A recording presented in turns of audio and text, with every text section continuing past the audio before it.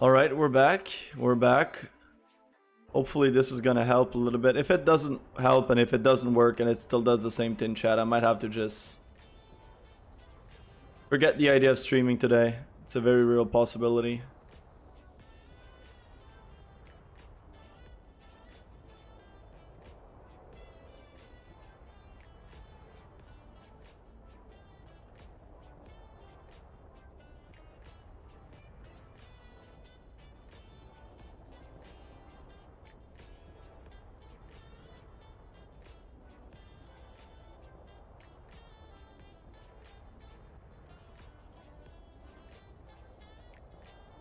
Okay, so far it seems decent. So far we seem at least stable, which is already something. Okay, so the is going to be the tank.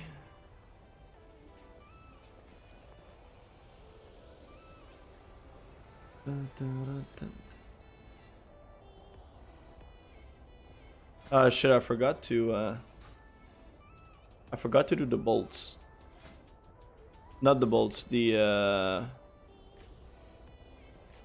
what's it called? The netherweave robe. I would have enough to do one, clear a little bit of backspace, but it would have been just one anyway, so it's not too bad.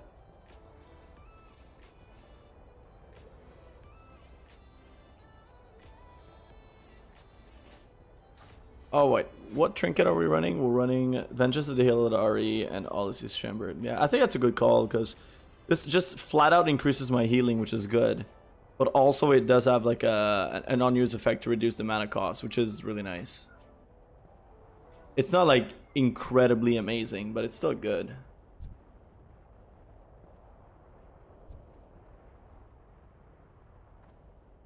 Isn't that the leather helm of... Okay, well, that's not what I was expecting, but it is a leather helm. This person's already jamming his stuff. Like, that's dedication. Blade of Misfortune. Okay. Maybe there is something. Okay, what can we have for us here? No. This weapon, no shield, no wand.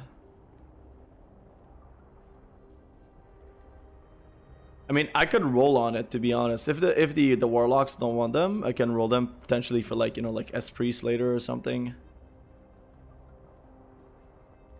Ooh, yep, this is ours. Yeah, we want that for sure.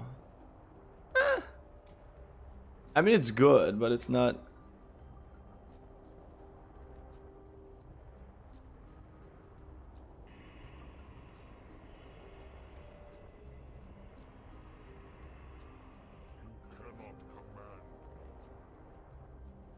Staff. Nah, staff is not for us. No, the boots are not good. Neck is bah. All right, so we don't have anything here. Maybe nah, we don't have anything here.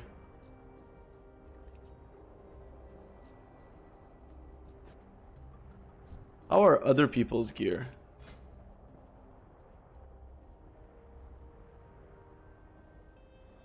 I think like, yeah, I think that's a group of boosters, chat. I think that's just a group of boosters.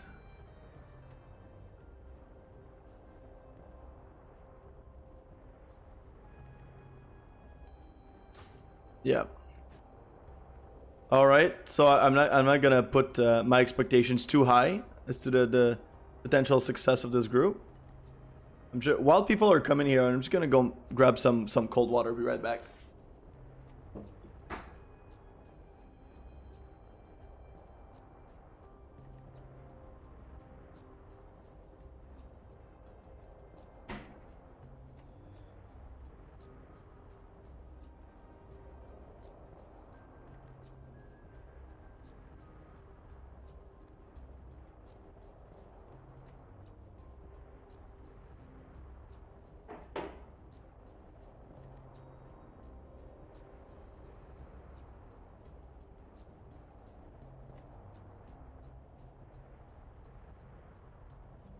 Yeah, it's so hot in the apartment today that I made myself some tea, but I also don't want to like drink. I want to drink something cold right now. I ate a pizza for lunch, and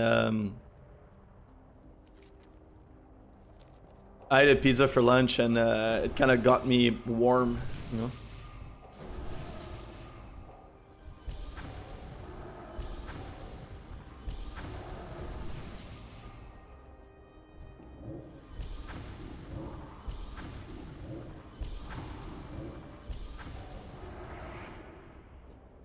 We have enough water also to... Okay, now, I don't want to jinx it, like, knock on wood, but stream seems stable, so... Let's just hope it's gonna stay like that. Yeah, we got almost 5k rep from in Lower City after doing all these quests and everything. I'm really happy about that. The guy that I was following was telling me that it would probably end around like 2,800. But actually, I got like all the way almost about 4,600. So it's like, it's almost double. That's insane. And then...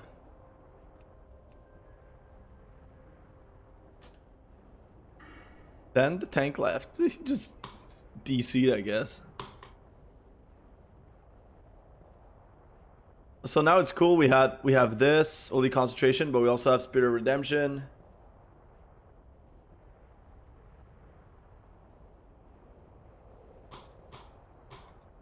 Which is not just good for the Spirit of Redemption is not just good for the effect that you get when you die, that like you res as a spirit and like whatever. It's not just for that. It's also that it gives you like 5% more spirit. As we know with this talent, right? So my spell damage and healing is increased by 25% of my spirit.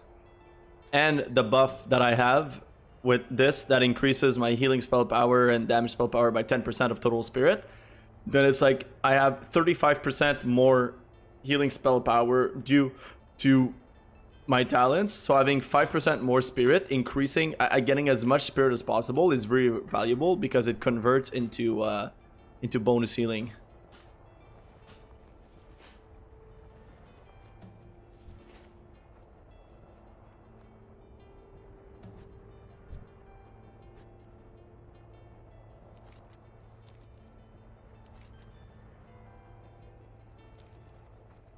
So we have 2 quests to do here. Kill Darkweaver Synth and Setek Halls. Okay, which is not... it's definitely not the one we're going to do. Mana Tombs. There's 2 quests in Mana Tombs. Wants you to kill Tenethro Crypt Reader. Okay, so that's just killing. Think he DC'd. Undercover Commission. Located outside of Manitou, so you to kill Nexus Prince Shafar and bring Shafar wrappings to him. And it would give me these pants, which are not fantastic. They're not bad when they're going to be all gemmed up. When they're going to be all gemmed up, they're actually going to be better than a Transcendence pants for sure. But I don't want to like just spend tremendous amount of money with gems right now if the gear is going to get replaced anyway.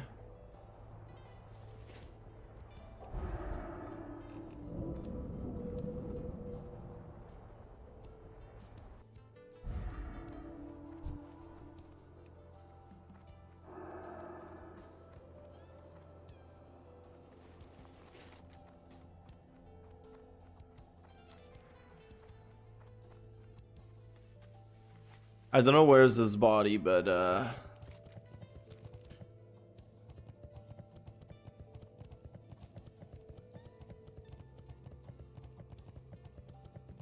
it could be just from fall damage.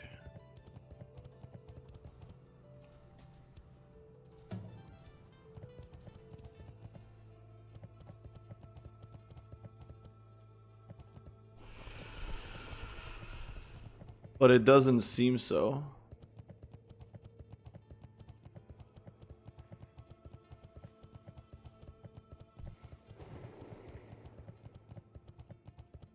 I didn't see it.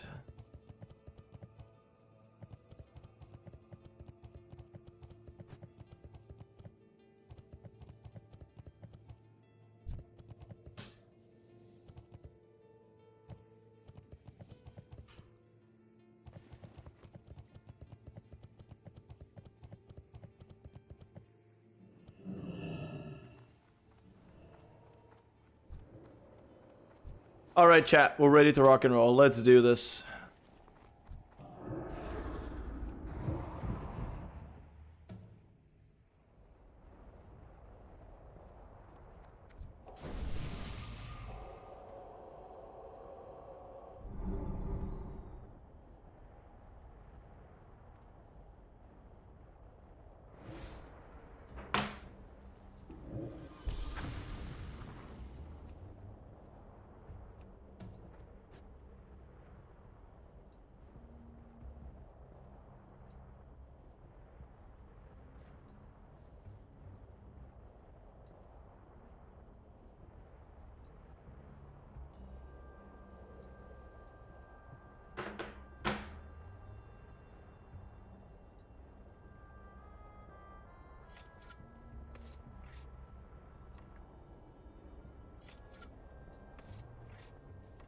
Interesting. We wouldn't be killing the priest first?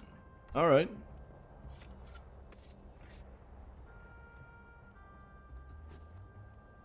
Alright. This guy, I've never done I haven't done mana tombs in years, literally. Oh shit, these guys mana burn.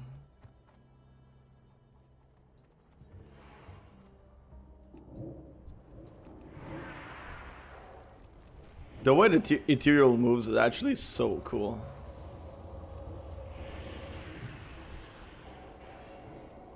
Physical damage inflicted every 3 seconds. Okay.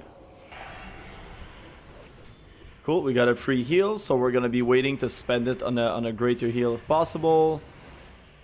I'm gonna use it on this guy because it's free anyway. I'm gonna do this. I'm gonna also put a renew on the pet, that it doesn't die to cleave damage. Our ethereals are humans, humanoids, right? Yeah.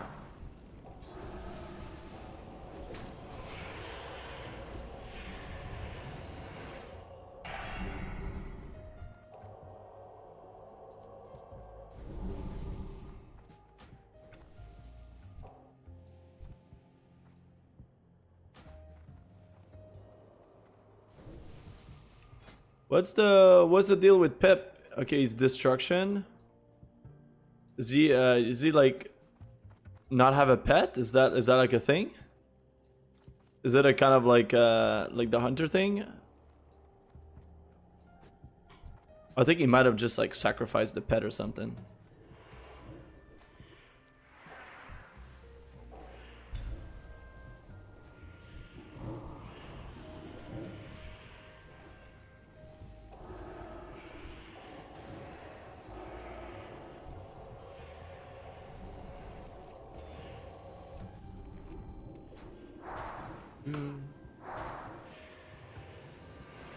Okay, I'm gonna try to, as always, to try to like commentate on what's going on a little bit. So it's still new to me, so I guess I'm gonna be learning almost at the same time as you folks, like whatever I need to be doing in there.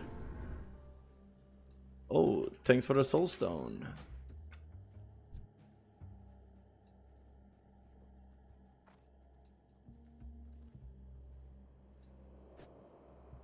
Do do do do do. Yesterday was so funny. I actually clipped it. I don't know if you can guys go into my clips and like whatever and see it, but I ran into Sea-Doo outside of a dungeon, and I guess we were kind of all just like you know, we're kind of all like, oh, like it's Sea-Doo, blah blah blah, and we wanted to like attack him or whatever. And then we were just like, you know, like, screw this shit. Like, he started targeting me.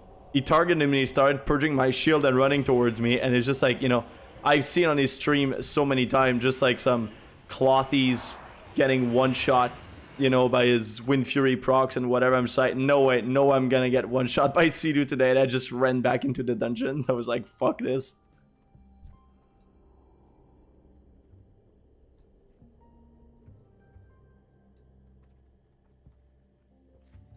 Okay, well, this is a slow group, but we're getting it done.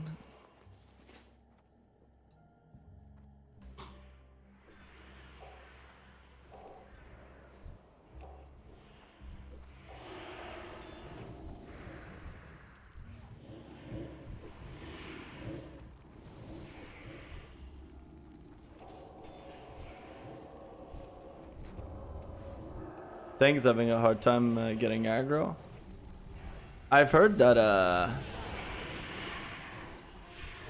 warriors kind of have a harder time tanking now in comparison to other classes. I don't know how much of it is true, but I think it was S-Fan that I heard that was saying that.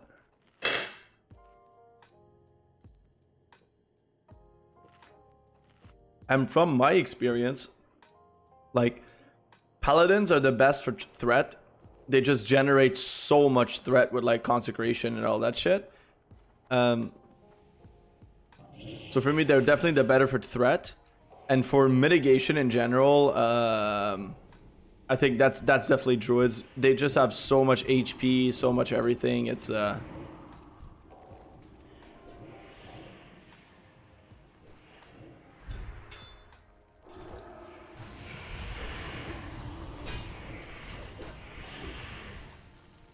I'm gonna shield because he has Mortal Strike on, so I don't want to have to heal through it. And then we're just gonna wander us. I think we're still doing pretty decently. It's not like, I don't know, we're not having like crazy AoE farm pulls or any of that crap, but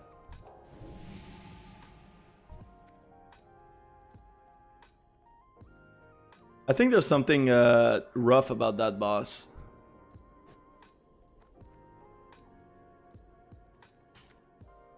I think it's he has like a weird, oh, it's like fear. I'm gonna fear ward the tank before I forget.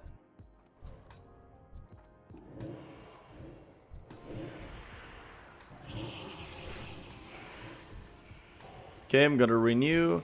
So now see, he has Mortal Strike, so I won't have to reduce the healing that I do, so I'm just gonna shield him. The thing is, I hate having to shield warriors because I feel like they can't generate aggro if they don't have rage. You know?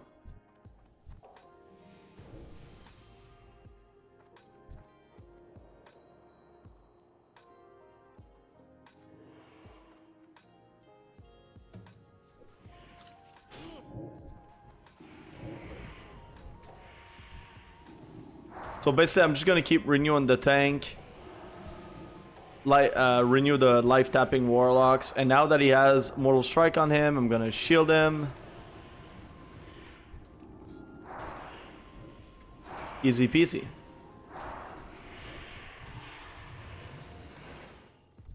All right, drink to full for boss.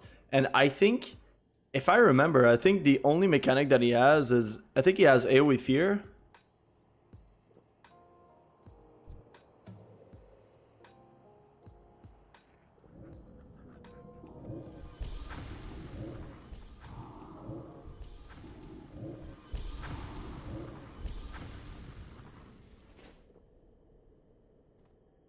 Stay near to soak damage, backs to the wall. There? Okay. Alright.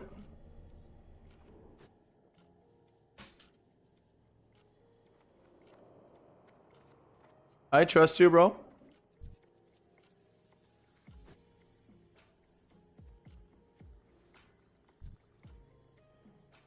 The warlocks seem unresponsive.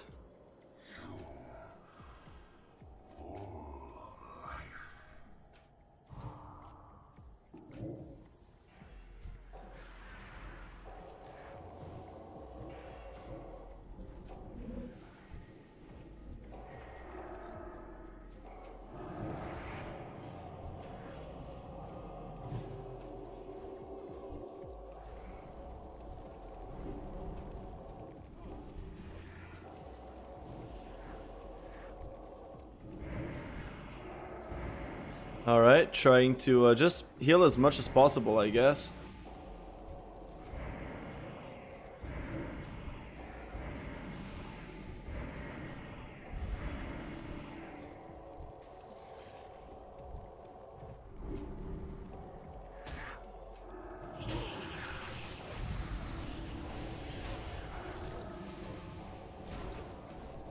Alright, you should be fine.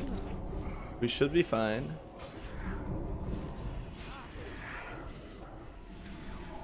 Alright, easy peasy. Easy peasy lemon squeezy.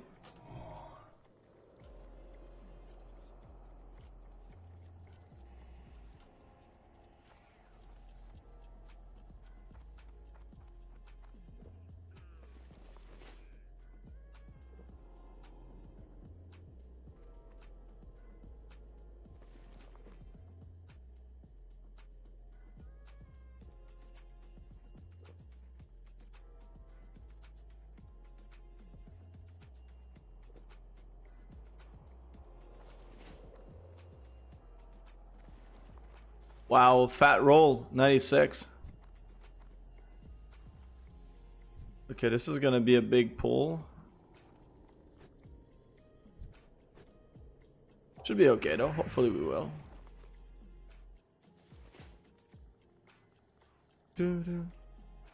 Mana Doom is like, I really like the dungeons in Auchindoun.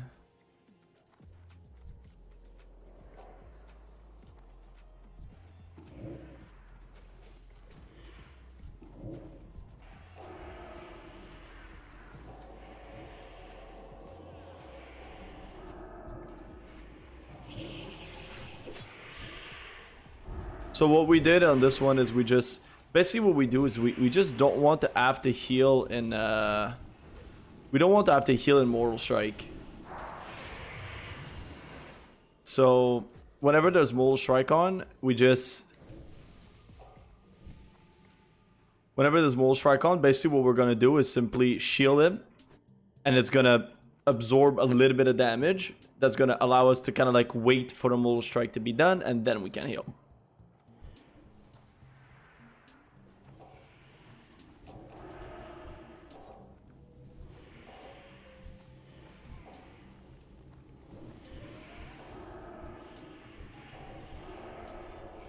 Gonna shield this guy, it should be enough.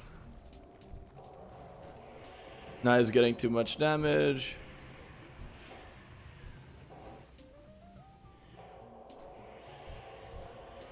Alright. So he's getting low, so we're gonna just throw in some big heals. There you go. Little crit would have been nice, but it's not the end of the world.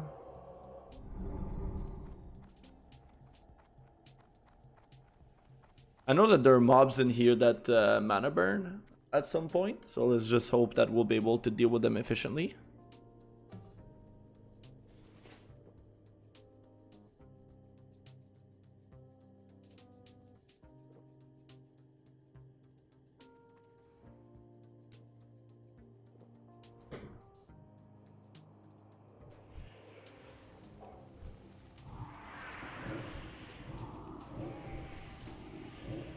Gonna do everything before the pull starts. Throw renew on the. Gonna shield the pet,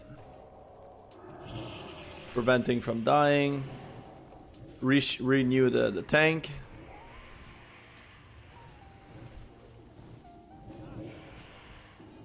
Basically, almost 100% of my heals at all time is renew. And before, we never wanted to use renew in vanilla because of basically, like it wasn't affected by healing spell power, but now that it is affected by healing spell power, it's actually huge.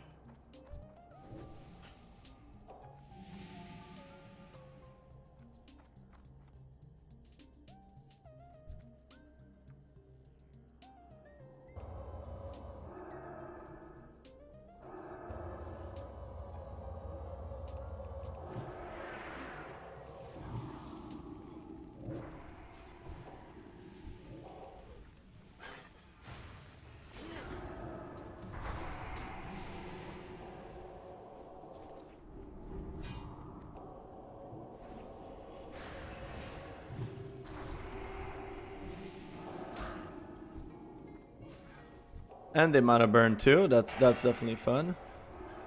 I don't know if they yeah, they give rep, but only one, so it's not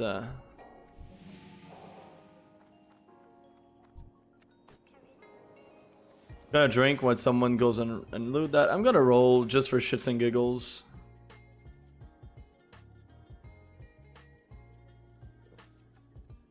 I want to see if when I roll, I want to see if they're all gonna roll. They're just gonna like.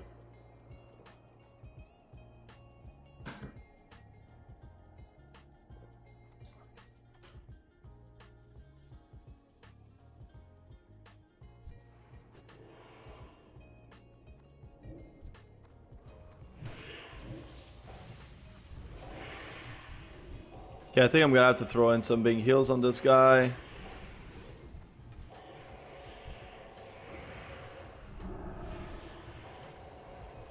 Throw renew on the other warrior. I want to shield the warlock. Because he just got aggro. Renew the tank again. It should be fine.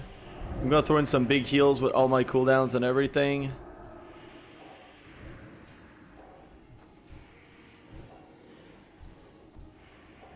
Renew the warrior again.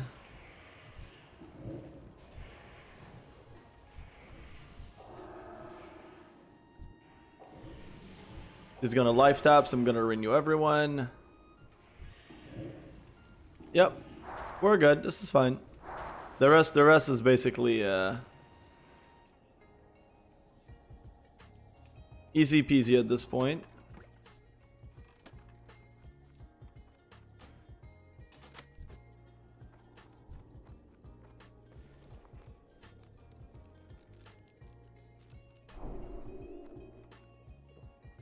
All right, we got a new recipe. Stam to boots. Okay. I don't think it's ever gonna be useful, but you never know. I think we're supposed to get like boar speed or something. It's pretty much the default because all boots and chants are pretty much trash.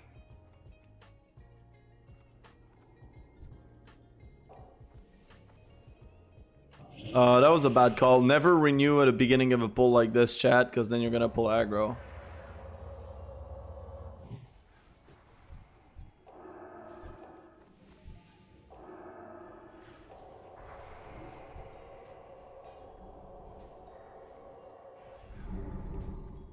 So these literally AoE explode on top of shadow burning. So they're kind of like the worst nightmare probably of this entire instance.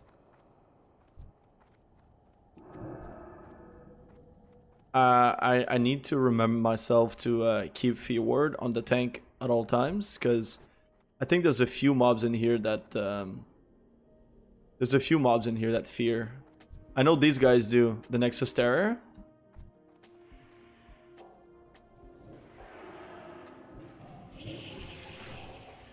Gonna pre-renew this guy because I feel like he's gonna take AoE cleave damage.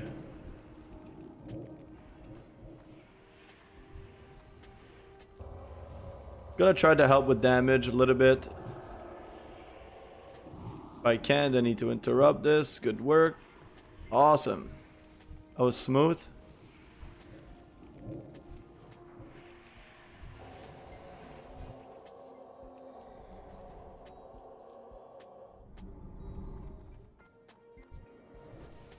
Alright, I'm gonna drink while we wait for the next pull to start.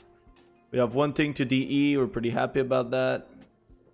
Oh, this is still a pretty good, solid one hand. It's not mind-blowing, but it's like solid, you know.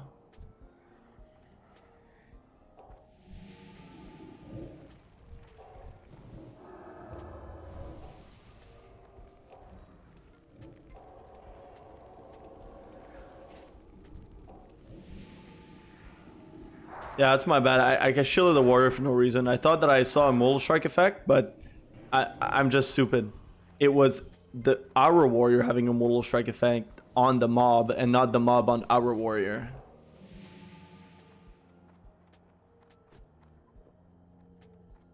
So we've pretty much been already 20 minutes in and we're in the second room.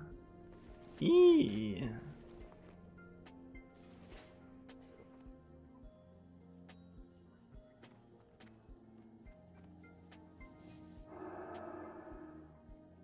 Fear What's up in 56 seconds, 51 seconds now.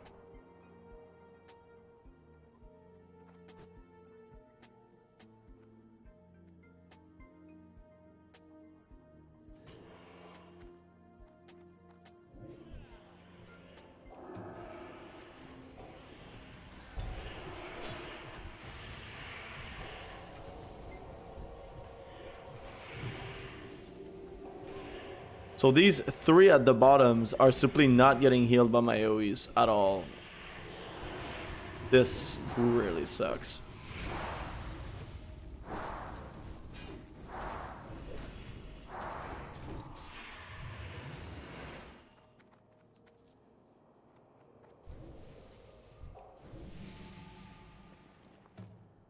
Quand il est bon, on est resté accroché. Lalak, you don't want a life tap? No?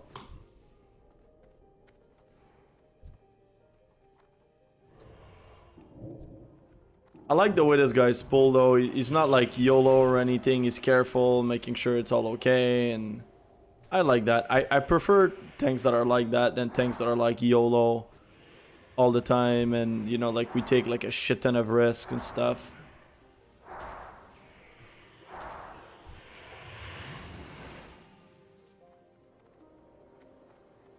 I like a good tank that knows like how to pull and kind of like can make it happen quickly and like all that stuff, but not like, not some of these like really crazy ones, you know. This guy's a little slow, but he's on the safe side, and I prefer that. Having a run where, you know, it's like if you have to, for example, like repair all the time and you always have to run back and like whatever, you can do plenty of stuff, but it's like if you have to constantly run back and whatever in what you do, then it's just gonna take forever.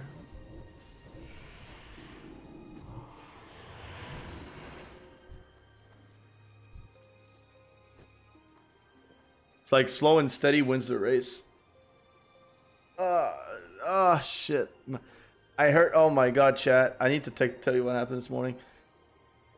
Today's kind of a rainy, cloudy day. Sorry. Always kind of a rainy, cloudy day. It's really hot, but it's rainy and cloudy. And there's like just a little brim that's falling pretty much all day. But anyway, this morning, I went outside to take a walk in the park. We live right by a park. It's a really beautiful park, and it has a beach like at the end that oversees a lake, and the lake is absolutely humongous. It actually feels like an ocean, and I'm not kidding. You don't see the other side of the lake. Like that's how big it is. It's Lake Ontario, for those who don't know. It's like one of the top 5 biggest lakes in North America. And this morning I went there to do some Tai Chi, because I do Tai Chi, or I tried to do Tai Chi. I just haven't done it kind of like in a while or whatever. But so I went there in the park, like just kind of like with my flip-flops and everything, and you know, like all of the park was all, you know, it was like wet grass, some like morning grass, and there like dewdrops on top of it and all of that stuff. Yeah, so it was just that like really cool, like, and I just walked there, like I took my flip-flops off. I worked like barefoot, you know, like in the wet grass, and it just felt so good, you know. It's full of nature, really big trees. They in this park is filled with trees that feels like they might be like freaking like 300 years old or something. It's absolutely gorgeous. So I took my stuff up, did some Tai Chi. It felt really, really good, really awesome. I felt kind of like very deeply, you know, like connected and peaceful in my soul and in my heart after doing that. Really amazing, great way to start the day. So now I want to do this like every morning. Like every time I start a day, I want to do this as like my morning routine. And after that, like on the way to the park, and on the park I also meditated on the beach. I sat on the beach and meditated, just looking at the beach, whatever, which made me feel really good, really peaceful, really emotional. And I wrote a poem, a haiku from that. I can tell if you want. I wrote my haiku in classical Japanese, since I do speak Japanese, but I also taught myself classical Japanese for my dissertation.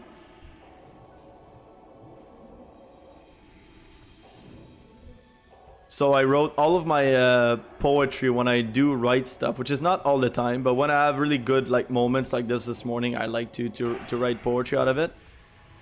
And when I do, I write it in classical Japanese.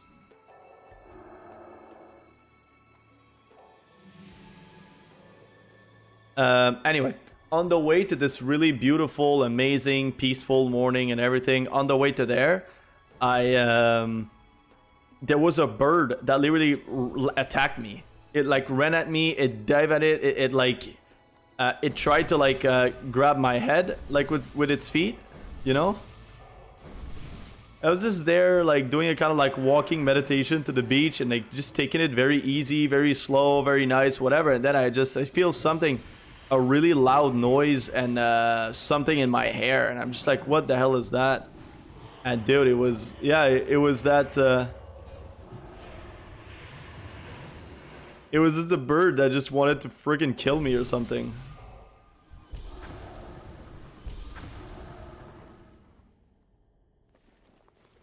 Alright, so I have to rebuff everyone, which means we're already 30 minutes in and we're like in the second room.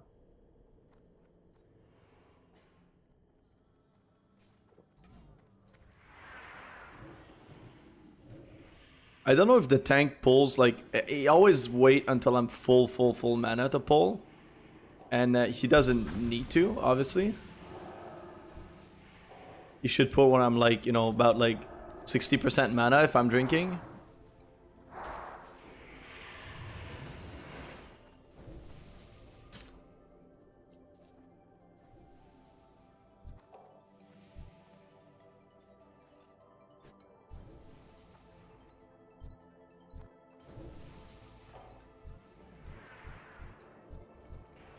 Okay, so here it's no AoE.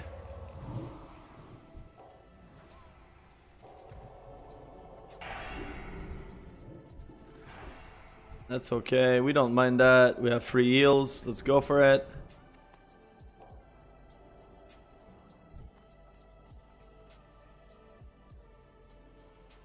I feel like this, I decided to choose a station rather than listening to like Appy EDM, which I've been listening for a while now. I decided to just change to like a chill station. You know, it's just like we're running so much of these dungeons, you know, like over the next few days or whatever, that just having something kind of like chill and relax and whatnot is I thought it'd be nicer. But the ambiance that it has a kind of like feel that works with Mana Tombs.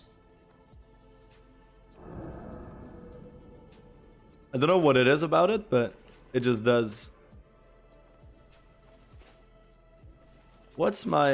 oh, I should be using that on cooldown.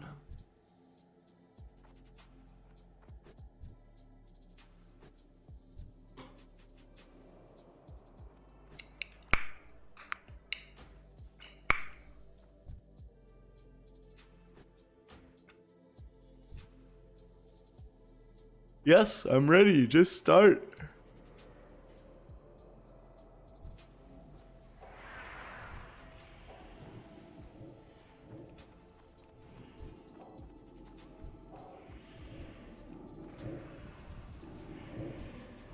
Dispel that. I'm trying to help a little bit with damage by throwing in some Shadow Word Pain. And sometimes what I do is I want in between, and whenever they get really low, I just Shadow Word Death. There you go.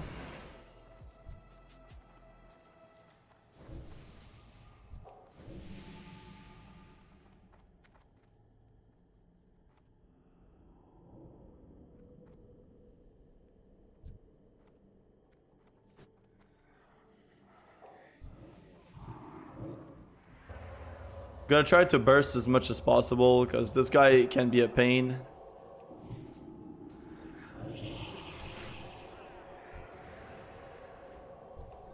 Like, I don't want them to fear everyone, you know, and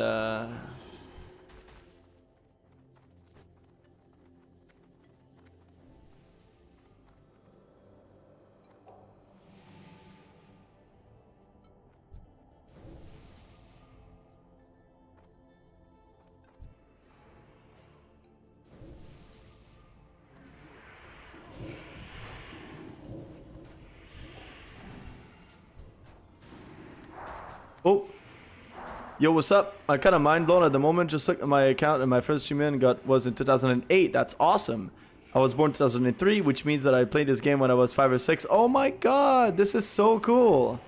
This is awesome. Cruel decision. Thank you so much. And thank you for the follow. I really appreciate it. That's insane, man. So you played this game when you were 5 years old. Oh my god. So that makes you what? Like, you You're probably what, something like 20 right now or something. Sorry, my mental math is absolutely fucking terrible. How's TBC so far for you? It's been great. I'm having a blast. I decided to play basically like focusing on rep grind, you know. So I would like focusing on the rep grind, and eventually like my goal is that eventually I'm gonna get to level 70, but I don't want to rush 70. I want to like making sure I do it right. So that's pretty much the strategy I've been having, and I like it. You know, I think I'm happy that I picked that. So now I'm 17 at the moment, 18 in 3 months. That's so awesome. And if you don't mind me asking, where are you from?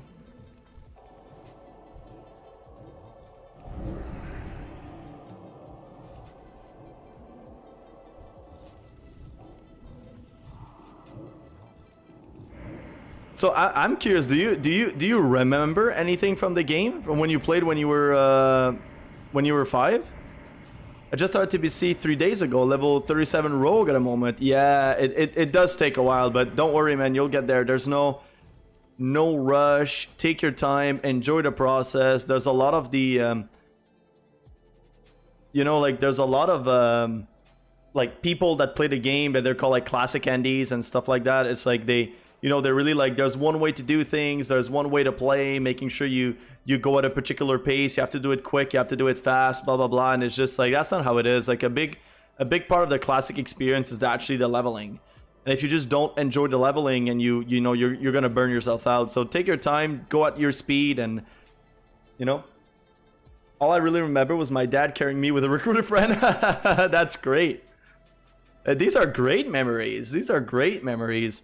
I have a similar memory, but just like with my friend, like we used to, like back in the day, like we used to have 2 accounts, and one of my account would be recruit a friend for the other one, and then we would like do dungeons together, and we would just like carry our recruit a friend like on follow, and we would like 3-man the dungeon with two other characters over there. So I carried myself with my friend with a recruit a friend account. So it what you're talking about reminds me a little bit of that. What are you playing right now? Oh, you said rogue. What make you pick rogue? I'm curious. What? Why are you attracted to rogue as a class? Is it what you played on retail as well?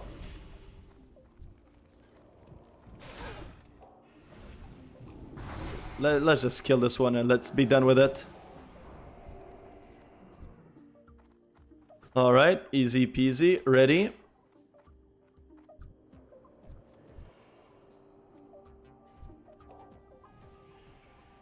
I boosted a road in Legion and had fun with it. I used to play Druid. Awesome.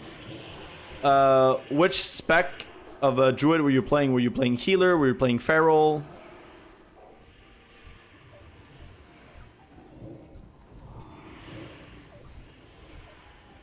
Or Tank or whatever? I'm going to run to my tank because I have aggro.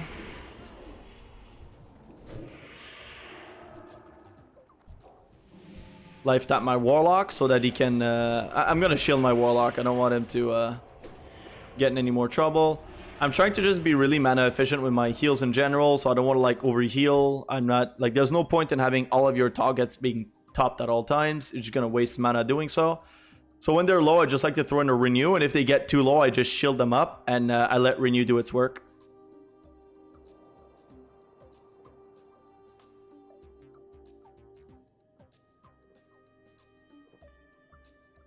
They get spec balance for PvP. That's awesome. I love playing Druid. I'm a priest main. I played priest for basically 15 years at this point, and I got the best achievement, or one of the things I'm the most proud of, is I got like the 2.4k rating in arena with my friend at the end of BFA, and I played priest as always. I'm almost exclusively a priest player, but whenever I wanted to like not play priest and I wanted to just do something else, have a different experience, or I would want to queue something else that would not make me lose my rating on my priest, I usually play Druid. I always loved healing as a Druid, especially in PvP. I play Arena. That's one of the reasons why I came back to playing TBC, was because like I love classic. The classic gameplay, the old play style, the fact that it's like it's slower and everything matters more, mana matters, and like all of that stuff. Like it's a complete different gameplay, and the gameplay of classic WoW has always been my favorite. But there was no arena, and I hate classic PvP. It's absolutely disgusting. I just don't like it. But now that TBC came out, I was kind of like, dude, like it's finally my chance to have everything that I want, you know, to have the classic gameplay, but the arena that comes along with it. So I'm just so excited to be here and be able to do that. That's absolutely insane. Yeah, 2.4K, 2,400 is I was playing Holy Priest Elemental Shaman at the end of Legion. So, and we were playing oftentimes with a Destro Warlock as well, like LA Warlock. It's a very good comp in general. And Holy Priest was absolute trash, but we made it work, you know? Started playing TBC for World PvP Arena BGs. Oh yeah, you're gonna have a blast then. You're gonna have a blast because I think it's most people consider TBC to be like the golden age of World of Warcraft. And I think it's absolutely true. I think it has like everything, you know, everything you want to do in the game, whether you're someone that just loves to level, you love like building up your professions. It's like, it's the time in the history of the game where professions mattered the most. Outside of that, like professions were always kind of like just like money makers or for aesthetics and whatever, but they were never actually really like super important. But in TBC, it's like a lot of classes have their best in slot from crafting professions. So like, you know, whatever kind of play you like in WoW, TBC has it, and it has done it well. So I'm happy you'll be able to experience it, maybe in a way that's gonna bring you more memories that you'll be able to remember this time. Do you still play with your dad? Does he, has he started playing in TBC too? Like right now in classic TBC? Okay, I'm gonna shield this warrior because he's taking a little too much damage. Throw in a renew, a refresh. And then I'm gonna wand. Wand our way through. What is this? Damage, attack speed. I'm gonna stone form this. Yeah.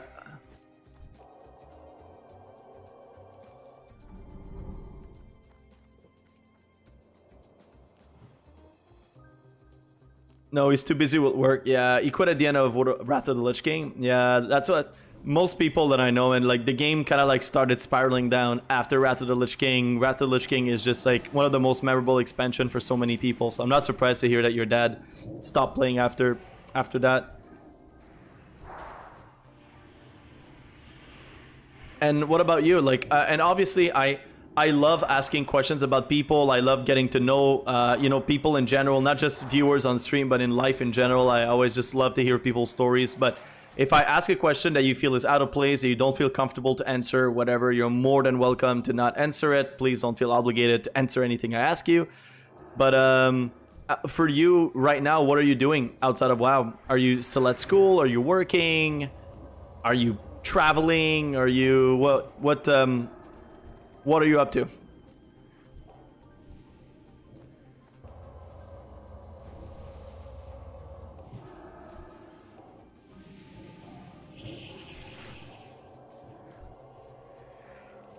Okay, I'm gonna try finish him off this mob. What does this do?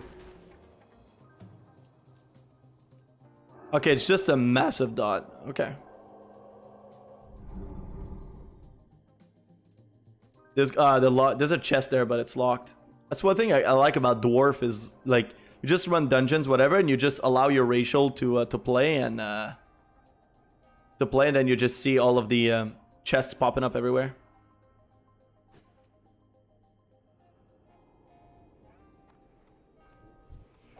Still in high school at the moment. I was working, but due to COVID, I quit. Okay, I've been working a lot for a job, but probably should do soon. Okay, yeah. COVID, eh? It's been a let's just say it's been a journey dealing with this thing for sure. What kind of job were you doing?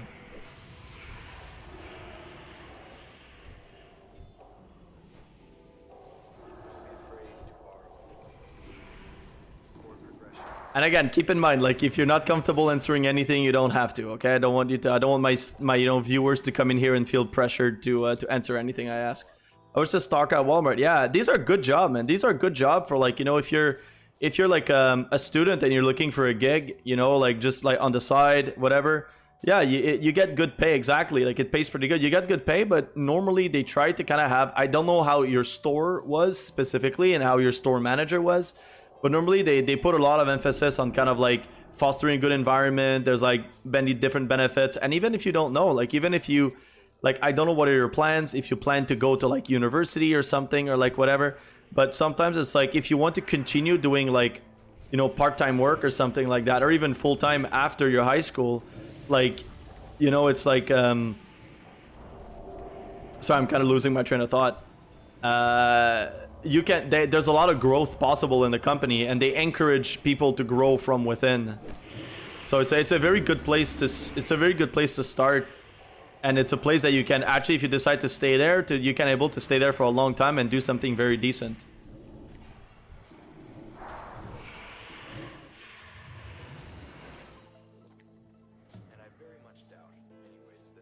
Do you have any idea what you want to do? I'm the kind of person that when I was your age, like, I hated when people asking me that kind of stuff because I just didn't fucking know what I wanted to do with my life. But like, and there's so much pressure at school that, like, when we're literally like, like since we're like 14 or whatever, there's literally people asking us like, what do you want to do? And then you have to make choices like, do you want to take biology classes? Do you want to take history classes? Well, you need to take like elective courses based on a decision of like what you want to do for a job for the rest of your life. And it's just like, like we're so young that most of the time, like, we just don't know very well what we want to do at this point, but maybe you do.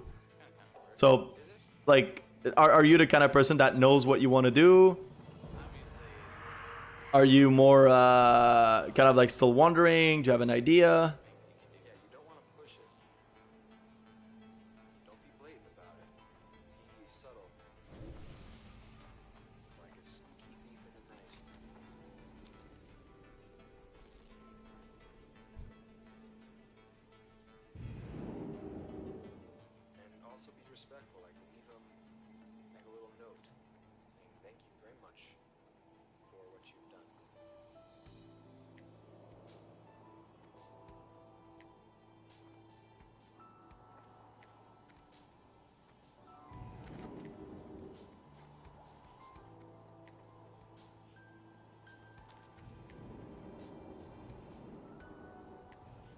We can do it after, I don't mind.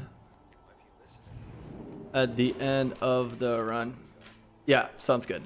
Alright, sorry about that. Oh, I don't mind. Most likely, I'm going to major in computer science or something like that. That's a very good plan. So, also, by the way, I'm from Canada. I don't know where you're from.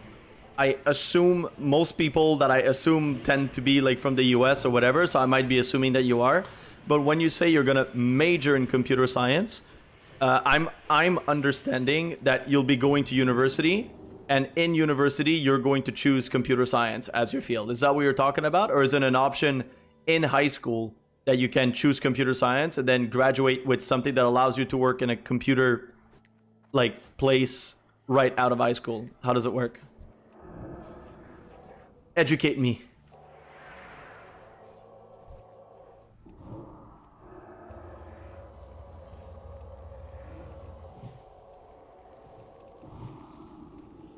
I'm gonna do some damage because I don't want to I don't know, these guys are tricky because of like the fear and like whatever, so the more damage I do, the more chance we have that like there's not gonna be any issues with some of my partners being like, feared into a pack of mob or something or whatever.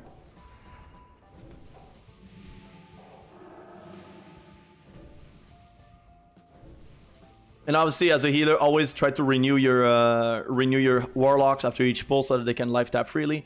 I'm going to look at the computer science in universities, and yes, I'm from the US. Awesome, that's really cool. That sounds like a good plan to me. It's is it more like of a strategic choice that you do of going into computer science because it's something that you're very interested, something you're passionate about, something you want to learn, or is it more strategic in the sense of like like, oh, like, you know, there's a good amount of jobs that you can get from there, and you're doing it more for the practicality of like getting a job more than because you're passionate about it.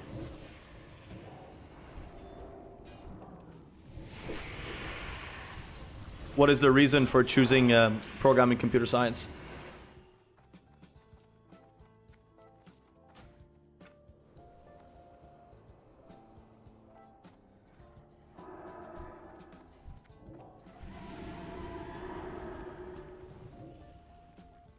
Oh, we're silenced during that. Okay, that's a pretty heavy dot.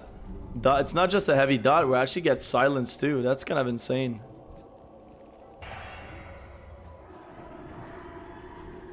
Are we gonna die? Are we gonna die? Are we gonna die? No, we're gonna be fine.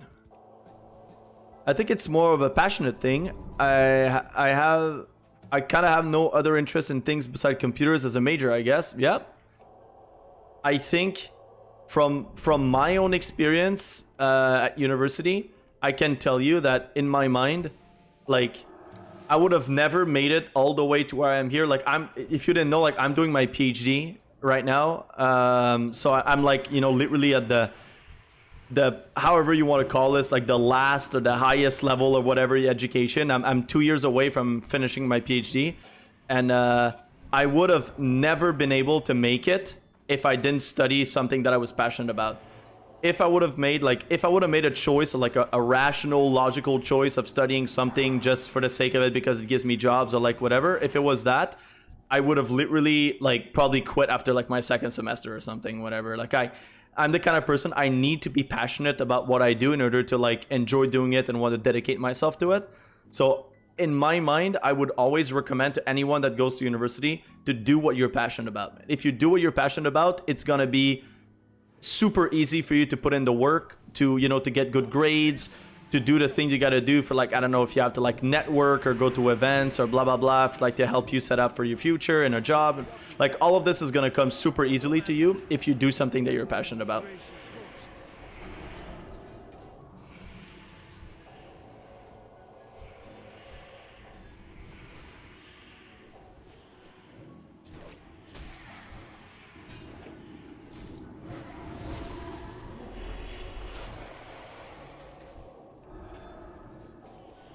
All right, that's kind of an interesting pull. There's a lot of stuff going on in here.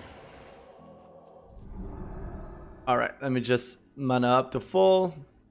Yeah, I feel you. If I don't have a passion about something, I usually don't care, give up on it. Yeah, exactly. I'm the same, and it's not. There's nothing wrong with us. It doesn't mean that we're doing it good and that other people are doing it bad. There's no right way to do it. It really depends on the person. But that was my experience, and I'm happy to know that, you know, I'm happy to know that you already know.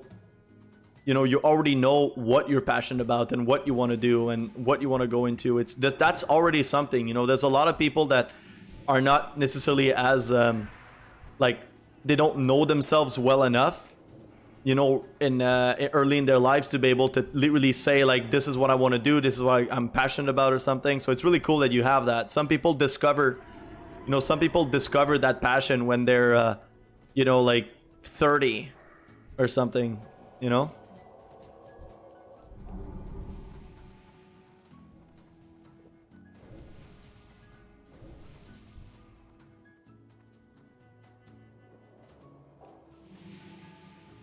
All right, we're almost there. Just a few pulls away from that. Our first run. Of course, there's going to be. Okay. Yeah, for sure. All right, going to head out now. I'll sure stop by next time later if you're still streaming. Awesome. Listen, I'm streaming. I don't know where, like, which area of the US you're from. I'm like the equivalent of East Coast. I'm in Toronto. And I stream at 10:30 p.m. every single night until 12. Well, from Sundays to Thursdays. I only don't stream on Friday and Sunday and Saturday.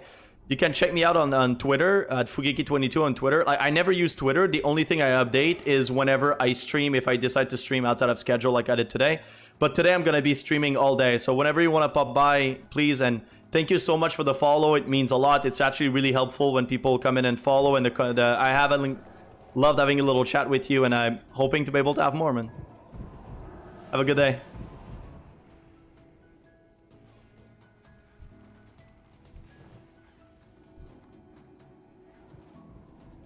Mana burns are real.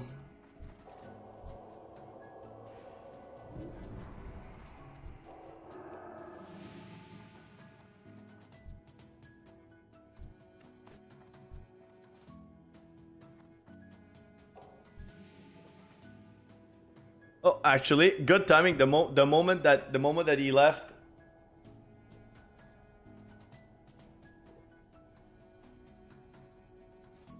The moment that you left or he left, I don't know if he's still around. He or she is still around, or they. My computer shut down. What is it? My screen shut down.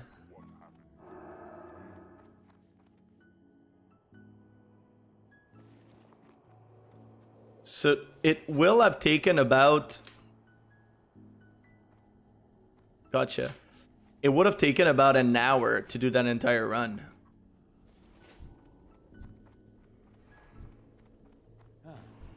We have not been properly introduced.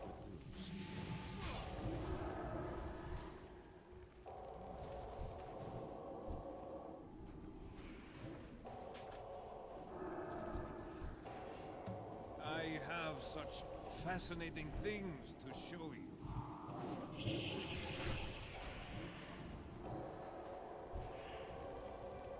Okay, I'm gonna pop my Shadow Fiend.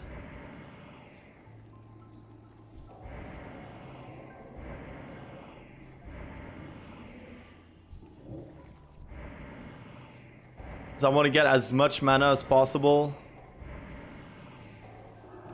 Okay, I'm gonna throw in some big heals right now.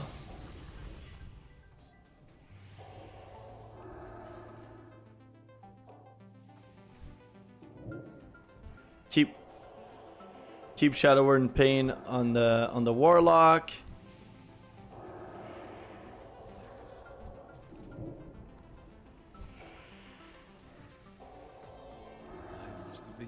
I was afraid.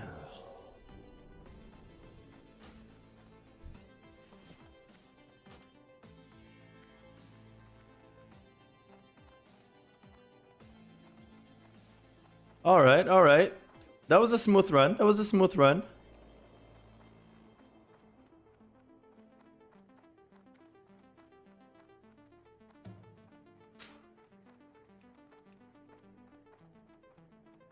All right, and now we're gonna do the escort.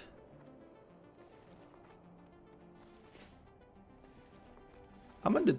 So Shadow Word Pain didn't do too much, but it still did 5.7k. You know, it's enough for it to be relevant for me to use it.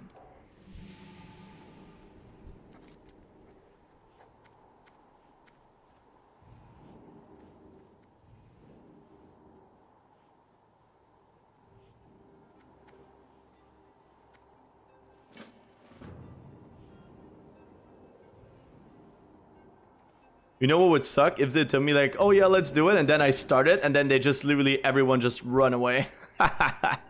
They just leave group. Are all of you staying for a few runs? I'm gonna run this thing all day.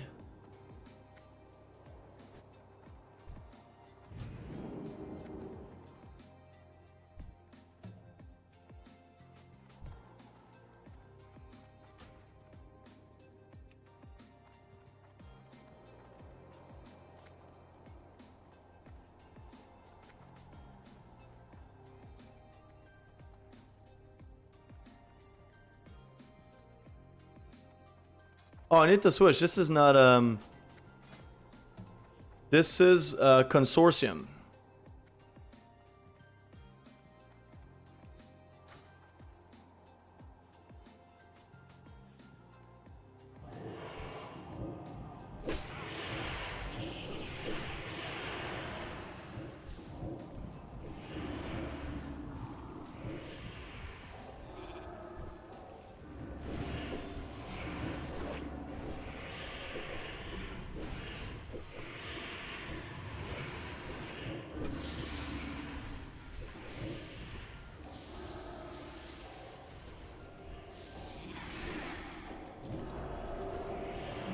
I should got it. I should get him. Should get him. Should get him. Yep. Yep. Yep.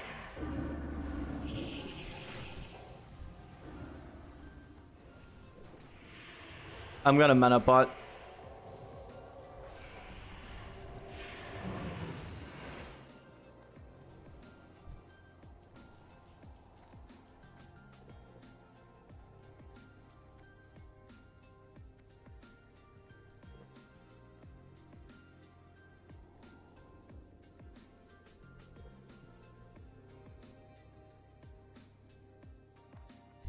One of our lock just left.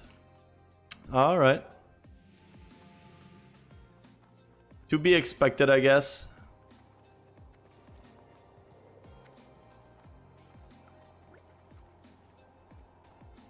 I feel like it's really hard to rely on people to kind of like stick around and do their thing and whatnot.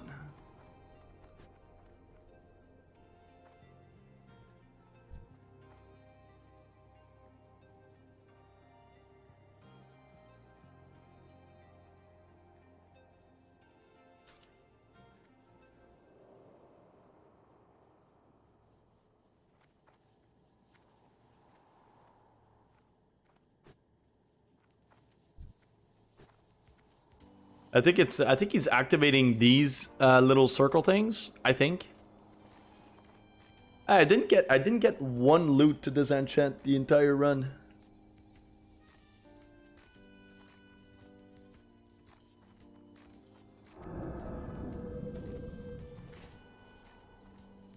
Yeah, okay, it's this. This is what he's activating.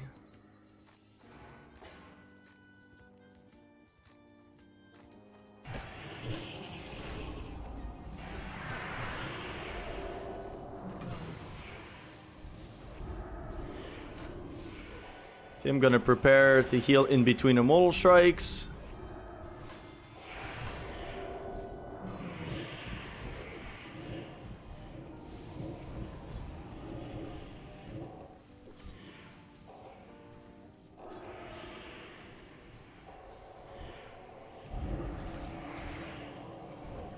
I'm gonna pop my Shadow Fiend.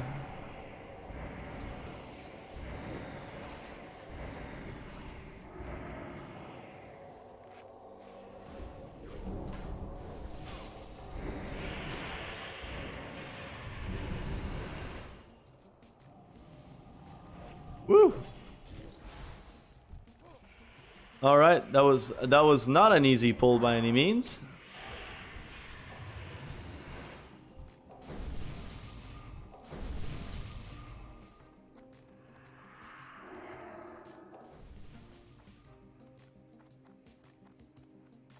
Tried to take some distance to drink the full.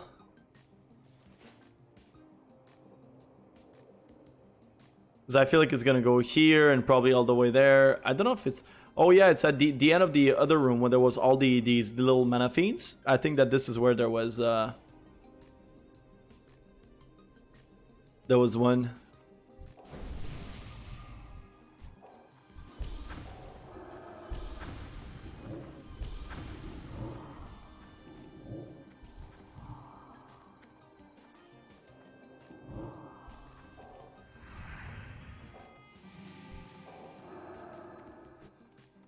See, like over there? Yep, yep, yep.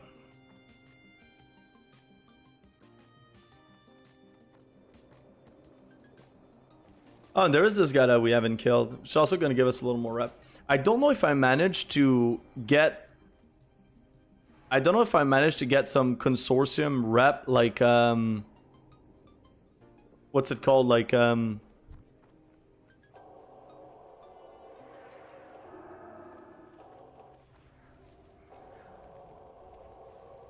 like before this run.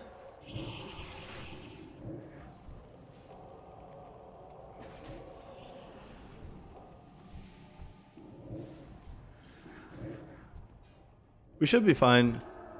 I have 4 seconds on Fear War. 3, 2, 1, up.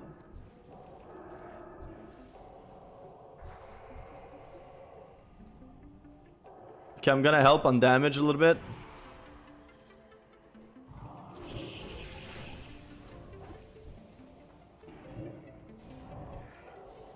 I don't know if they were there before or if he summoned them.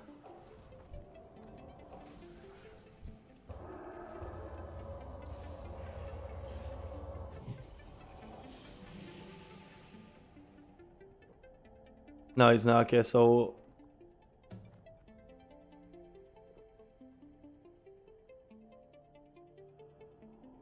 yeah, we just did cryo engineer Shaheen. Oh my god, his name is Shaheen. It sounds like Shalene, the name of my fiance. That's so funny.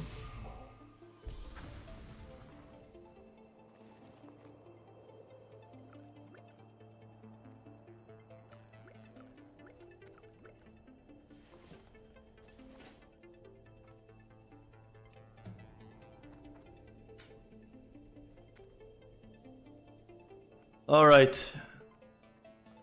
We have a mana pot to go. We have Shadow Fiend in 1 minute ish. It's more like 2 at this point.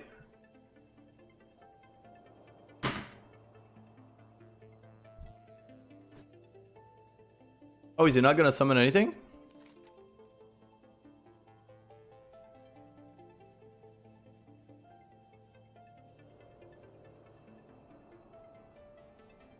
This could be good. So if I ever respec like Shadow Priests.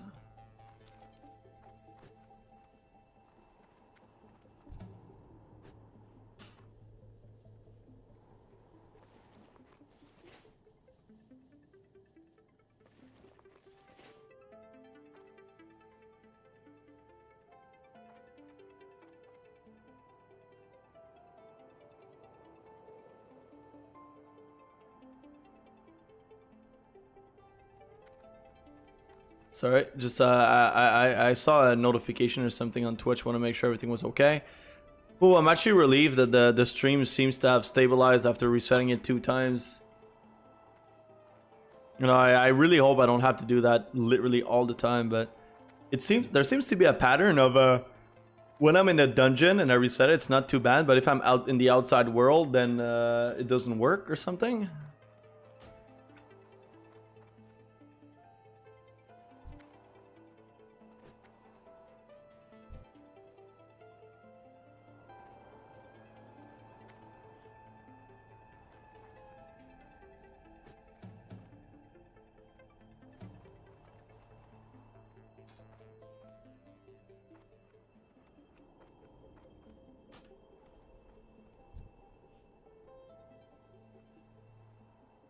So there's a last one here. I'm assuming that's what he'll want to do.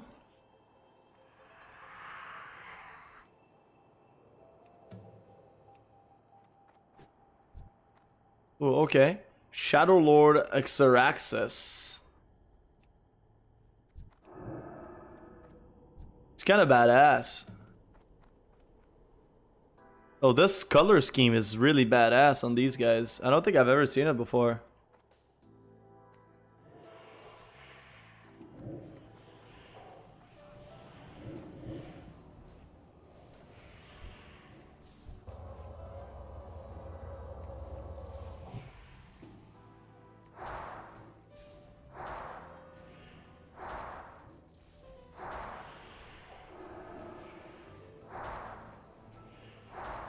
Okay, I'm gonna reapply my dot.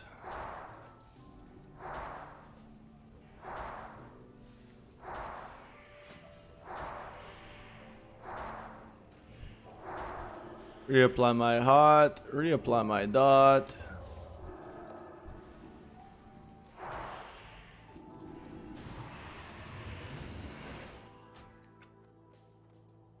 Cool. And now what we want is we don't want to turn the quest.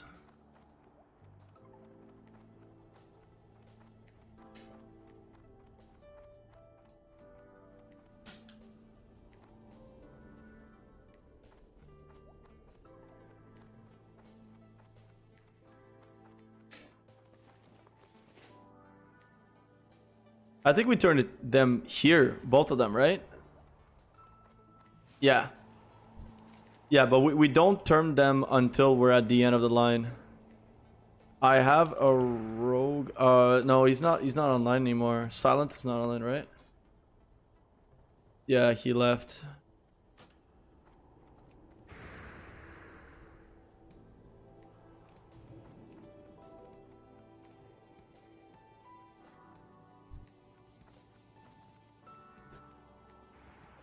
Is it the real Upsturge?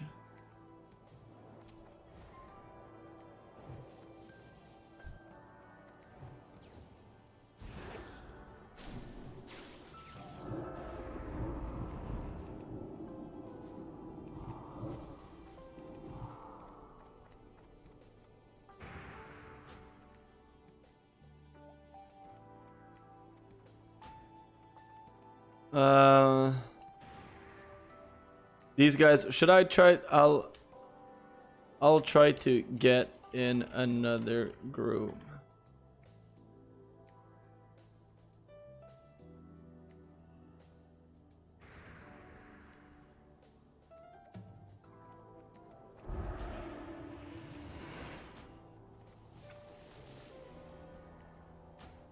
Oh wait, yeah, my macro's monotombs.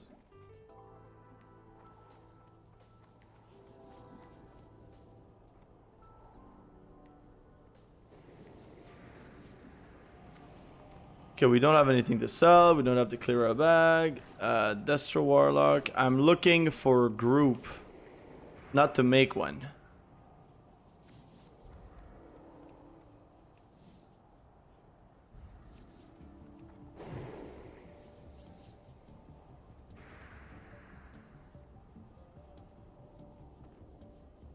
Anyone need heals for Mana Tomb?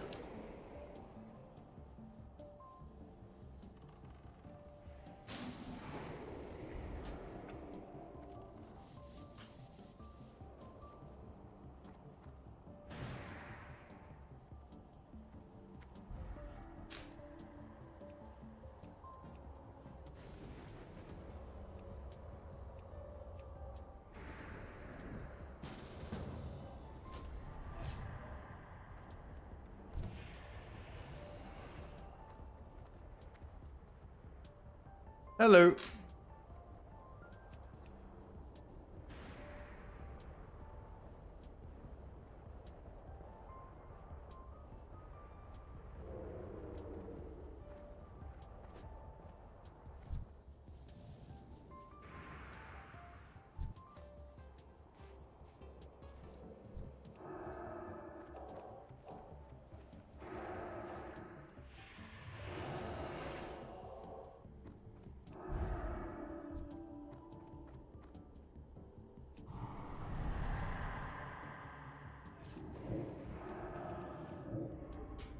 Alright, you wanted to screw up with my friend? I'm gonna screw up with him.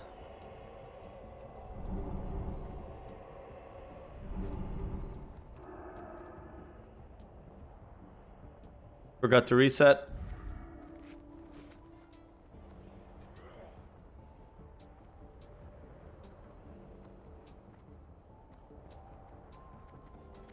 Got it, should be fine now.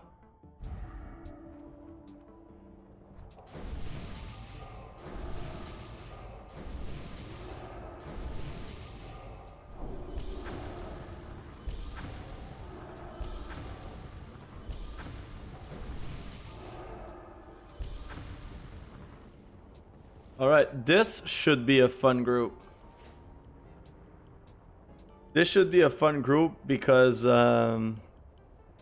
hunters do a lot of damage, warlocks do a lot of damage. What's this guy or girl gear look like? Field Marshal. Okay, it seems that they have basically... Yeah, they basically have like okay gear, you know? Should be able to manage. Like, these dungeons aren't hard by any means. I might just have to pump a little bit more eels.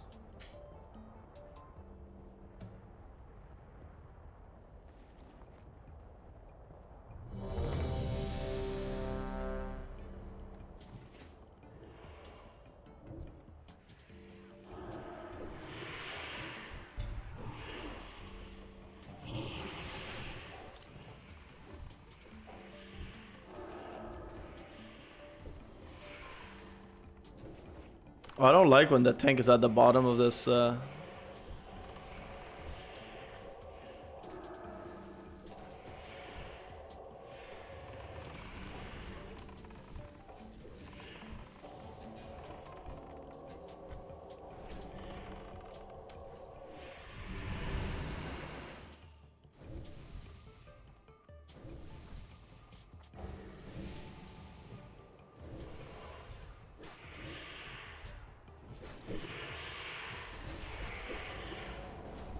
That's good. I think we're gonna be pulling at a decent speed too.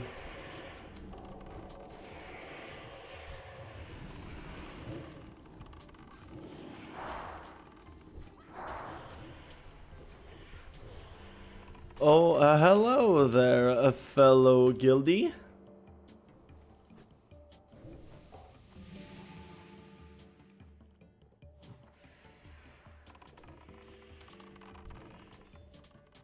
I'm gonna try to wait for as long as possible. Maybe get like full mana or something.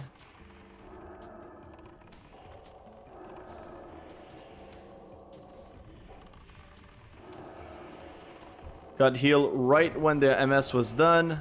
Exactly what we want.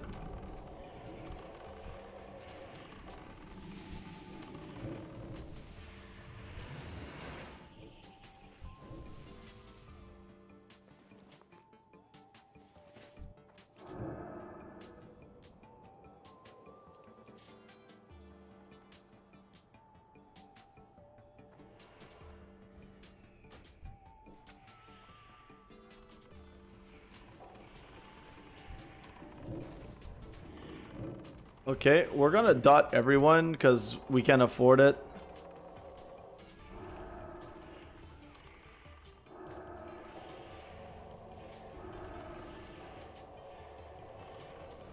Okay.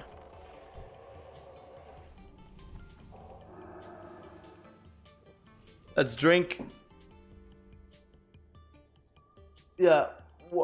Paladins are really that's the way I understand paladins to work. They're definitely the most like the best heals for AoE aggro. Like by far they're the best tank for AoE aggro, but they do take the most damage.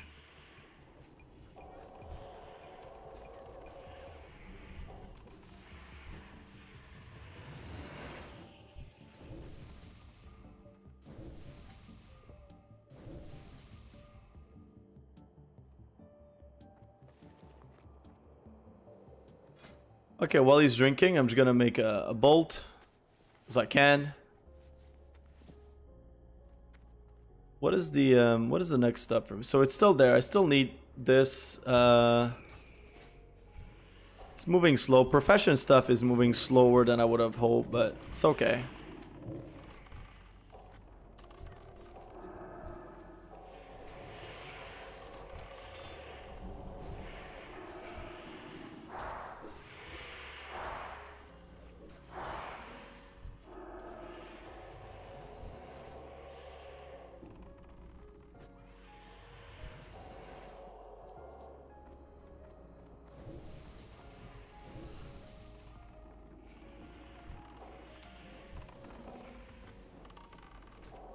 Yeah, basically now flash shield, the last flash shield that I got, it's basically a greater heal, but just quicker.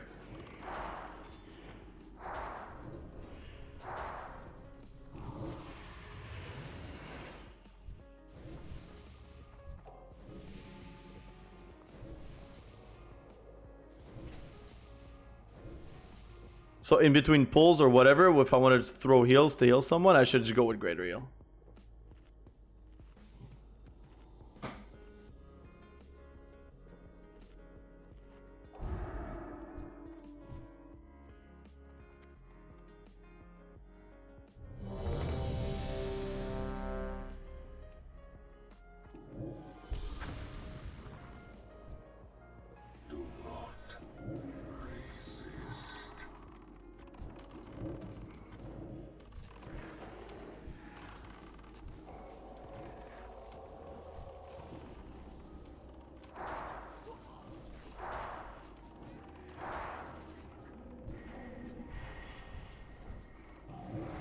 Let me try to heal everyone. I think this guy's not gonna be hit. Yep.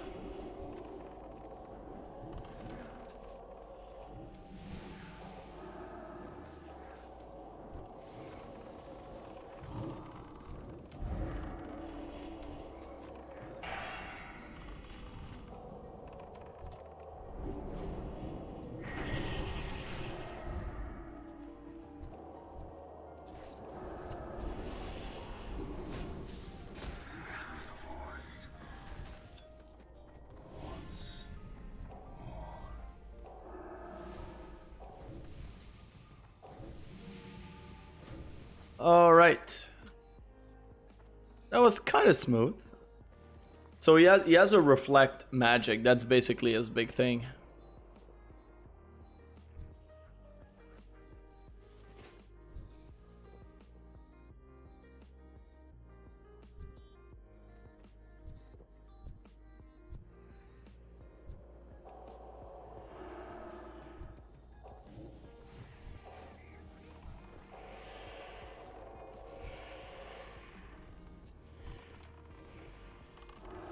That song sounds like an anime song.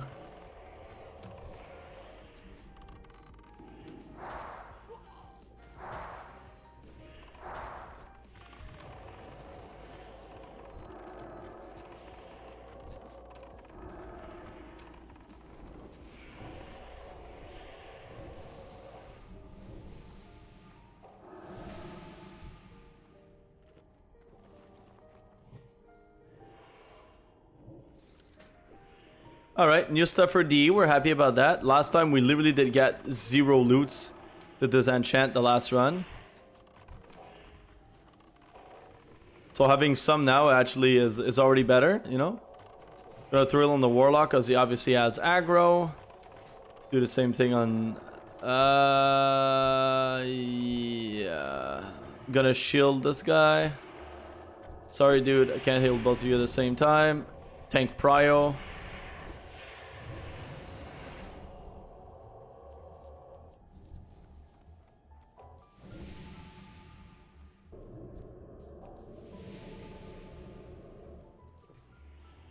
Alright, I can drink up to full while they kill this guy, these two guys. Or not, maybe not.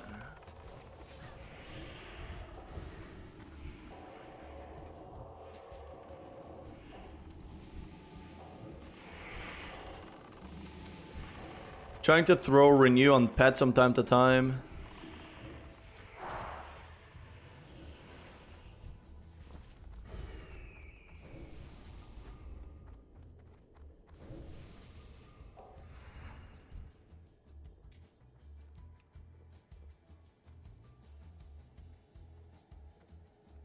How are you doing?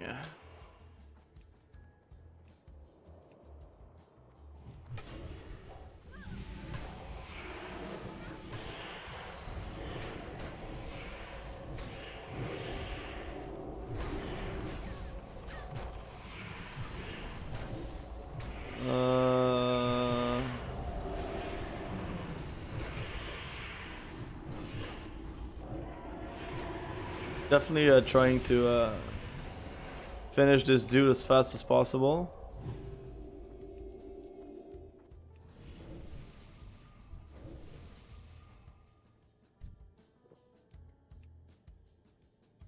I believe you had a lot to catch up.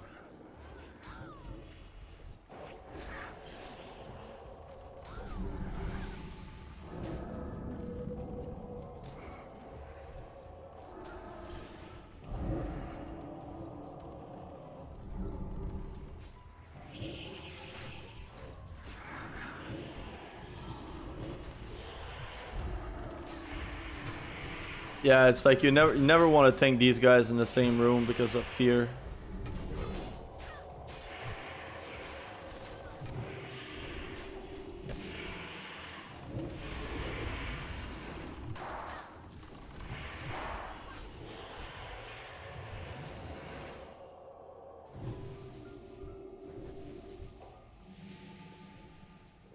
All right, we're draining quite a lot of mana in these You know, like I mean that I think I can do about like 2-3 runs, and I might have to go buy drinks again. Okay, now our tea must be a more manageable temperature for us to be able to.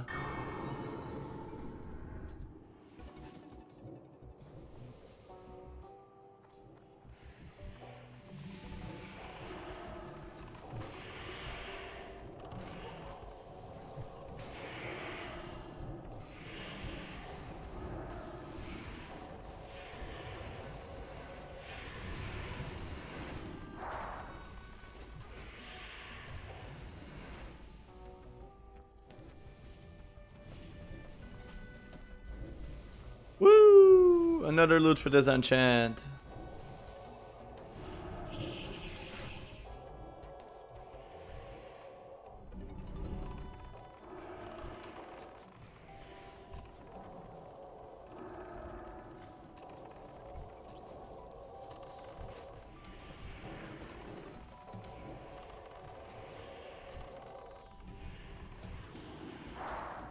All right, this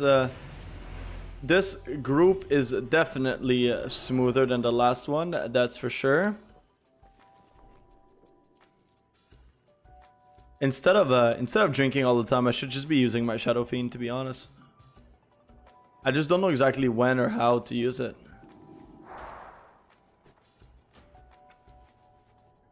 I like doing that, scare people off. They just see the one go, they think I'm pulling, and...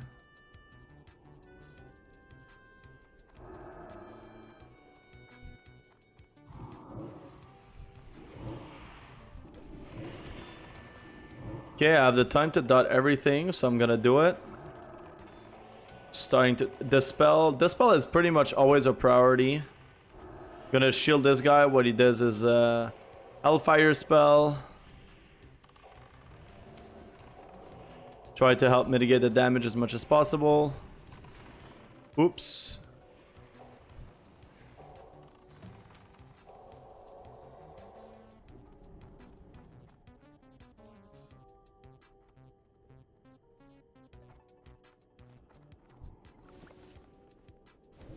Or not. I'm just gonna wait. Oh, I'm gonna start. Oh my god, yeah, this morning. Holy shit. I did the thing that hurt my back so much.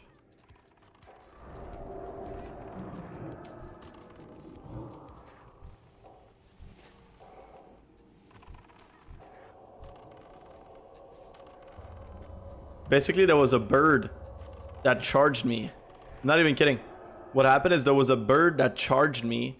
It like attacked my head and went into my hair, and I went like this. I went like because I was surprised, and I really just wasn't expecting that. And my movement was so surprised and sudden that something jammed in my lower back.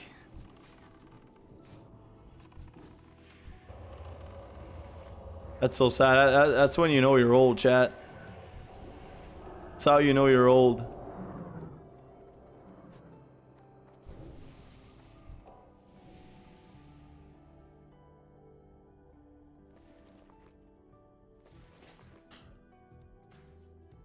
I'm gonna let my MP5 do its work. I'm gonna disenchant while we wait. Might as well. Ooh, yes.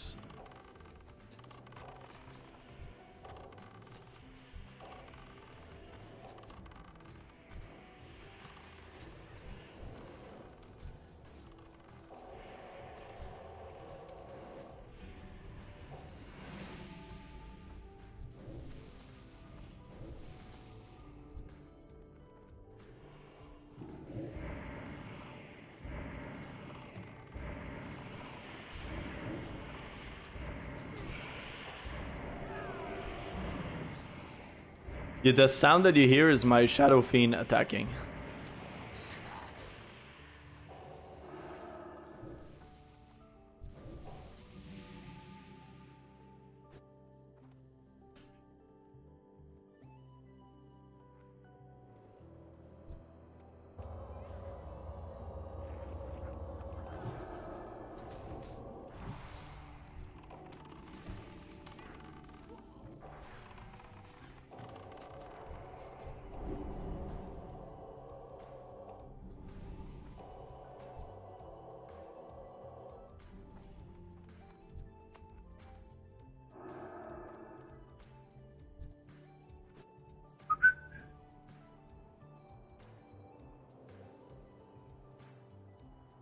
Yeah, I'm gonna chill in the drinking. I really don't need to drink that much all the time.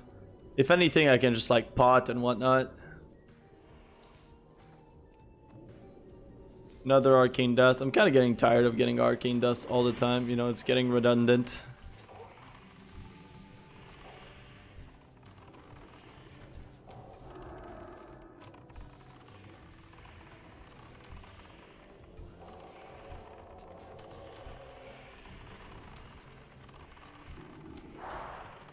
Phew.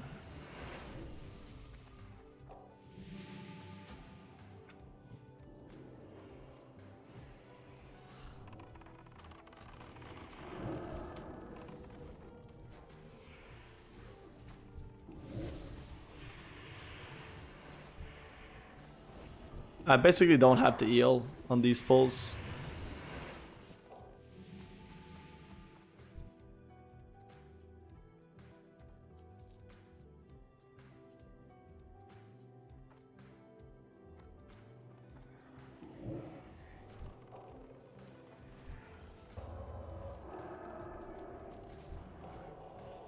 Da-da-da.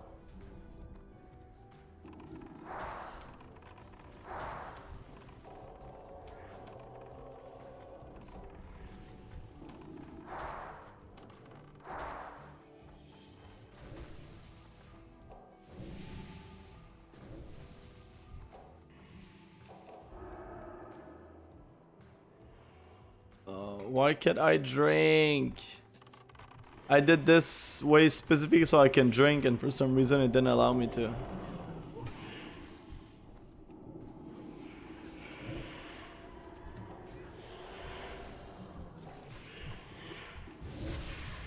Nice.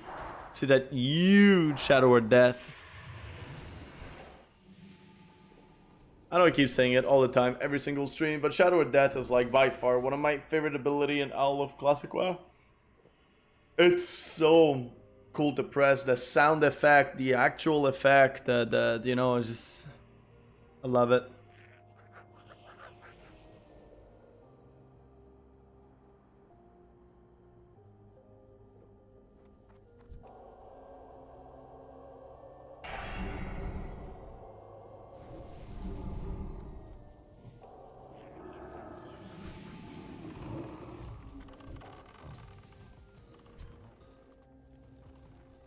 So here you want to be max range so you don't get hit by the earthquake.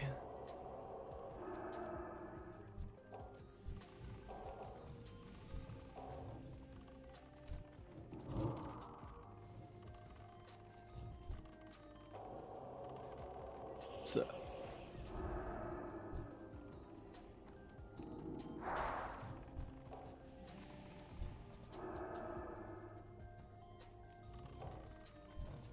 alright, so everyone got hit. I'm gonna renew everyone. Shit, I might die.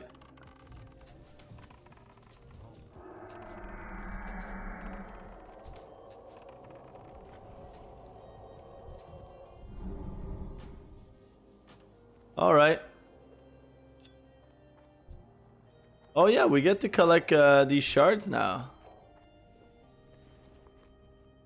I'm still not sure what they do, to be honest, but hey. I'm sure they'll come in handy at some point. No.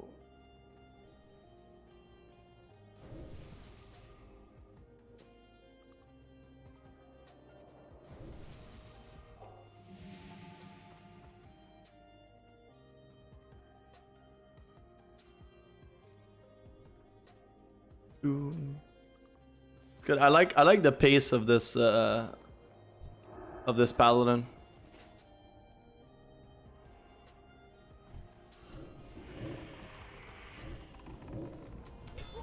I'm gonna dot everything just because I can, you know.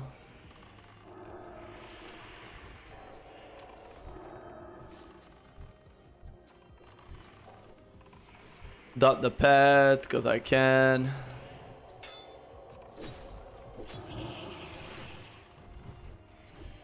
Okay. Why would he bop the lock?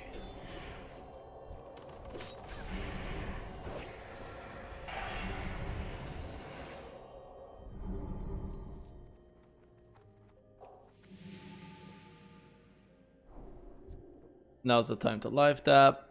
Now's the time to live tap. Thank you.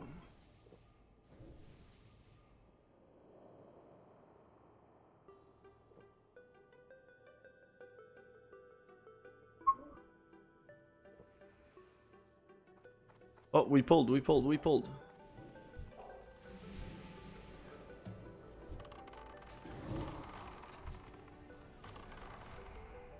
Yeah, we're not supposed to AoE on these pull, guys. It's okay though. It's not the end of the world.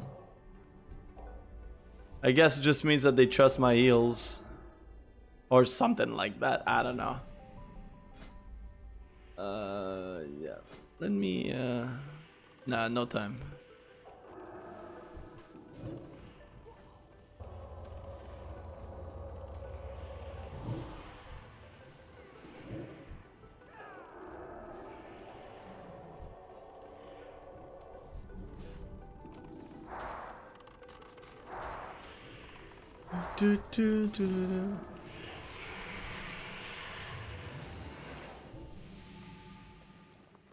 Alright.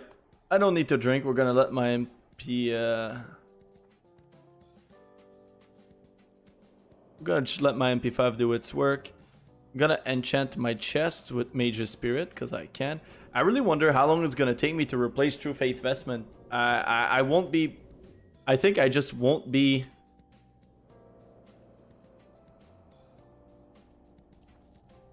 I won't be replacing True Faith Vestment for a while, I think. I'm fairly confident.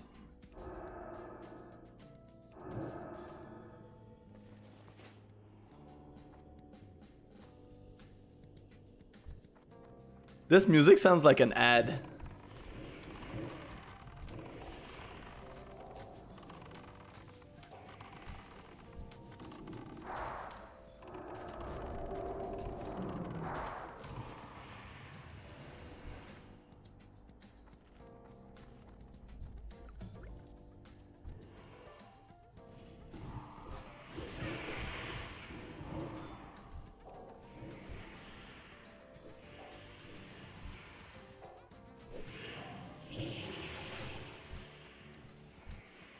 Yeah, I think everyone should be alright there.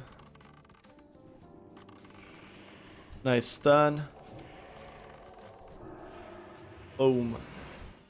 Boom, boom, boom. I want you in my room and spend the night together from now until forever. Boom, boom, boom, boom. I want you in my room and spend the night together from now until forever.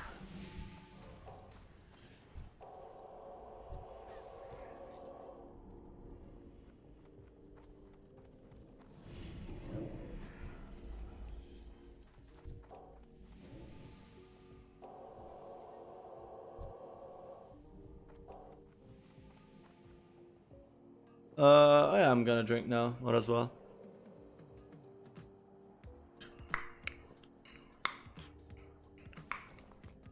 So one run is supposed to give 900 rep, but I feel like my first run got me way more than that.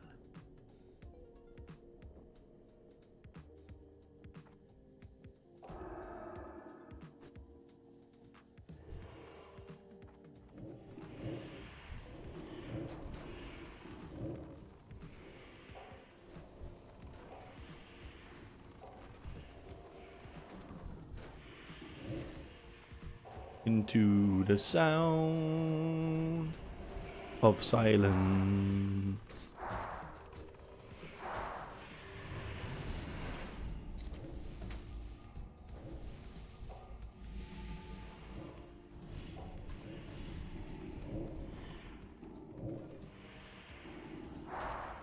Oh, fading and running to the tank.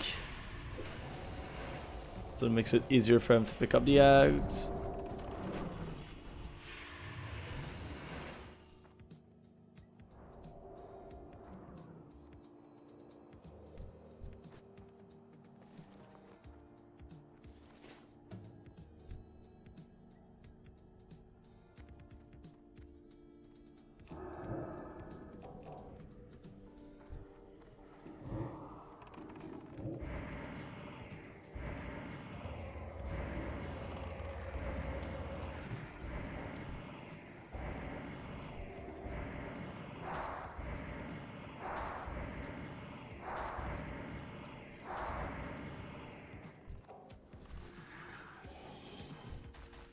Alright, very smooth, very smooth. So my Fear Ward was consumed.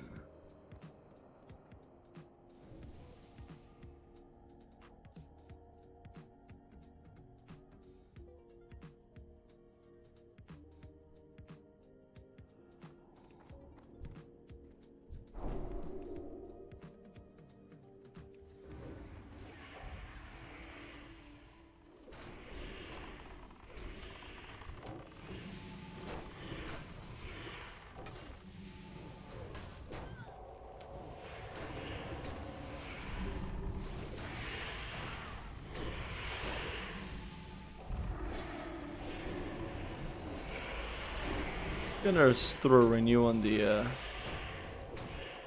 Ravager because I can. I'm gonna reload my UI because there's like nothing happening now.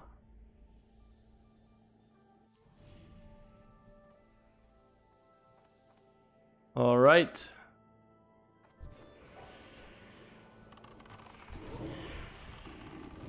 Oh, I love this song.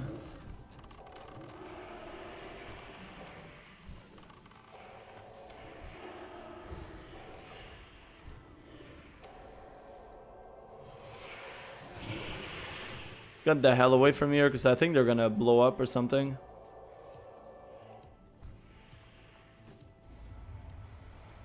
Oh no, they do Shadow Bolt volley. Okay.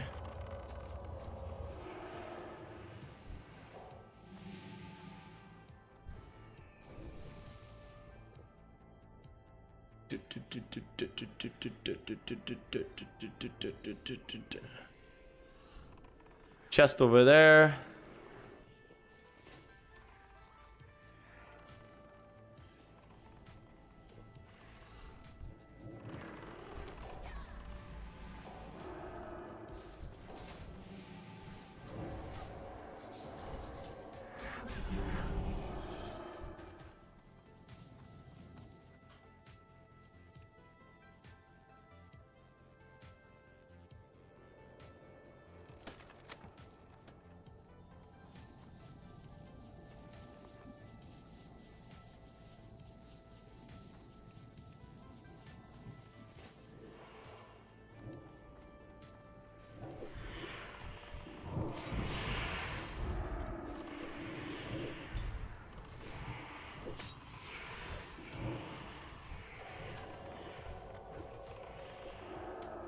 I don't think I'll be able to save him. Yeah.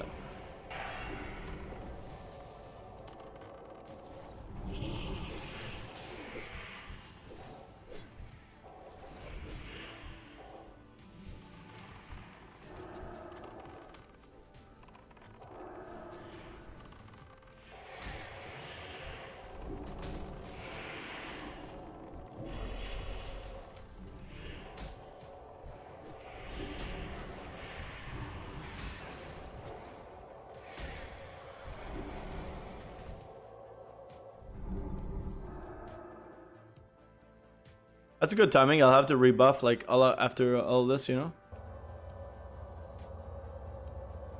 Oh, that's stupid. I just wasted a drink. I always do that.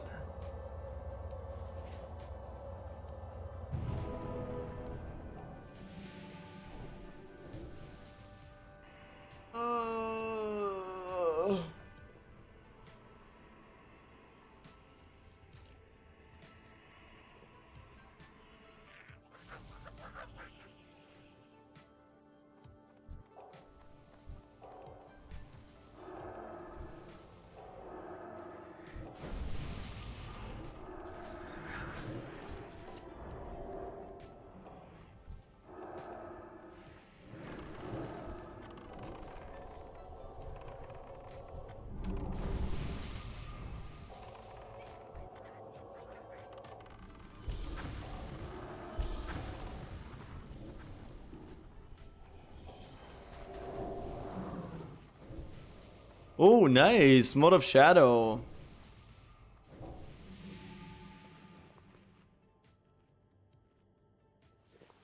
Definitely like that.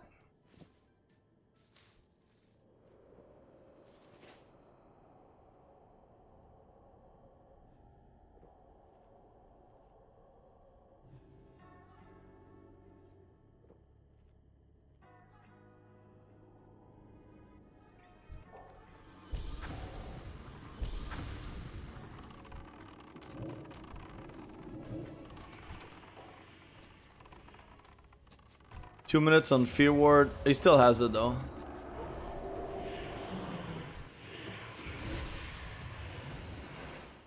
This should be good. It should be consumed like...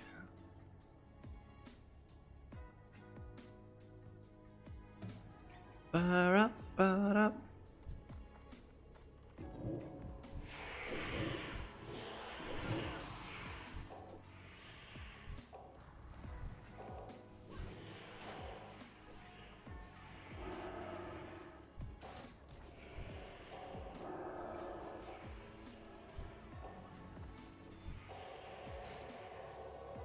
Yeah, he doesn't have aggro, so I'm just gonna let Renew do its work.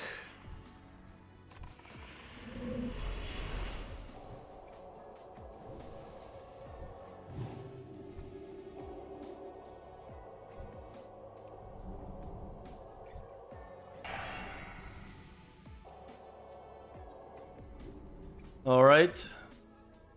So we should be good, except if, you know, we get Fear into another pack and pull and blah blah blah, but... I don't know, it feels like I have... They say that I basically had XP with Consortium, but I don't know where or how or...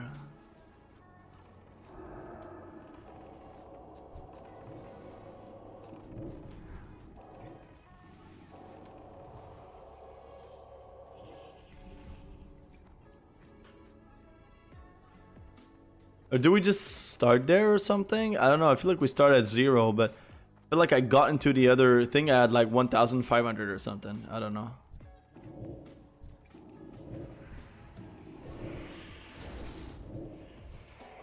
What is this? Oh, you must forgive me, but I was not expecting company.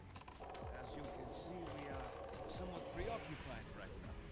But no matter, as I am a gracious host, I will tend to you.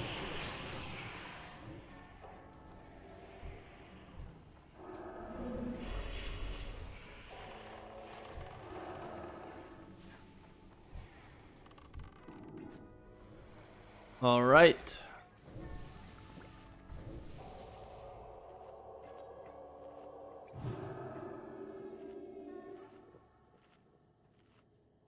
Who's got someone ding?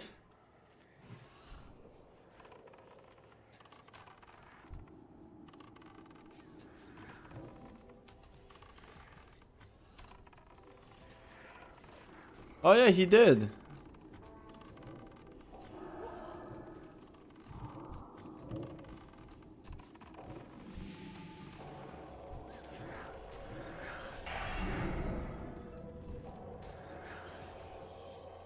Pew! Clear casting prot. We like the clear casting prot. I don't. Were they there in vanilla? This talent? Was it there in vanilla? I don't think that it was.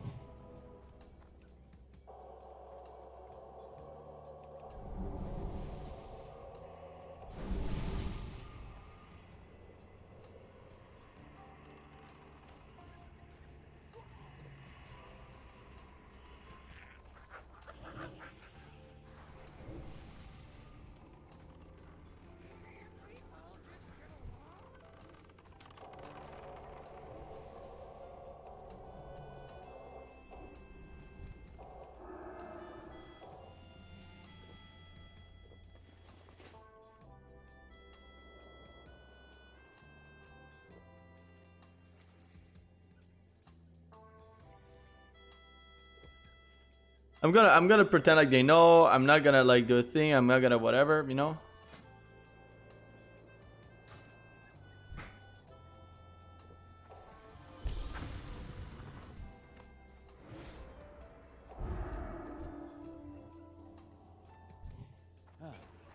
We have not been properly introduced.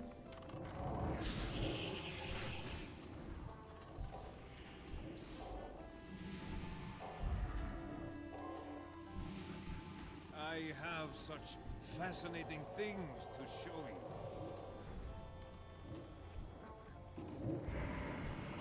I'm gonna Shadow Fiend right now, try to get max use of it.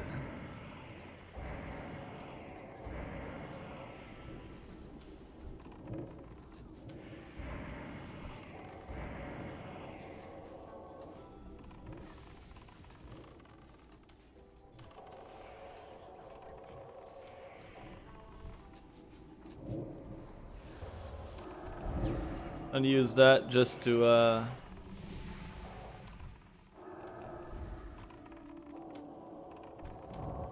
Must bid you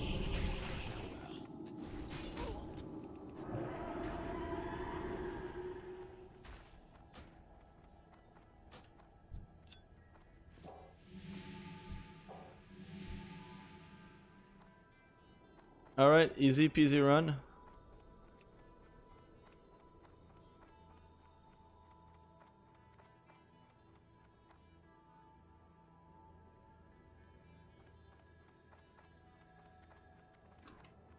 So, who's...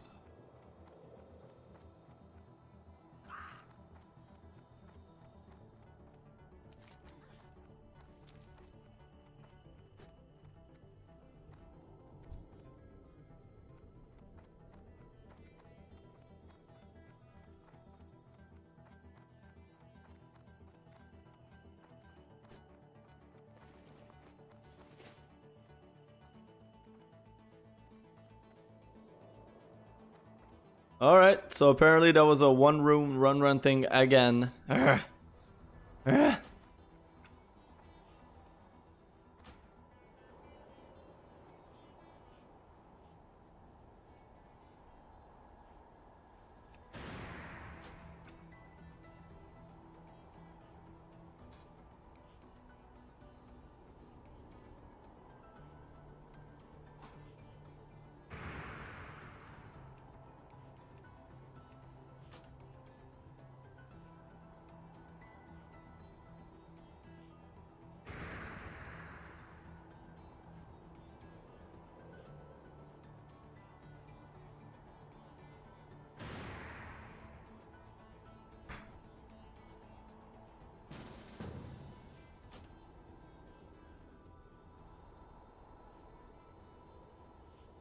Alright.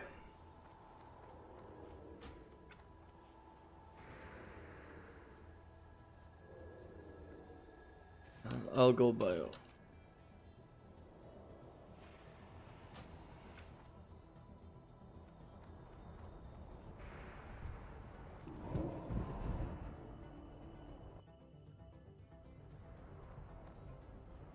Alright, chat. I'm just going to go to the bathroom real quick. Give me 1 second.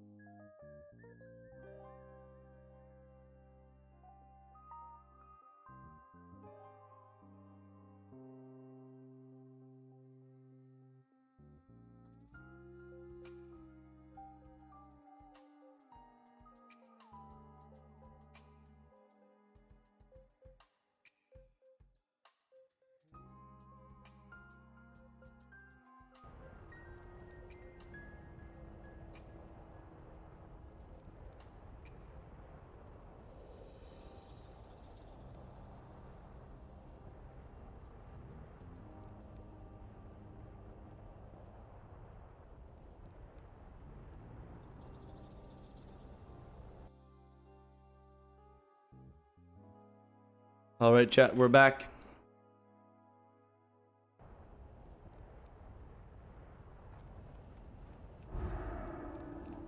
Let's go outside. Try to see if they might need help for summon or something.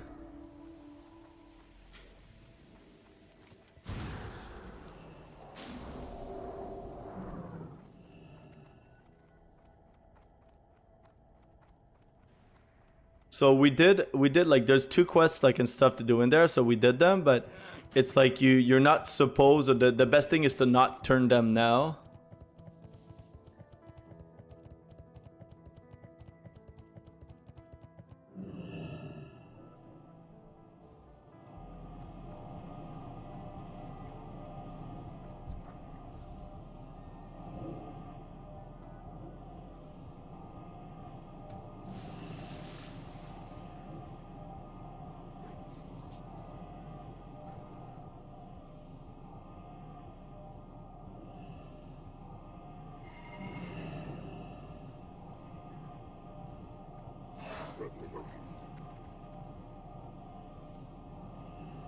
Yeah, we're just like going around in stealth everywhere and not clicking the portal.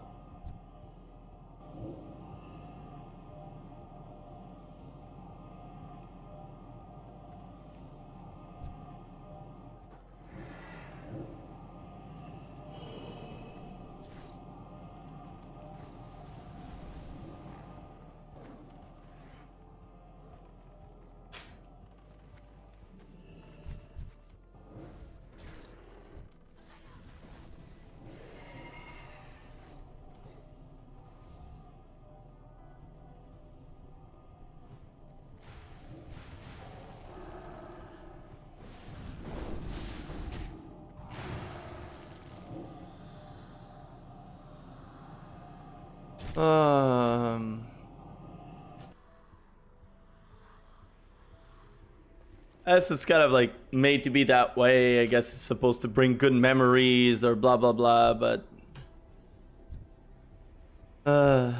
you know, in the ideal world it would, but it's not the ideal world.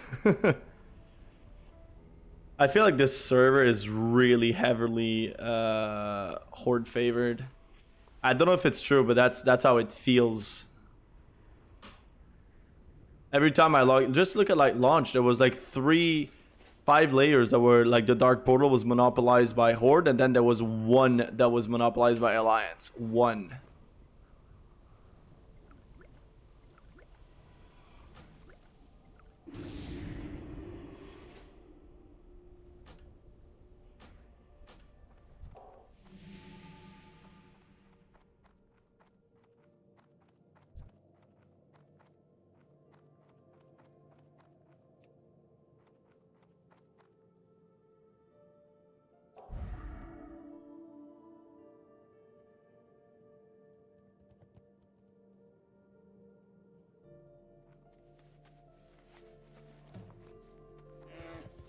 Yeah, okay, I'm just gonna go in and these guys can manage. Like, not gonna like, I'm such an easy prey as a priest. Like, I'm not gonna just let myself be out in the open as a target for people to just.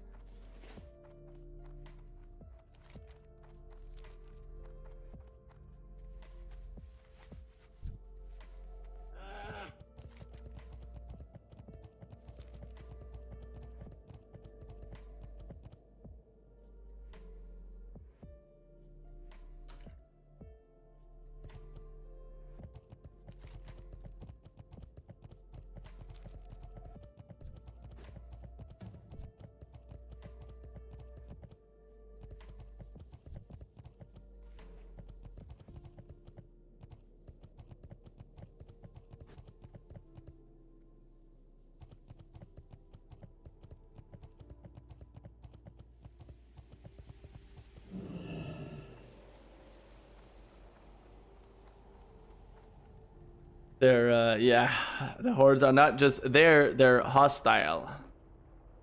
Very hostile, I should say.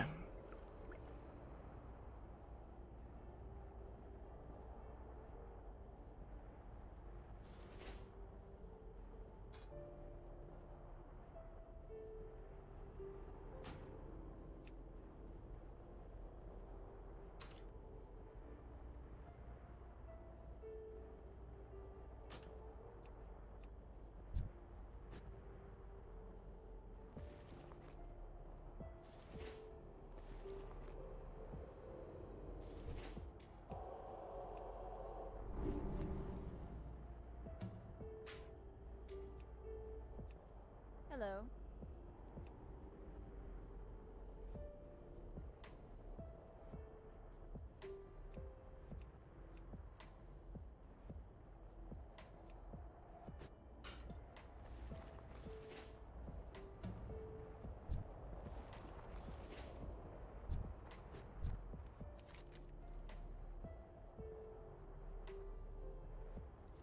All right. My back hurts. My back hurts so much from that stupid bird thing. Off top of that, it had to happen because of a bird. Can you imagine? Like, what a... Makes me feel so old.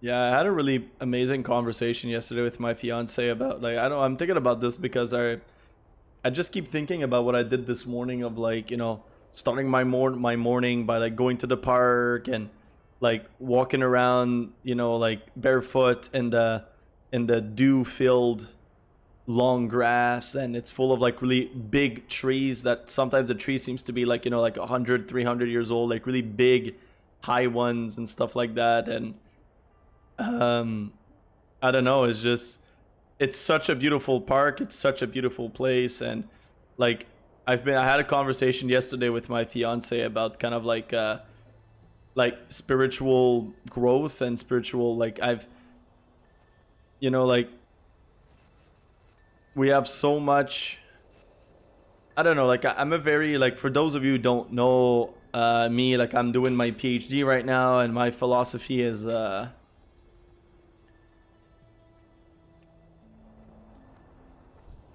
you know, like I study political theory at university, but so it's basically like philosophy.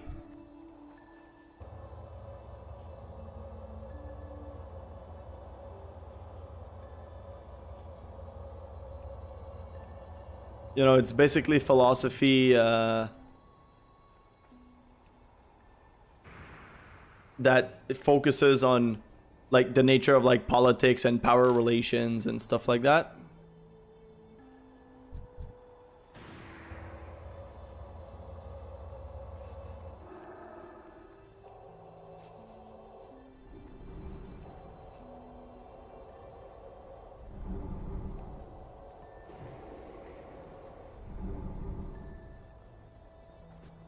And yeah, it's like, so what I do is like philosophy, and I study specifically the kind of like power relations and like the like theorize the roles of power in life and whatever, and how it influences society and development and stuff like that and like whatnot. So anyway, 1 second.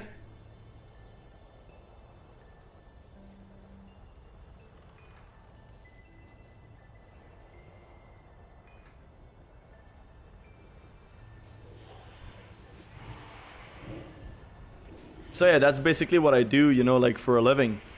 And because I'm doing my PhD right now, so I get like, you know, we don't get a lot of money, but we do get like funding and money or whatever to be able to do our research. And in my case, I also got extra funding from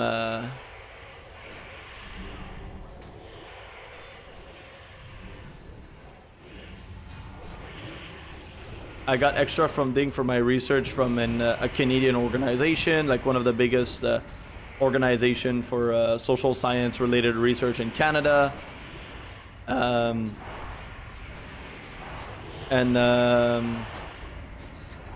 You know, so we're able to like, you know, make a living all right with the money that this has given us. And so what I'm interested is like, I'm interested in thinking and philosophy and like whatever, but I'm also interested in trying to figure out different possibilities for us as a society to evolve outside of the current relations of power. So the current relations of power are oftentimes understood in terms of like, not necessarily in terms of that, but in terms of like structures of oppression, you know? Like, no, like racism, sexism, blah, blah, blah. And all these intersecting one and how they influence, you know, like ourselves, how we grow into them, how we learn about them, but also how these structures of oppression themselves are embedded in particular ways of being in the world, which comes from a history of, you know, colonialism and neo-colonialism and persecution and marginalization of certain groups and whatnot. So anyway, it's just there's a lot of stuff going on, and I'm interested in understanding like where does it come from, why, like how did we evolve to become what we are today in a way, and most importantly, when we understand what got us here, then we can understand as well like what can we do differently to create a different future. And some of the answers to that last part about what different futures can be created, I'm looking for these answers specifically in other cultures, because I think part of the reason why we don't find solutions to these questions is because we just focused on European traditions. So we're focusing on like European philosophy, starting from like ancient Greece and like whatever, without understanding that Greek philosophy in itself was very deeply influenced by Egyptian thinking earlier, but like we don't necessarily study, you know, like Egyptian thinking or like whatever, because we want to like, you know, make sure that like, you know, we stay as white as possible in our history, you know. And Egypt is not necessarily that. Egypt is considered the Middle East. Anyway, all that to say that I'm a big part of me trying to figure out different possibilities for us to do is by looking at different cultures. And the cultures that I'm the most intrigued about personally, not because I think they have all the answers, but because it's just a very fascinating culture to me, is East Asian culture, most specifically Japan and China. And I look at ancient Japan and ancient China most specifically. I don't really study anything modern. It's all very like old school stuff is what I focus on. And like a lot of my own personal like growth and like as a person has come through interacting with East Asian philosophies and understanding different ways of being in the world, different possibility of imagining the world and stuff like that. And like that has been done through East Asian based traditions and understandings, like in Buddhism and Taoism and stuff like that. This is where I get like my main inspiration in a way.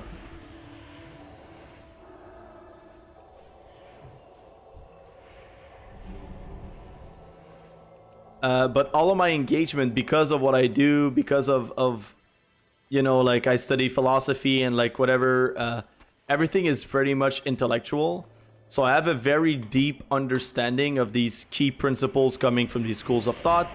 but they're all fairly like I engage with them from a very like intellectual standpoint and intellectual perspective, which is not conducive to you know, like spiritual kind of like enlightenment and growth and spiritual experiences and stuff like that. And it's something that I've always been craving. I've had a kind of spiritual-ish experience before in my life, and when I was doing martial arts, and I kind of like stopped doing that.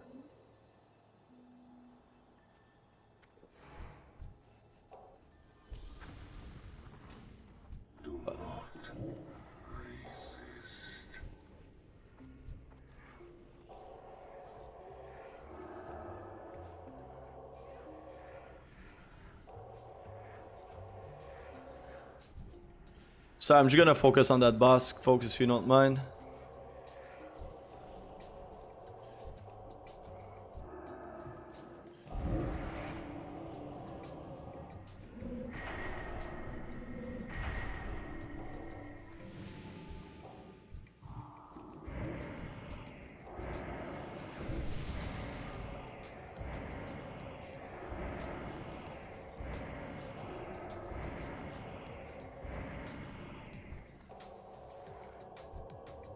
Dude, stop attacking.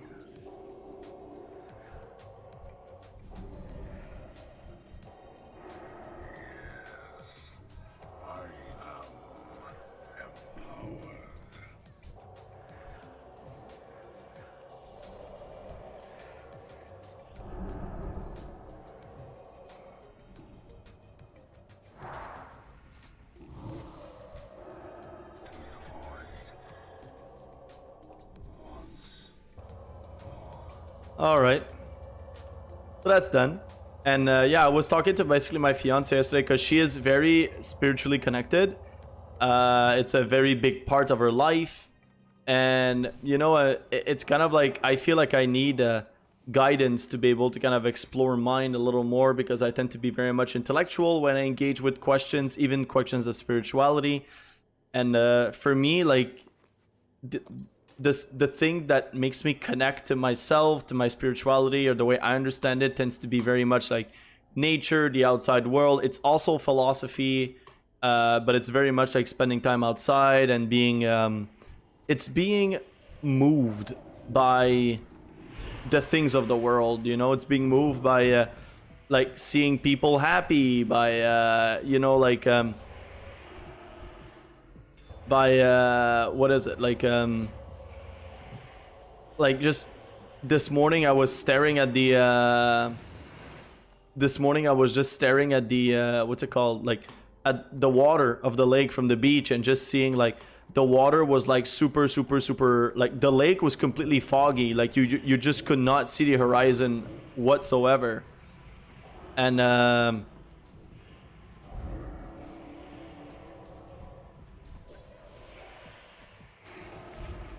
you couldn't see the horizon whatsoever, and the only thing you could see was just like waves crashing on the beach, and like, you know, a very small wave. It's a local beach, like, you know, it's not, you can't expect like, you know, waves as big as the water. You can't. So it's just like little things, you know, that are coming at their own decent small pace and whatever. And you know, and just that, like, it brought so much peace, you know, like to my mind, to my soul. It just felt right. I just wanted to sit there and just be moved by, you know, the landscape. And I feel like this is like something I really want to explore more. I want this to kind of be more like central to my life. And for that, I need to stop kind of like sticking into my head.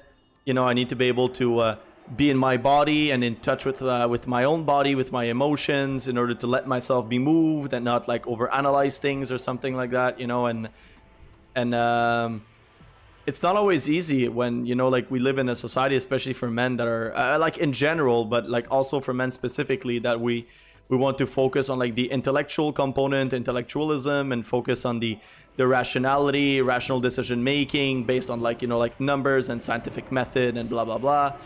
And it's just like it's one way of being in the world, but it's not like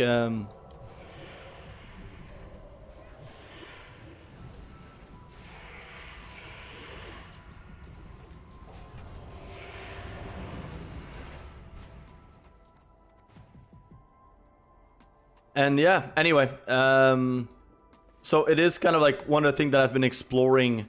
I've been wanting to explore, and I feel like including in my everyday, you know, like exactly what I did this morning of going outside and doing all of that, and also like it, like, you know, being outside, being in nature alone when there's nobody around.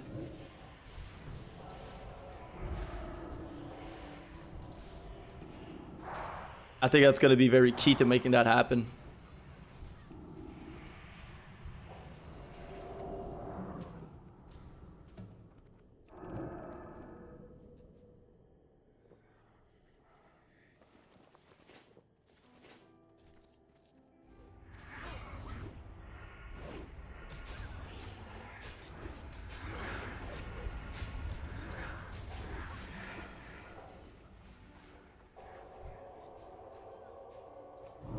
Okay, I'm gonna help DPS here a little bit because it's this guy fears and we don't want them to fear our group in other packs like this. Okay, good, it died. Yeah, I feel like doing exactly like I did this morning of being outside, being in nature is amazing, but also like I learned how to do Tai Chi choreography from a Chinese master that lives in the Wudan Mountain, which is like the birthplace of Taoism, and one of the birthplaces of Taoism, but whatever. And his name is Master Gu. He runs the Taoist Wellness Academy online, so you can actually go online and take courses with him if you're interested. That's something I would highly recommend because his classes are really good.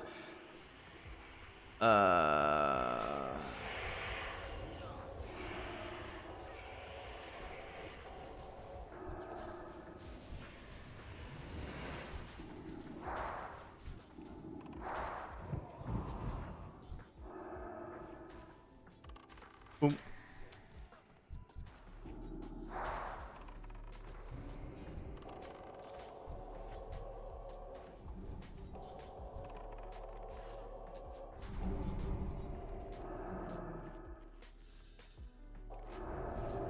All right. And you know, Tai Chi, it's like Taoism is a philosophy that orbits around nature, about kind of like operating within the. It's about, in a way, like simulating the patterns of nature as much as possible, and you have to be very attuned to nature in order to do that, to understand its patterns, understand the way it works, understand like all of that stuff. And it's about like spending time in nature, letting it run its course, not use it for our own purposes. So it's a very different, you know, like mindset than obviously than the kind of like capitalist. It's very slowed down as well. It's kind of like well, how can I say that? It's like it encourages people to kind of slow down, go at its own pace, not force things. You know, let things run their course because that's the way of nature. Nature just follows its course. You know, it doesn't follow any other person's agenda or capitalist agenda or whatever. It just it does its thing, you know, and that's it.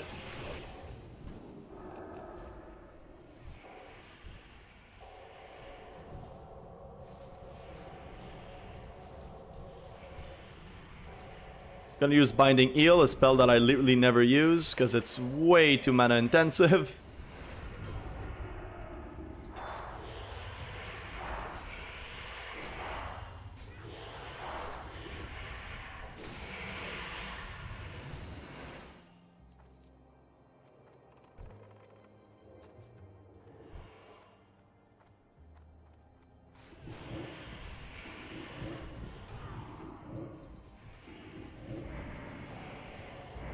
And yeah, so that's kind of what got me into Tai Chi, was trying to kind of like get a little closer to like Taoism as a philosophy and try to live life more according to like the Taoists and stuff like that. But you know, again, I had the same problem. Like most of my engagement with philosophy, including such philosophies, have never really been like using my body and putting it into practice. It's been oftentimes very intellectual, and although it's not like intellectual conversations or whatever about that stuff is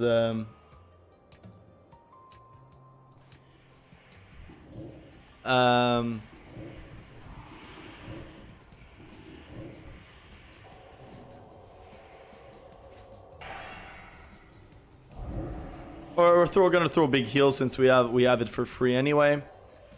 Yeah, is that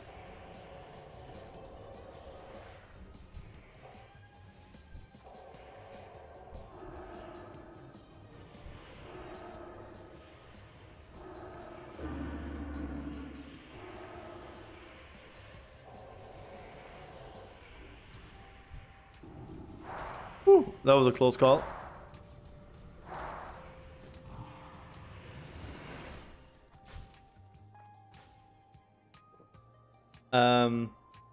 Is that I need to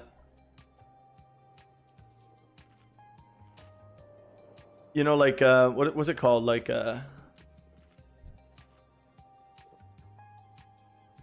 I need to, like, Tai Chi is about basically doing philosophy with your body. So the principles of Taoism, of, like, you know, the flow and maintaining everything in balance and balancing yin yang and chi energy in your body by moving. So you move your body around, and in a way it kind of like massages and it moves your internal organs, which are responsible for creating the chi and spreading it into particular parts of your body in a particular way. It coordinates, you know, like you take the chi of things around you and you recycle it in your body and you project it out there into the universe again. And it's kind of just an exchange of yin yang energy and chi between basically you and your environment. And you do that not by reading book, you do that by, like, using your body. So it's something that I started to do, and I actually really enjoy doing that, but for some reason I kind of just got lazy and stopped doing it and all of that stuff. And like, yeah, I got lazy. I kind of like stopped doing it, and it was just like but I don't want to do that, you know. Like, I want to continue exploring it, I want to continue perfecting it, I want to continue just getting better at it overall.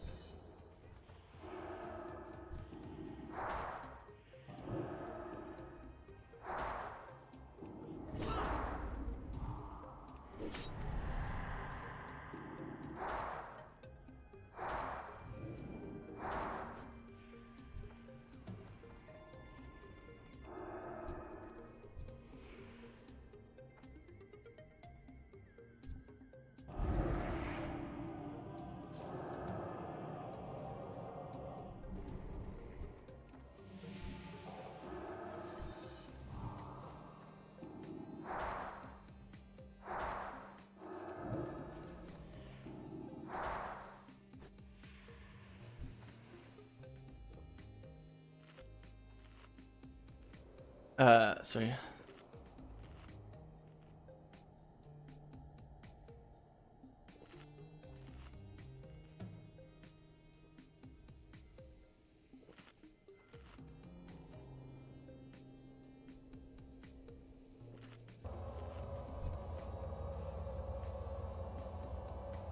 Woo! That was kind of a crazy pull, and we managed.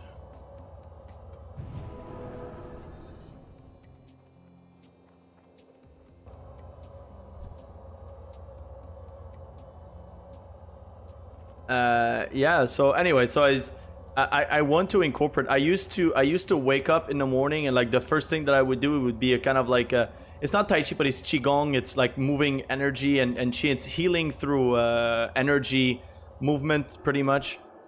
And I used to do that, you know, like every morning, every day. And at some point I just stopped.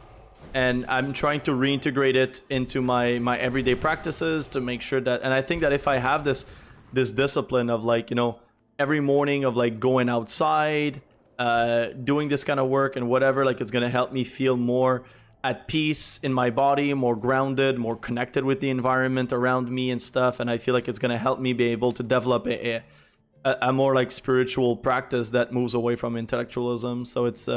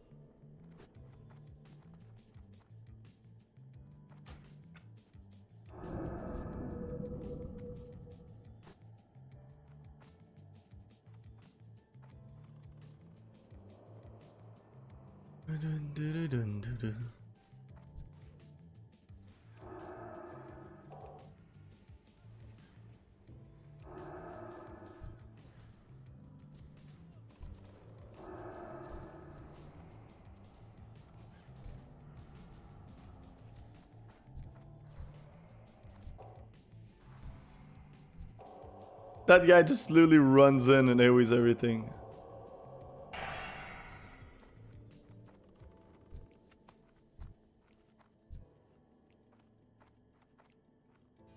Yeah, I'm gonna line up some Bing heals just because I can.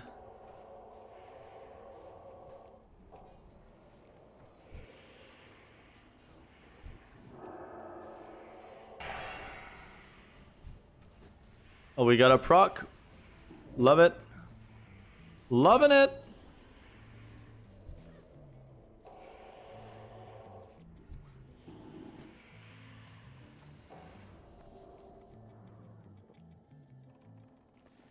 I shouldn't have drank. I should have just I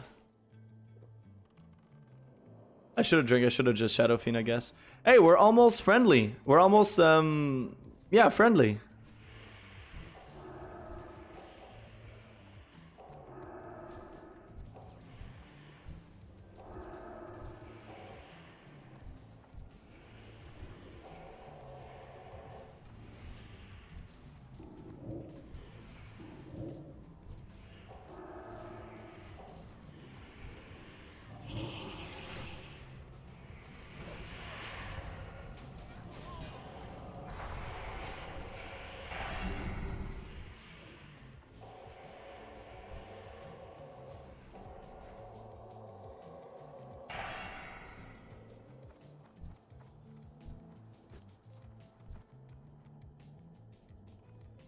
Yeah, I'm not gonna heal now. I'm not gonna wait until the last minute. Yeah, I'm gonna throw a big heal. Shouldn't be using it. Oh, so you have to, if you cast it while it's up, it doesn't work. Ah, that's good to know.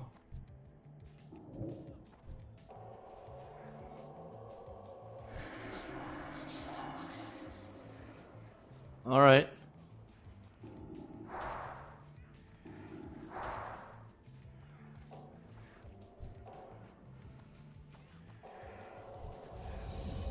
Yay!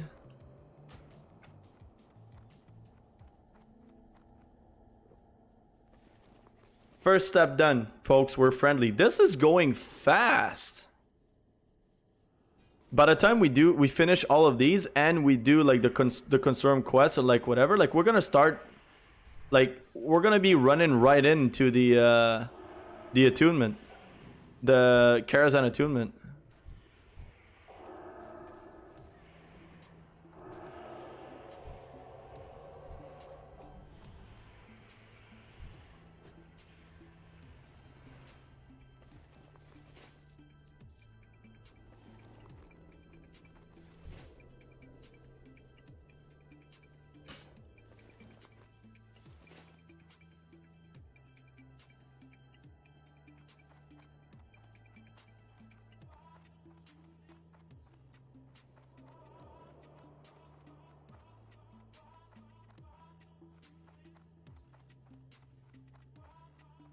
All right, like this. So we turn around him. Yes, that's the move, chat.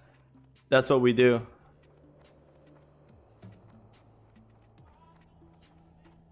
That's what we do. Look at that beauty.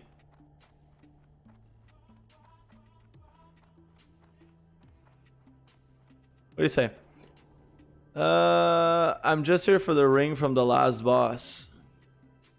Well, good luck to you, my friend. I'm here for the fat rep grind. Oh yeah, that's what we're here for, chat. Just got too friendly with last pull.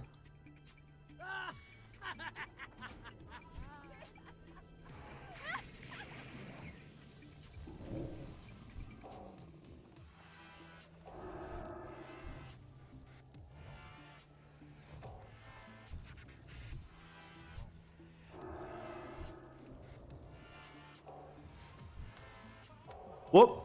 Pirate Rex 101. Awesome. Welcome to the stream. Thanks for the follow. I really appreciate it. Introduce yourself. What's happening? Are you also a TBC World of Warcraft player?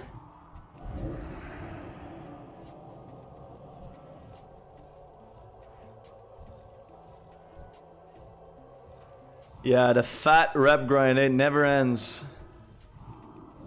I'm happy that I made that choice though. I'm happy that I made that choice to go for the rep grind first instead of the instead of like going to 70 as fast as possible and then farming the rep. Like, I'm really happy that I did it that way. Hey man.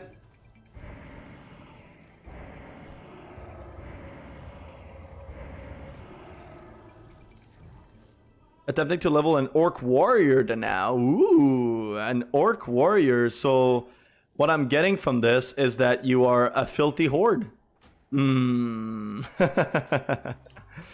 It's okay. It's okay. I don't blame you for wanting the orc. They do look badass, you know, so that's definitely something going on your side.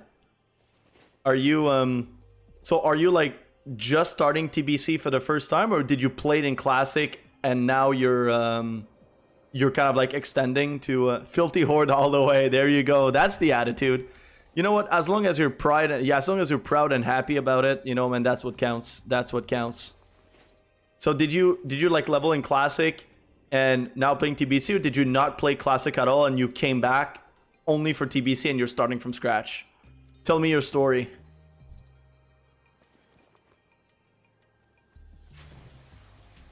I started in Cataclysm, so this is my first time. Awesome. Also, you never played TBC ever before. That is so cool. Welcome. Welcome to the TBC life. I hope you really enjoy it. I think it is... you've probably heard it everywhere else, but a lot of people are calling TBC like the golden age of World of Warcraft, which in my mind is accurate. I've played this game for 15 years. I started in vanilla back then, but I kind of never really played seriously in TBC at all. I don't think I even got a character to max level. I was just fooling around, like having fun with the game and whatever. So for me, it's also kind of my first time really playing it. Played my main to level 44 and then decided to boost because I'm just too busy. Yeah.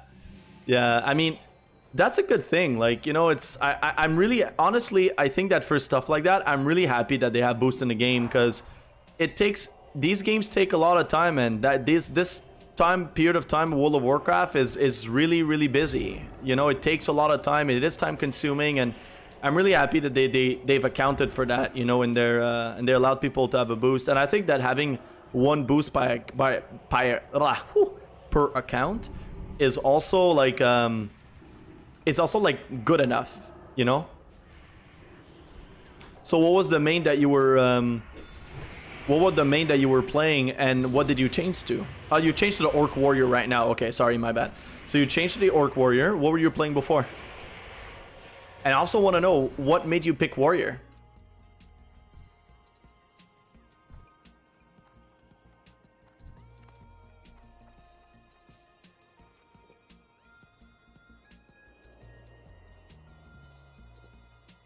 Okay, let me guess.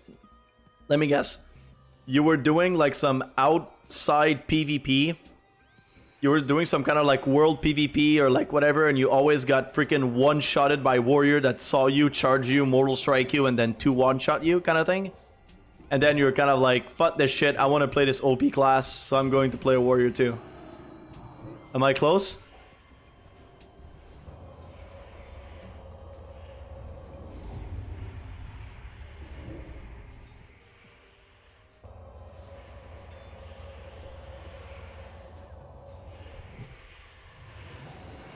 My man is a Tauren Druid. All right. But I wanted to try Warrior because I like the idea of tanking. Absolutely. Well, you can tank with a Druid. I hope you know that.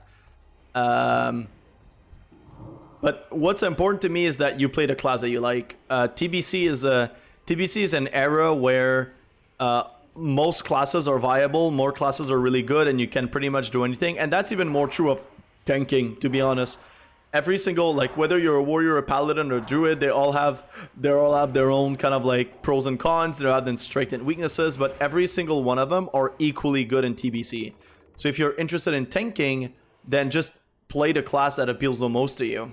And Warrior is a great class overall. Every single expansion, it's very iconic of the RPG games. Whether if you played Diablo before, like people play like Barbarians and like whatever, it's a very iconic class in RPG. So if that suits your fancy, go for it. That's what counts. We do play this for fun.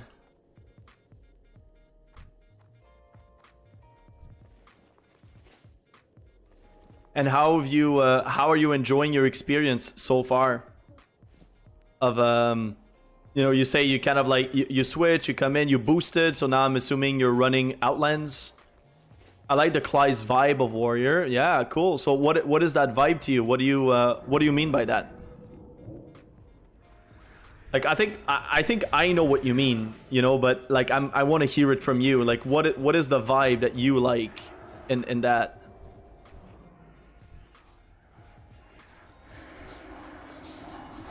Absolutely love WoW. I'm not very good at sticking to a grind, so I'm trying. Yeah, I mean, listen, like you play the game, you know, it's like you do you know, like the game is, and I do really believe that like there is a lot of the game like in retail WoW and like whatever that is about, you know, like what's it called, you know, it's about like the end game, you know, you just rush to the end game and then everything happens at end game. And in TBC and classic eras and whatever, it's a little different. You know, it's like you can just if you want to play the game, just leveling a bunch of characters, like the leveling is such a journey. It's such a cool stuff, and like, you know, you can be at max level, and if you're not into logging in for raids and having like a schedule, you can just do heroics, and with heroics you're gonna have like a lot of fun. And you can get very good loot with heroics too. It's just, I don't know, there's just, you can do PvP, you have arenas, you know, there's so many ways to play this game. And I think TBC is one of the expansion that allows for the more breadth into doing that. So if you're into not sticking to a grind and just kind of like exploring many different aspects of the game until you find kind of like the thing that you like, and you just continue exploring afterwards, then please do so. Enjoy the game the way it resonates with you. That's what's most important. I like the Warrior feel in a group. Yeah, plenty bit of role is what I like. Okay, yeah, I like that.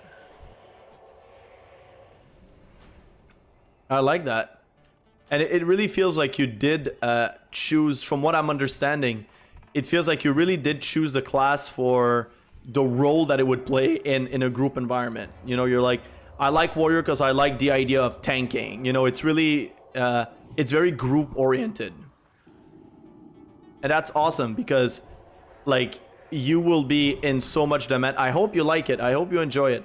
And, like, tanks are in such high demand all the time that you will not have a problem, you know, like, playing the game and having fun and finding groups and stuff, so...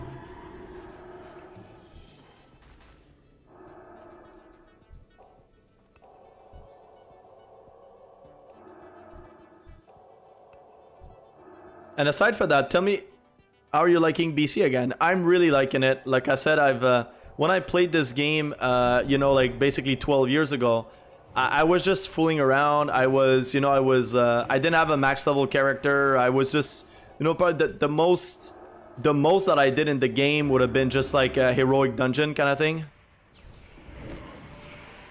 You know, like I didn't do any like raids, I didn't do anything crazy. I probably never run Karazhan. It was just like I used to, back in the day, like I used to what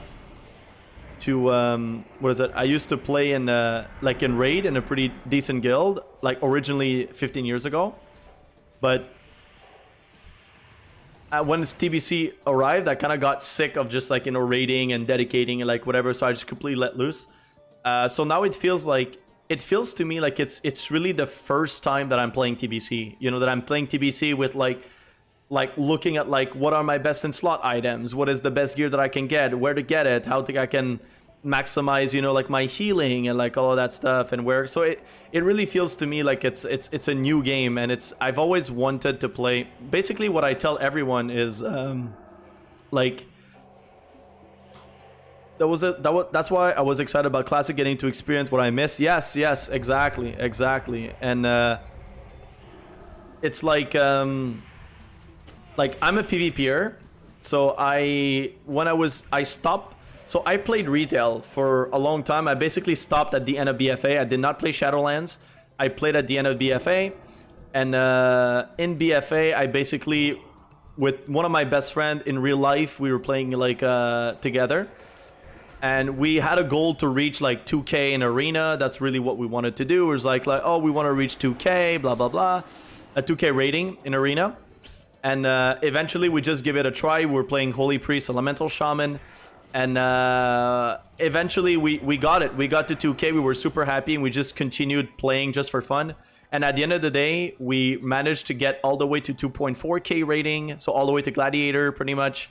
And it was just like amazing. You know, we were just so happy. We were like, you know, we went like, in my mind, I was kind of like, when I'll get to 2K rating in arena, like I'll feel like I'll achieve enough in the game to kind of like want to like quit and be okay with it, kind of thing, you know, like I've achieved what I wanted to do. But I'm a PvPer at heart. That's what I want to do. And classic WoW PvP is absolutely horrendous. It's so bad. It's like one shots in world PvP, and it's just not fun to me. But the gameplay of classic WoW is what I preferred.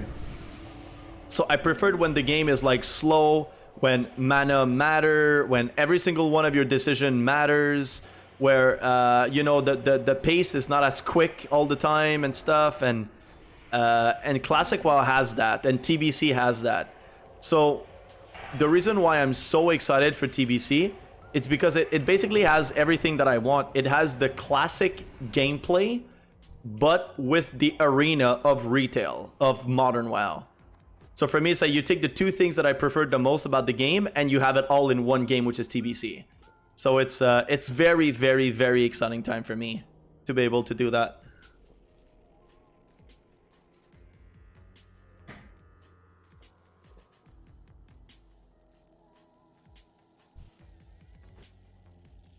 And I just love playing WoW. You know, I've been basically addicted to WoW, you know, for the last 15 years. So it's I've tried different games. Obviously, I tried, you know, like Final Fantasy. I tried even stuff like Breath of the Wild whenever they come out and stuff like that. But there's just something about WoW. I just can't stop playing this game. Every time I play another game, I always end up coming back, telling myself like, all of these other games don't give me the feeling that WoW does. So it's just, I don't know. I just always come back to it. But I got bored of the recent like modern version and stuff. So TBC was just exactly what I needed when I needed it. So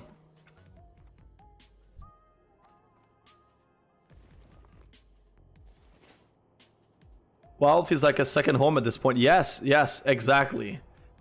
You know, and it's like you start playing in Cataclysm. But I don't know if you've played like on and off, if you've been playing like all the way through, like all the time. But you know, for me, it's like I grew up playing WoW. You know, like when Classic WoW, when Vanilla WoW released, I was, you know, I don't know, like I'm 30 now, so it was released in 2004. So I was what, like, I'm really bad at math, so please, if you can do the calculus for me, that would really help.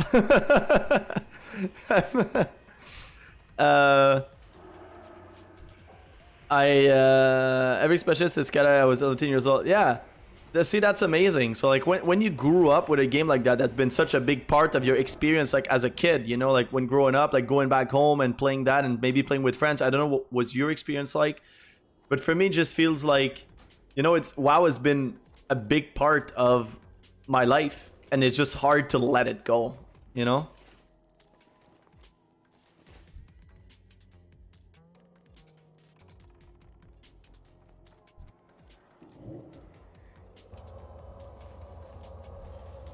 So outside of, and by the way, I say that my mom and uncle played WoW and they taught me initially. That's so cool. So see, that it makes it even more of an amazing story. You know, you have like a family thing going on as well. Like started like always something to reconnect, something to go back to, like fond memories and stuff. Do you still play with them to this day? Do they have the time to play? Do they come back to playing TBC with you? And also, by the way, I tell that to everyone that comes on stream, but I'm just curious about people. I love hearing about people's life, their stories, their experiences, and sharing that. And you know, I just like exchanging with people about anything in life. But if there's any question that I ask that you feel uncomfortable answering, that you feel like you don't want to share that, and like whatever, don't ever feel like you're obligated to answer anything. Tell me if you feel like it's too personal or something or whatever. But yeah, so I just wanted to put it out there. Like, don't feel like you have to answer anything of what I'm asking you if you don't feel comfortable, okay? But yeah, what so where are you at right now? Like I don't know, like where do you live? What do you do? Are you at school? Are you working? Are you looking? Are you just, you know, tell me a little bit more about yourself. I'd love to learn about you. You must forgive me, but They're well past their wild days, unfortunately. Yeah, I feel that. preoccupied right now. But no matter, as I am a gracious host, I will tend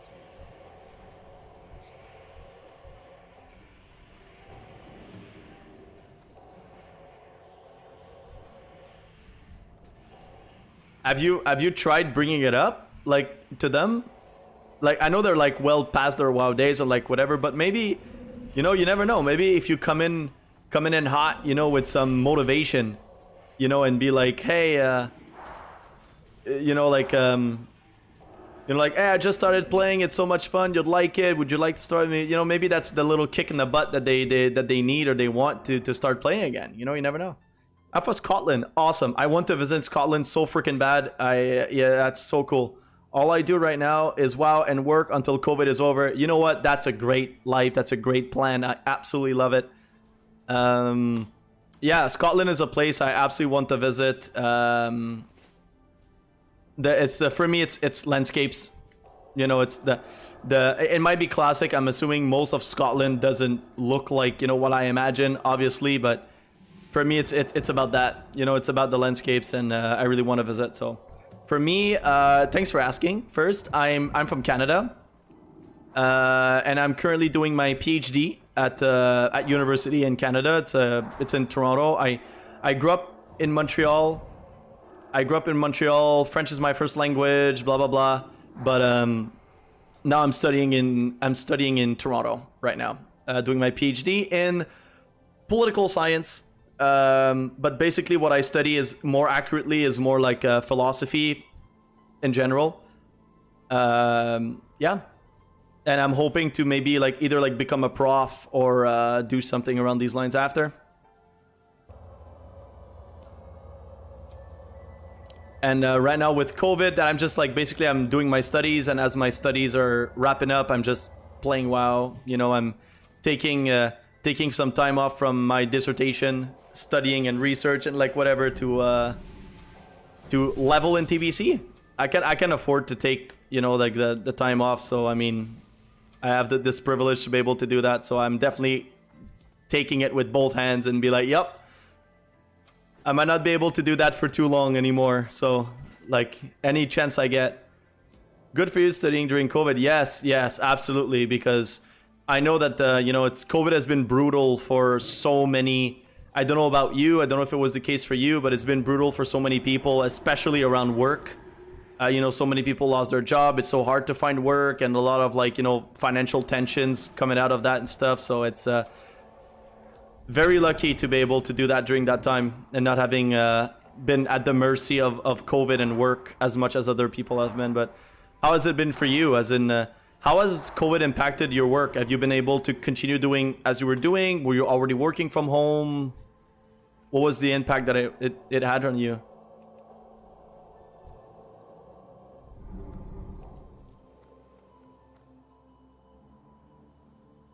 By the way, I'm running this thing all day if y'all want to stay for more after.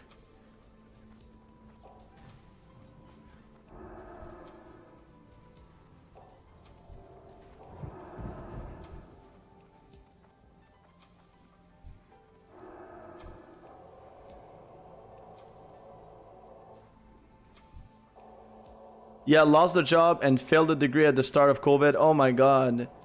But luckily I got a new better job. That's awesome, and I'm hoping to get back to studies in the next year or so.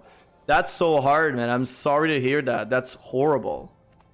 Yeah, God, it's so sad. Like I mean, I'm happy it turned out good. Like, you know, you say like you got into a better job, you know, you got something better. It sucks that the degree, you know, was affected by all of this and whatever. And but as you just mentioned, there's always the opportunity to continue it later. So I'm happy. I see that you haven't like lost hope or anything. You know, that's really awesome and heartwarming to see.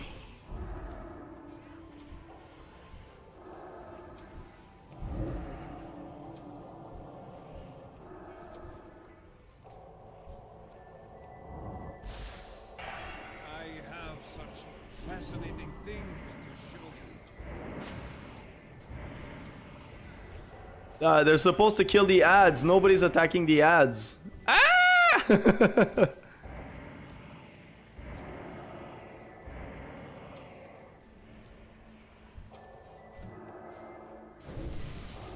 Okay, we're just gonna go all out on healing.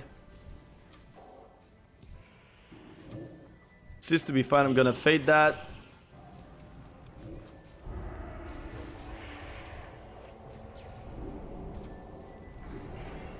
Okay, I think I'm gonna have to health pot. Yeah, I'm gonna have to health pot. Should be fine though. We should be fine. I'm gonna pump in some big heals.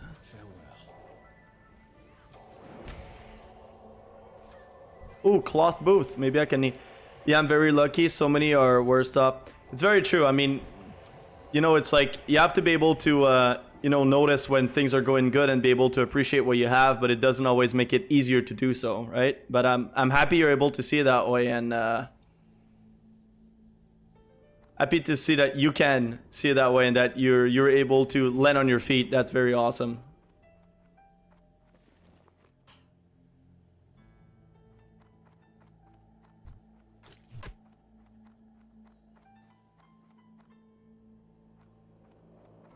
Thanks. Thanks for group. Yeah, I think I'm gonna just try to find another group instead of like ruining with these guys. How are you enjoying streaming? I really am enjoying it. It's you know, like as I mentioned earlier, it's like you know, like I love hearing about people. I love hearing their stories. I like sharing amazing conversations about whatever topic of interest people may have. You know, there's a lot of people that come on streams and they're just like, oh, here it's like they don't want to create drama, right? So because they don't want to create drama, they're like, oh, here we don't talk politics, we don't talk positions, we don't talk whatever, we don't, you know, they're kind of like trying to keep it to like exclusively the game, and that's not what I want to do. It's like pretty much the opposite. So for me, it's like I want to just be here, have an amazing, you know, like amazing conversations, sharing stuff, sharing opinions, sharing perspectives, and hopefully there's also like a little bit of teaching involved on my part and other people's part as well. So you've got a good one we stream going on. Thank you. Definitely stream at it. Thank you so much. I really appreciate it. And like I know that it's like if you !info in the chat, you'll have a link to a YouTube video, because I do have a YouTube account of the same name that's called Fugeki22, and it's like, so what I want my stream to be eventually, my goal, it's all explained in that video, and it's a like 5-minute, 6-minute video, I think, but it's like my goal is not just to be there and play WoW, is I want to be able to make this like just kind of like a space to share and exchange. And I have a lot of knowledge and stuff that I've accumulated over the years, and a lot of people are interested in similar things than me. So it's a place that we can just like discuss and chat and explore opinion, create new ideas. You know, so for me, it's like my stream, I want it to be a place where we can kind of just have a cool community of people that just get together and like create really beautiful, meaningful moments together. That's really what I see streaming as. And whether it happens in WoW or it happens through, you know, people that go see my YouTube videos and then they just want to have a live chat and they pop in, you know, it's like you want to talk philosophy, you want to talk life, you want to talk WoW, you want to talk whatever, then like just come here and let's talk. You know, that's the way I see it. So it's and I think that streaming is a really amazing platform to be able to do so. So many people coming to streaming for COVID. Yes, I made some of my closest friends over the past year from Twitch. Yes, it is. That's really awesome. It's so cool that you were able to like you know, meet people and make great friends from Twitch. I think that's really amazing.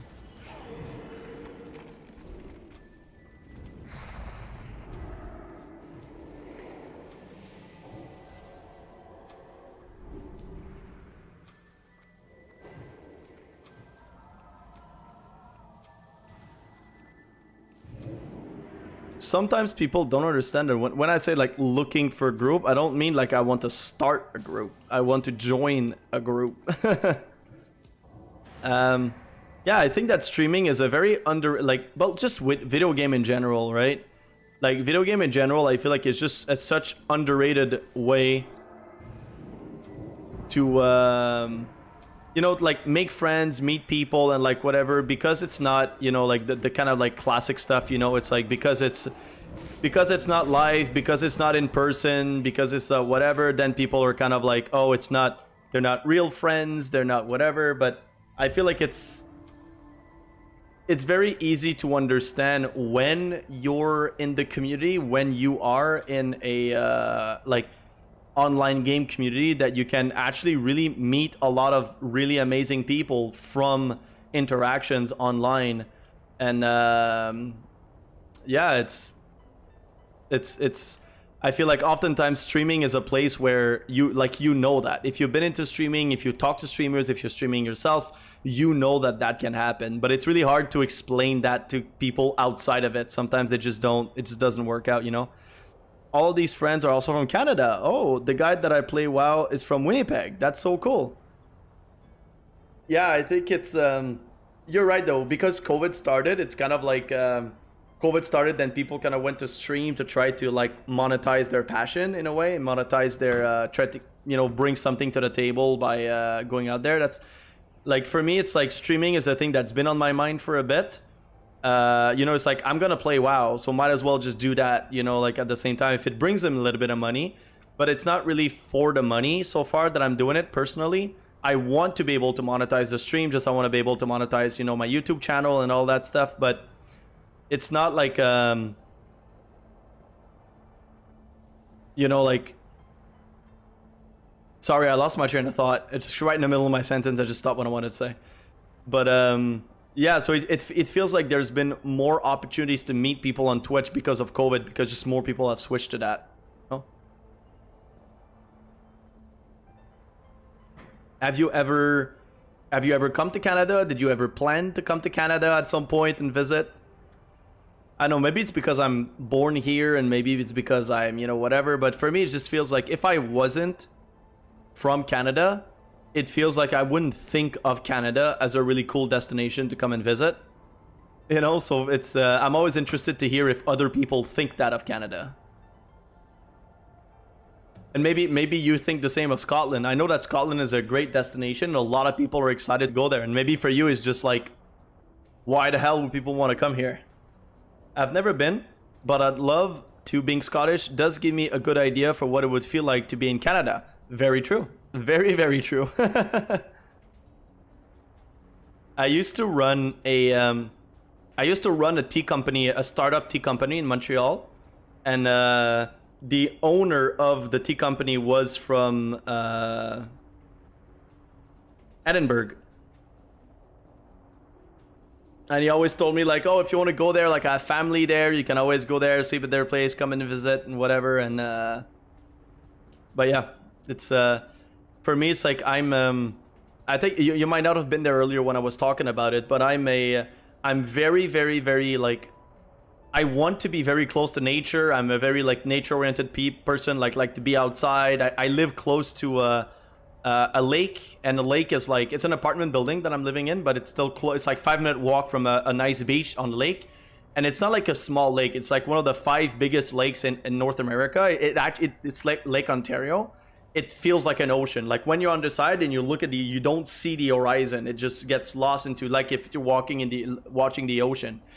And you know, like I'm doing stuff like every morning, going there, taking walks, being close to it, being connected, and it's just.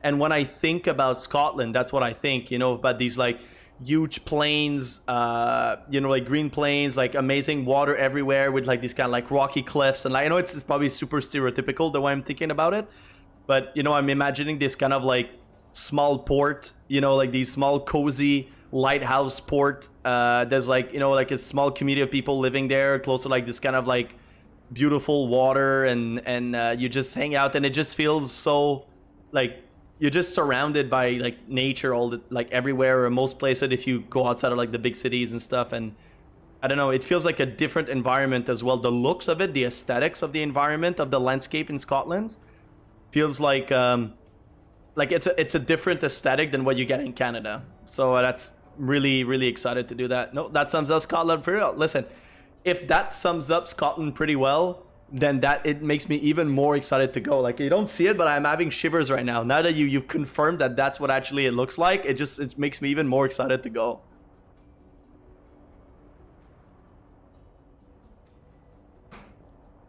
Have you had the chance and privilege to travel a bit in your life? Like, go visit places either within Scotland or internationally as well?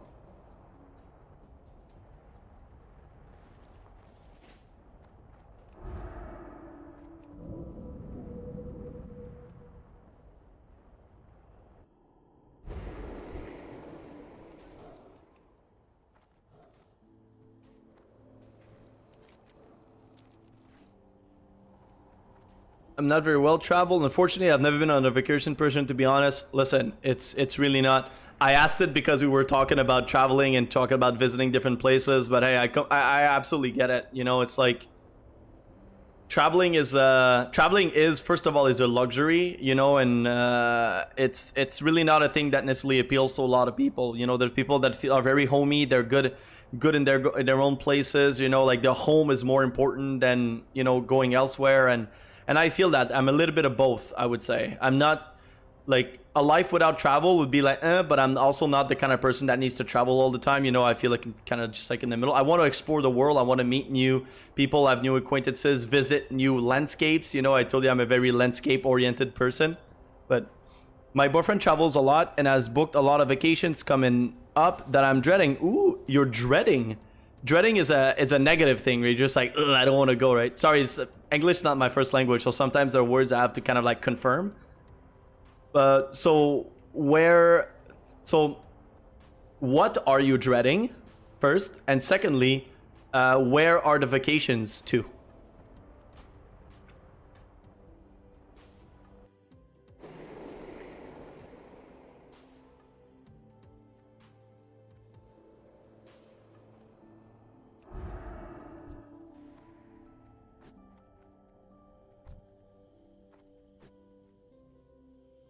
I hate being away from my comforts, like my computer, friends, etc. Yeah, I get that.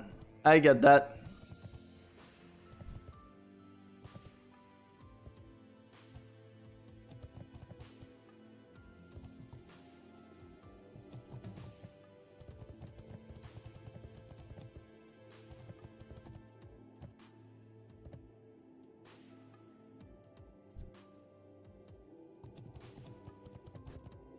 We got Florida, Greece, Spain, Monaco, and Ireland. Damn. These are oh god.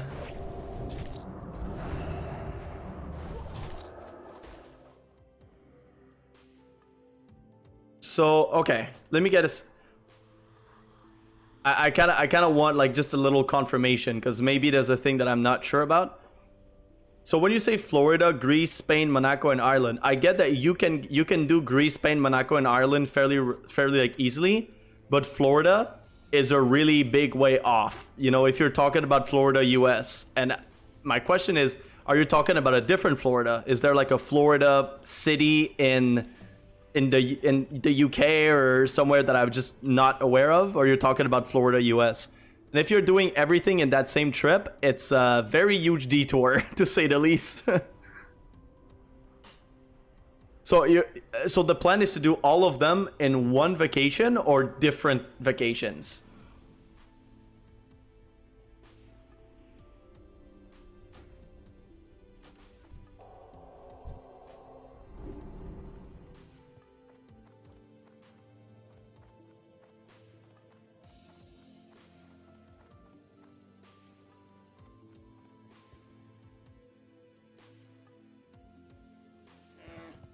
And for me, I don't have a all separate, but with like 2 to 5 days in between. Oh damn, yeah, that's a lot.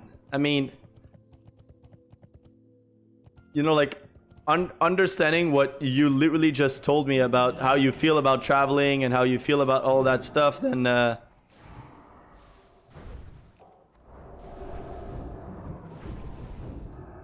I'm dead.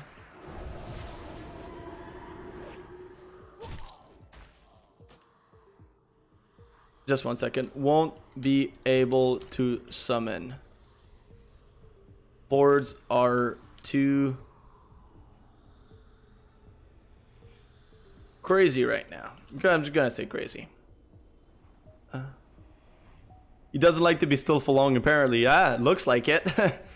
It's like, yeah, for someone that feels comfortable at home, like it feels like it's a lot. You know, it feels like a lot to, you know, like go to all these places, come back for 3 days, go back for come back to 5 days, come back to another place. Like, I don't know. It feels like a lot. I really hope you'll be able to enjoy it. I really do. I think you will. I think you will enjoy them. But also, you know, make sure that you don't, make sure that you don't burn yourself out, you know, and make sure that you come back to yourself, you know. Don't get lost in this. Yeah, as for me, there's nothing planned at all. There is nothing planned whatsoever. But yeah, so I'm doing my dissertation, as you know, as I said earlier, and my field of expertise is actually classical Japan and classical China. So I speak Japanese. I can read ancient Japanese, so I read and translate text from the like 1200 for my dissertation, pretty much. And a lot of the stuff that I have to do will involve me going there, like going into like archives and museums and stuff like that. So it's kind of like, it's not in the books, but most likely I'll have to go there for my research at some point. But it's very much like vague in terms of like it's not planned. It's not, you know what I mean? Okay. CKJ Ouches want to become no, sorry. And not only do I not want to, but I'm not going to allow people to come here and spend ads for themselves in here. So I will give you a timeout and delete the message. Thank you. And no, I am not interested.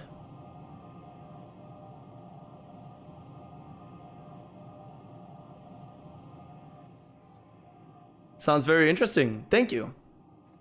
Want to be famous bots out of it? Yeah, I know, man. They're absolutely ridiculous.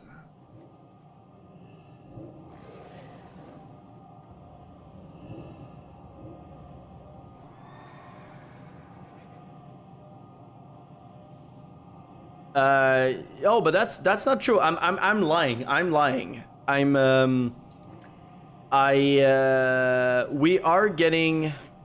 getting married next summer. So we're planning, you know, like the wedding and stuff like that right now. And so the next trip I'm going to do is like one of the first one is the honeymoon, obviously. So going to a honeymoon is going to be one of the trips that we're going to do. We're not sure yet where we want to do it. We're going to have to talk about it and whatnot. But in 3 weeks, I'm going to Alberta in Canada. Alberta is known for its really beautiful mountains and nature and scenery, blah, blah, blah, all of that good stuff.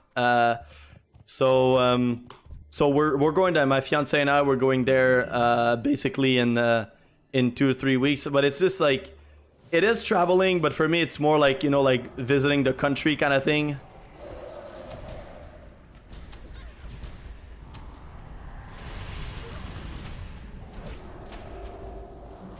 So thank you, congratulations, thank you.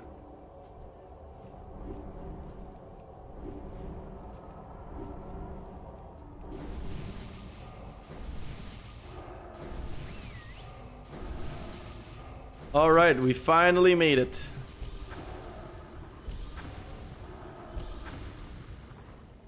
Back for another run.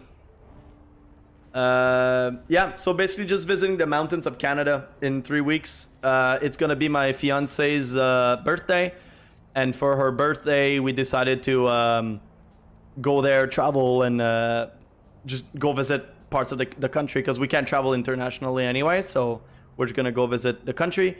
And she went there herself when she was a little like 2 years ago or something, and she really loved it. And she was like, "You're gonna love going there," blah blah blah. So yeah, so I'm really excited about it actually.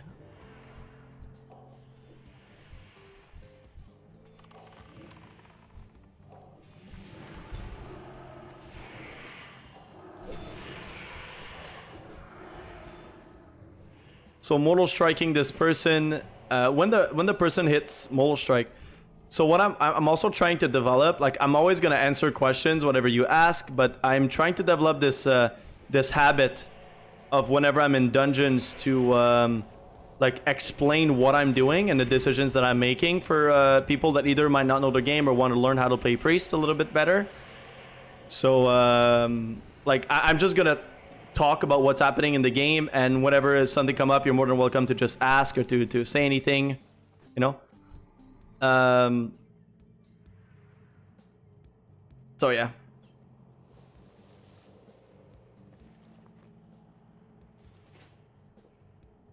So one thing about warriors for sure is that they you don't want them to shield them too often because they will be they need to be hit in order to generate rage.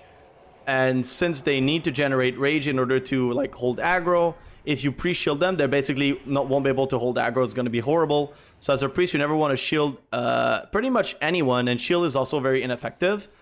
But you want to use a shield whenever people are getting low. So what happens if these people are getting swapped to and they're being trained or something like that, and they're getting some damage, like this guy is right now? I'm gonna throw a renew. I'm gonna throw a renew on it, and now I see that he's not getting attack. So I'm not gonna do more. If he would have gotten attack, I would have probably shield just to you would like just shield to kind of like stabilize. You stabilize the person because shield is going to give you just enough time to basically land a heal. So that's what I do with the warrior. The warrior is going to go down, and whenever they get mortal strike, because these guys in this dungeon mortal strike, you'll see here in the corner of his profile, you're going to see a mortal strike icon. When he gets mortal strike, it means that 50% of my healing is going to be reduced. But I don't want to just not heal him because it means that he's going to get crushed if I does that. So now mortal strike, I'm going to shield. And shield is going to last for about the totality of the time of the mortal strike. And that way, whenever mortal strike is done, then I get to heal over it without having the effect being reduced by 50%. Because if I start spamming healed into mortal strike, I'm going to myself, and I'm basically not going to put out any healing. So shield in these circumstances is actually very useful for that. But you don't want to just spam shield because it's not going to help the threat for your tank. And on top of that, it's going to be very mana consuming and not very efficient for you. You're better spamming off greater heal rank 2.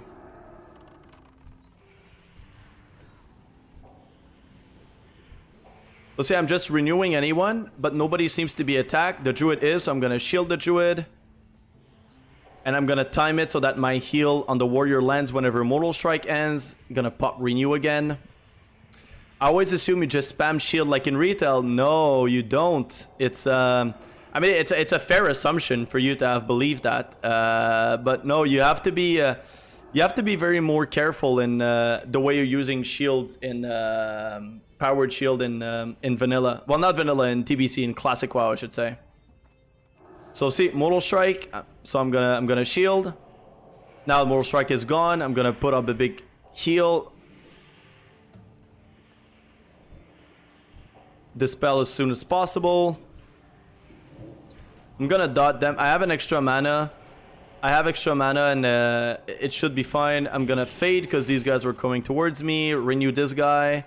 He's getting damaged.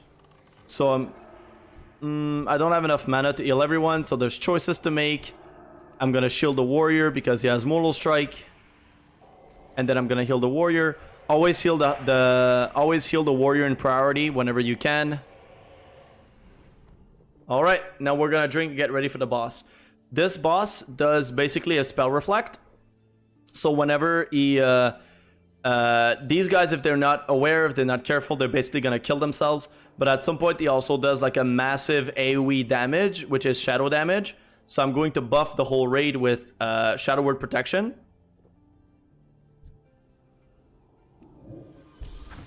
To try to mitigate a little bit of that damage. But yeah, it's basically just kind of like a DPS race, but you have to be very careful with your DPS because there's a chance that you will kill yourself if you continue attacking while his stuff is up.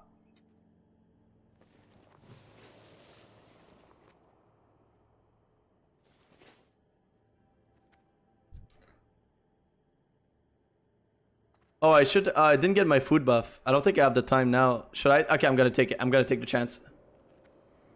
No! I'm gonna wait. I'm gonna wait for the food buff. I think I can afford it.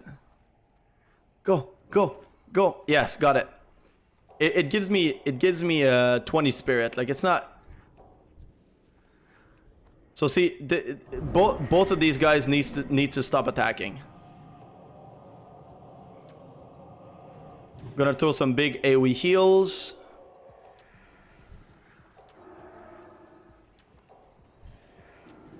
I'm gonna dot the boss because I can have extra mana.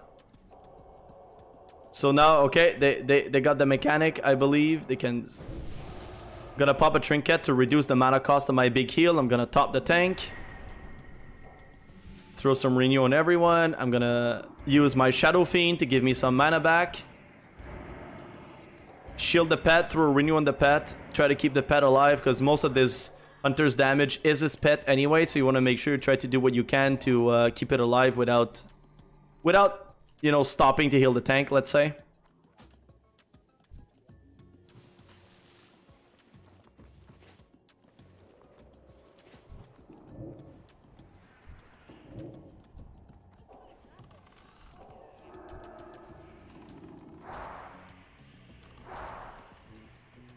And also one thing that it's very cool, so that this food buff gives me 40 attack power and 20 spirit, which is not, like, it's not a lot, you know, like it's obviously like very minimal in terms of like the benefit that I get, which is 20 spirit. But the reason why I want 20 spirit is because of, so this talent here gives you 25%, it gives you 25% healing spell power of the total of your spirit. So the more spirit you have, the more healing spell power you have. So that's one of the reasons why. But also this talent additionally increase it by 10%. So 10% more. So if you put the two talents together, it basically means that I have 35% of my total spirit as healing spell power.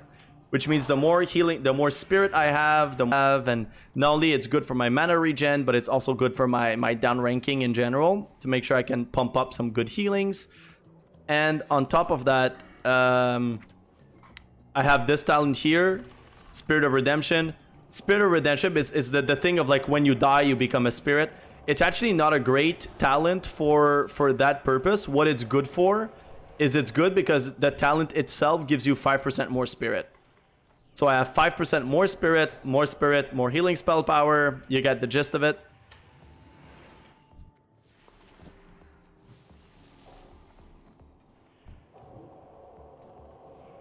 I could have, like sometimes I like to throw in Shadow Word Pain when I get to like help with the damage and stuff. But right now it's kind of it's a little useless because I'm just going to basically waste mana and I want to save my mana and not waste it. I'm going to try to sneak in a drink before this pull. But I like the pace that this guy is going. He has good mitigation. He doesn't take a lot of damage. The DPS is I'm pumping a lot. And like the first two groups that I did, even though the last group was kind of good, it took like, you know, like over an hour to do this run, and I feel like this time it might be like a little different.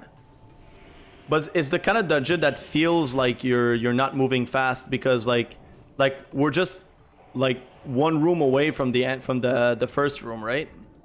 And we're basically already 10 minutes into the dungeon.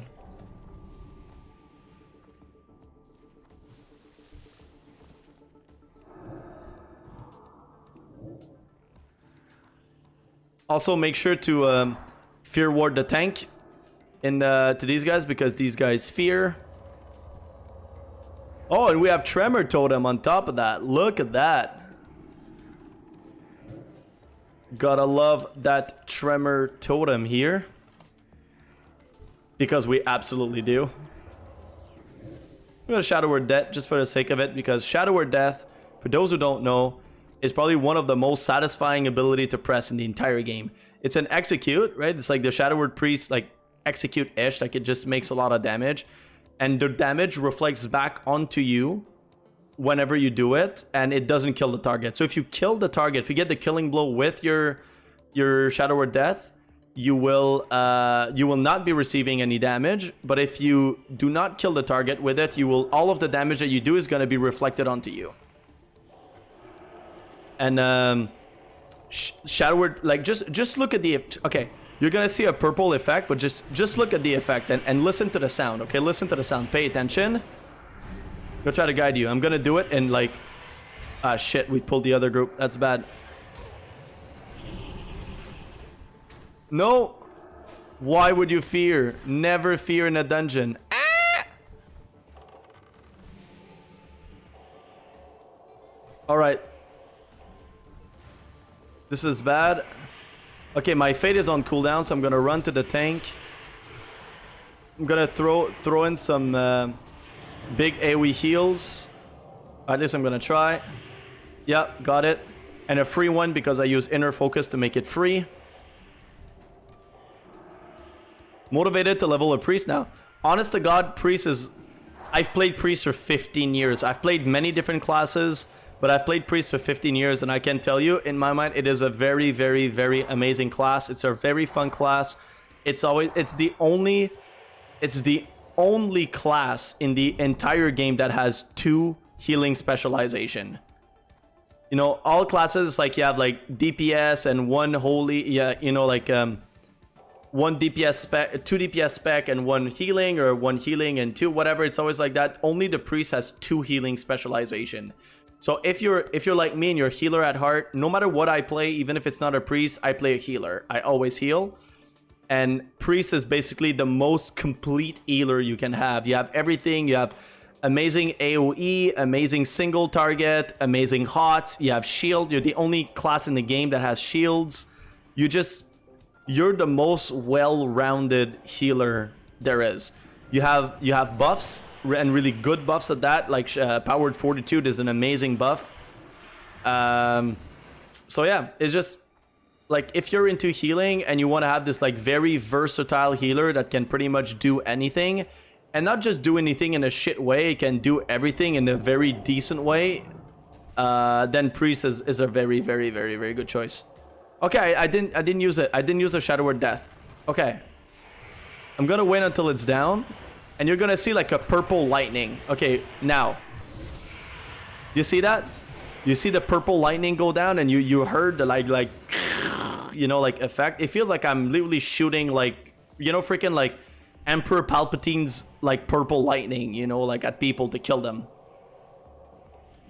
And it hits like a truck. It really hits hard.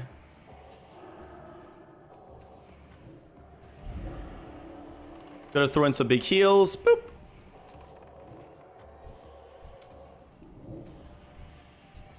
Throw a Shadow Word Pain on this dude. I'm gonna fade because I just got aggro. I'm gonna throw another big heal on the tank. And I'm just gonna throw a renew on the shaman. I don't need to... There's no urgency for me to top the shaman right away. So I'm just gonna throw in a renew, and I'm gonna let renew do its work. You know, it's gonna bring it all the way to full. From 50 to full. It's gonna do it over time. He was not targeted. He was not gonna get any extra damage.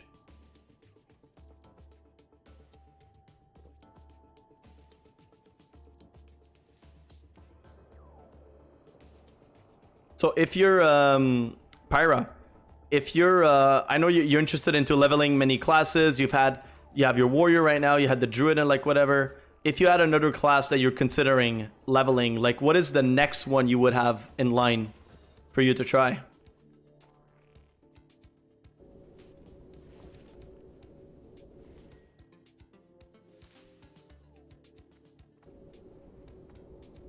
Hey, that's okay. There's nothing wrong with that. There is no one right way to play the game, my friend. Play the game the way you enjoy it. If it's having a bunch of alts and trying every single play in the game, then go for it. Please be my guest.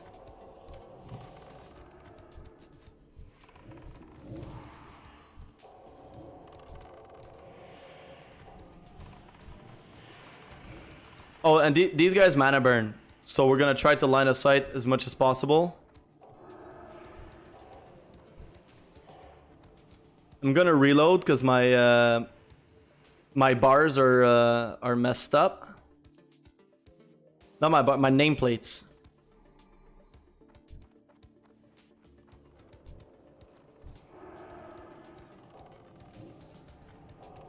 Druids and warriors have always been my favorite in Classic, but I think Shaman suits me well. I like the Jack of all trades utility classes. Yes, I'm with you on that one. I tend to like these classes a lot too.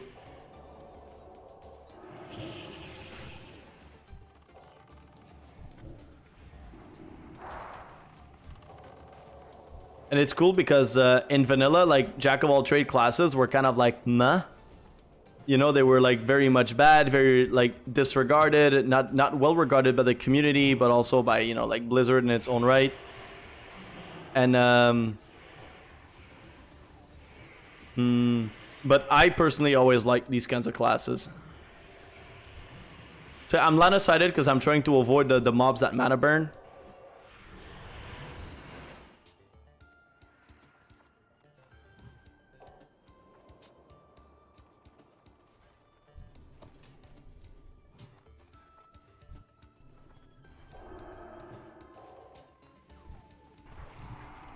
Okay, I'm gonna kill this Mana Leech with my death. Look at it. 1, 2, 3, go. Ah! Look at how satisfying this is. Muhahaha.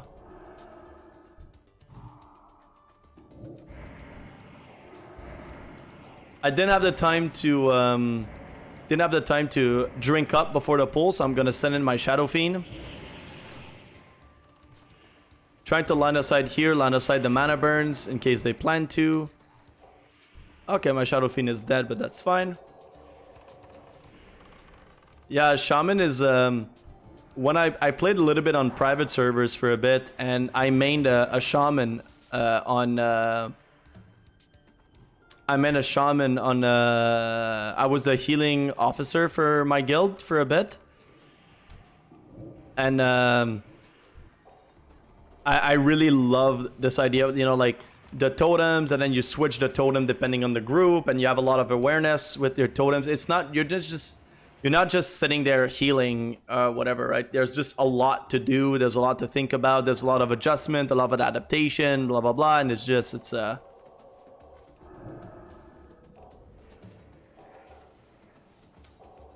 a class that you don't really have like your yes, the class itself kind of plays in a sometimes simplistic way in terms of healing, like you're just gonna like basically spam chain heal kind of thing, but there's just so much more to do around it as a class that it's not the it's a kind of class that you can't really play with your brain turned off, you know what I mean? And I like classes like that. I like classes that challenge you, that have a high skill cap, that makes you having to just not sit down and like do whatever, right? I don't know.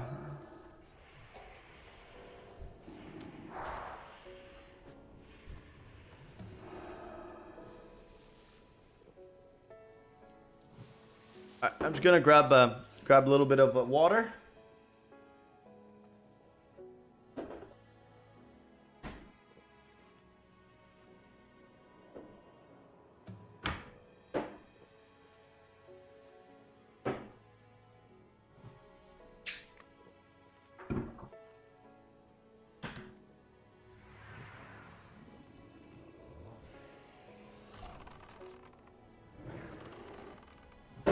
Shit, they started the pull. I'm still pouring my water. So on this guy, he basically does an earthquake that gives like massive damage.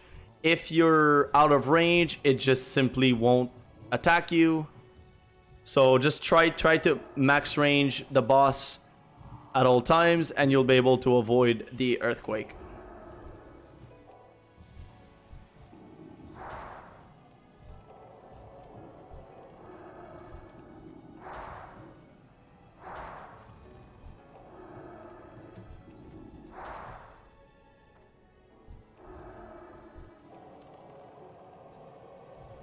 Okay, now I'm sure why it hit all of these guys, but not me. Man, this blade has dropped every single time so far.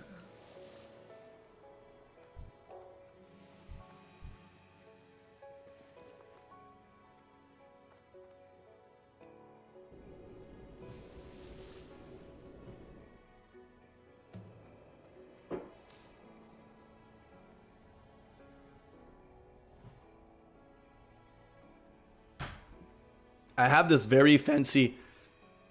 Actually, my parents bought it for me, so, you know, it's a little bit lucky here.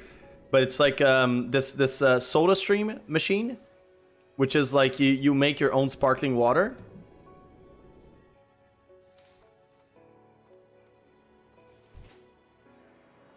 And I like to do... you can buy some kind of like syrup or whatever along with it.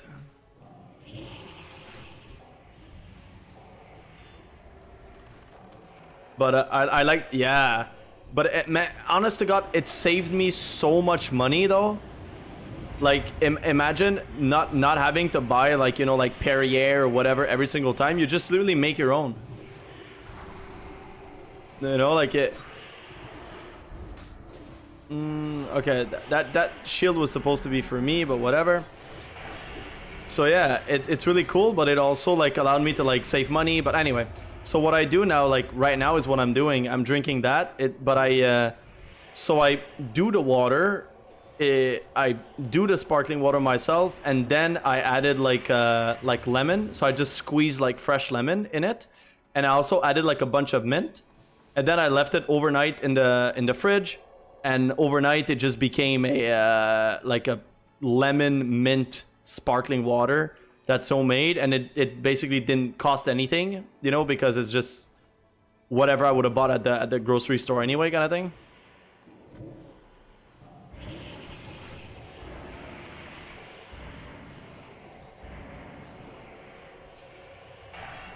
When you hear the sound of like the sound like I don't know how to make that sound, whatever, but it's the sound of my Shadow Fiend attacking, if you're wondering.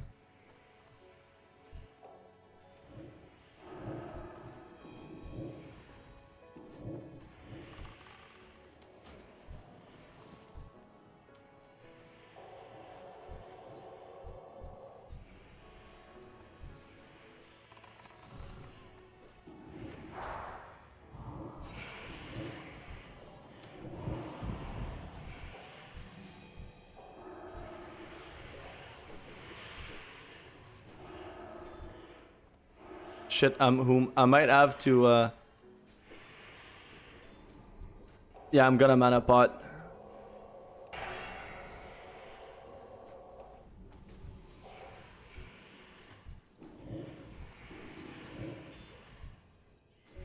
Shit, I wish I hesitated for half a second on that mana pot, and he died because of that.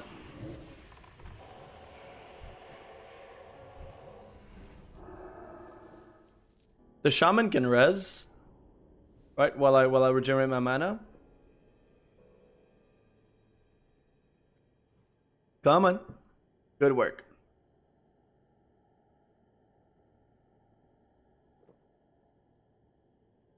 So that's why if you see me drinking the water and you see some like weird shit floating on top, it's mint.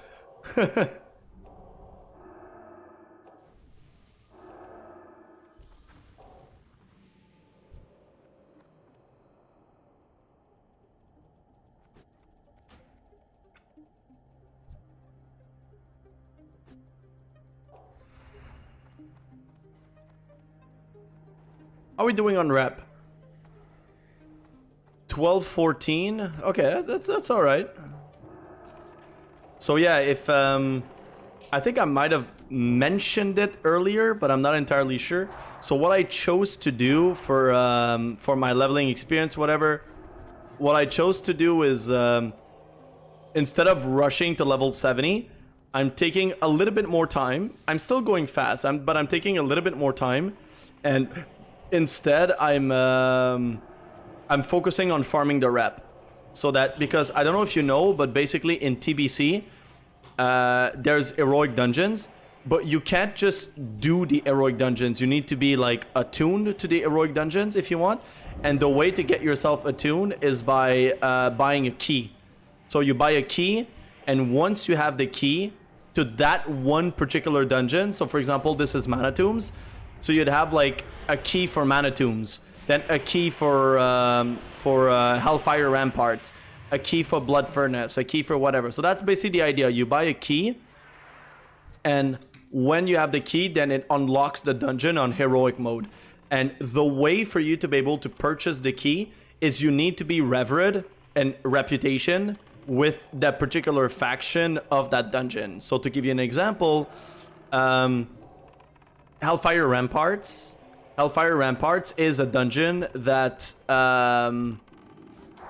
that gives a reputation with honor hold.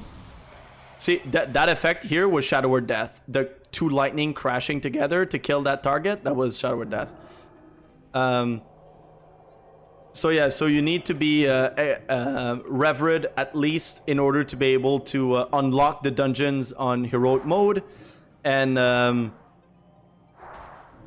so the way I go about doing it is I level my reputation all the way to the closest that I can get with honored. And the way to do that is you do dungeons. So you do... okay, I need to explain a little more in order for it to make sense.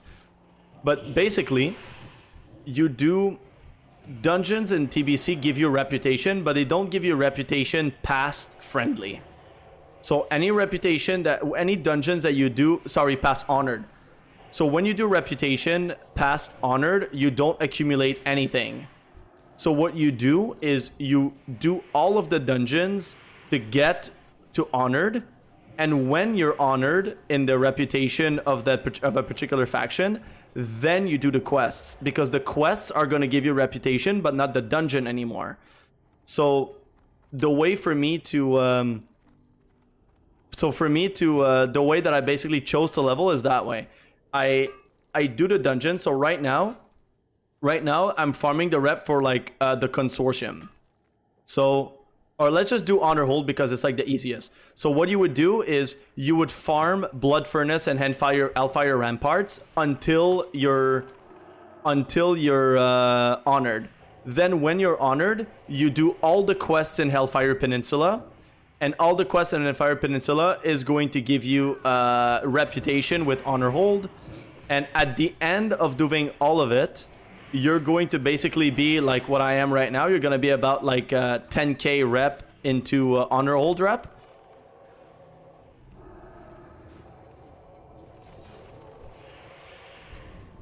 And you're not, so you're kind of killing two birds with one stone, you know? Like initially you could ah shit, I didn't have time to heal the pet. Like if you just do the dungeons, right? If you just do the dungeons, you get like good XP and you get rep, but past a certain point, you just don't get rep anymore. And if you just do the quests, you're gonna get a lot of rep and a lot of XP, but after that, it's gonna take a long time and a lot more efforts for you to be able to reach Revered with all of the reputation to be able to do the dungeons, because you won't be able to farm dungeons to get your rep because it doesn't give you past honored. And past honored, there's only a few ways for you to get rep, and it gets a little more complicated. So by focusing on farming the rep, you prioritize the fact that whenever I'm gonna be level 70, I'm almost already gonna be ready to do heroics like right away. I won't be like, you know, like, oh, now I'm 70, but now I need to go farm all of this shit in order for me to get the rep that I need to be able to do dungeons. Like, no, I'm gonna be level 70, and right away I'm gonna be almost ready to do dungeons, which is, in my mind, it's better because you're killing two birds with one stone. And as you're farming the rep, as you are doing the work to farm the rep, which is farming dungeons like I'm doing right now, you are inevitably leveling at the same time, because farming rep in the proper way means that you're farming dungeon, and farming dungeon actually gives you XP anyway. So it's like by focusing on farming your rep, you're automatically getting your rep. You're already getting XP anyway. Well, if you focus on getting XP as much as possible, you're not necessarily getting the rep.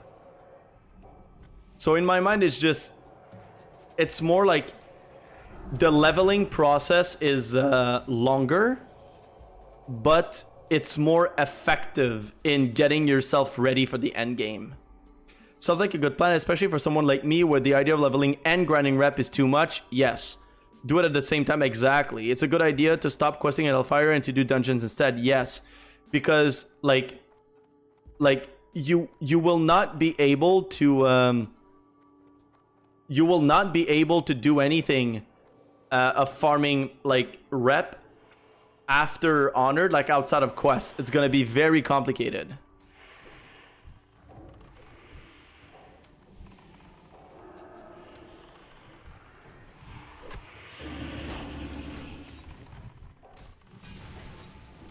And it's not too intense either. Like, I know that apparently for Mana Tomb, so the dungeon that I'm doing right now, apparently, in order for you to get, like, to Honored, so in order to get to the stage that you need to be before doing quests on the consortium, it only takes, it takes about 10 run of Mana Tombs. So it's not like, so of this instant, I would have to run it about, like, 10 times. So it's not like it takes, like, you know, you have to run it like 50 times in order to get there. No, you do 10 runs, and after 10 runs-ish, let's say sometimes it's more like 15 runs, whatever, depending on the dungeon. So you do 10 to 15 runs of the dungeon of the zone, right? And after that, you just do the quests. So it's not like too much, you know? It's not like too much runs that it would like make you burn out kind of thing of doing the dungeon like 50 times or something, you know? What is this? Oh, you must forgive me, but I was not expecting company. As you can see, we are somewhat preoccupied right now. But no matter, as I am a gracious host, I will tend to.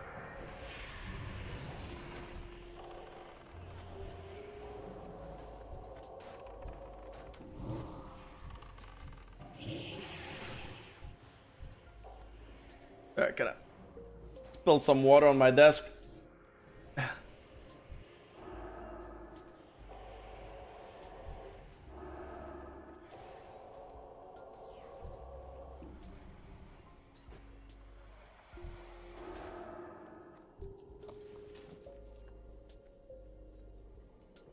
How is your leveling going? What level are you now? What zone are you in? Share with me your TBC journey so far. Okay, I have a question for you. What is the thing that you like the most about the game? And what is the thing that you dislike the most about the game?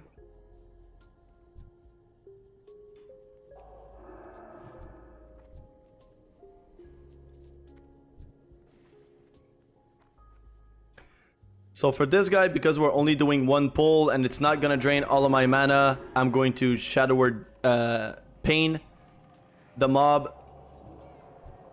Gonna throw a little bit of heal on myself. Gonna throw Renew on this guy because he's gonna get cleaved. Big heals on the tank. Oh, I have a free heal, so I'm gonna use it on myself.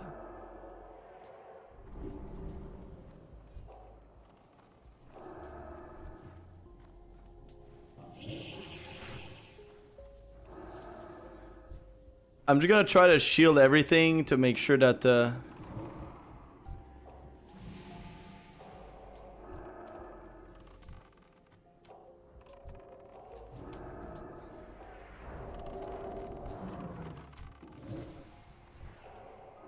Whoa, that was close.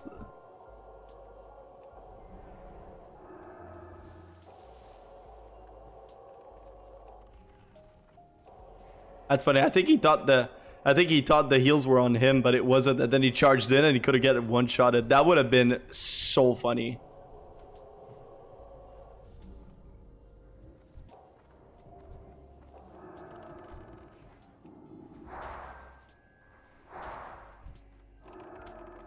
I'm by the way.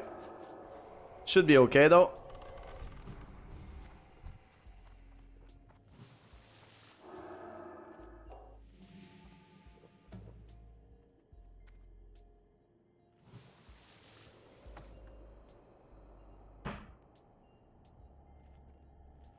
Alright, don't forget to focus ads, please.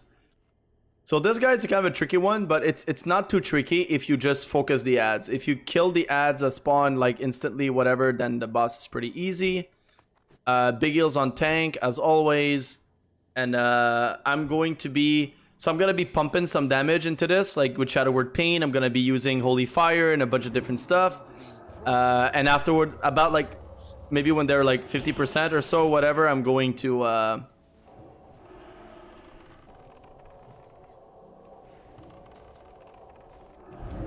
holy shit, that's a damage, my friend. I have such fascinating things to show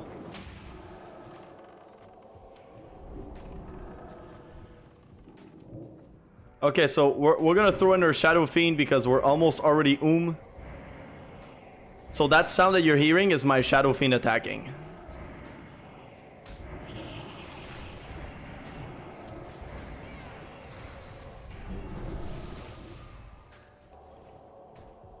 Gonna throw an AoE heal on everyone.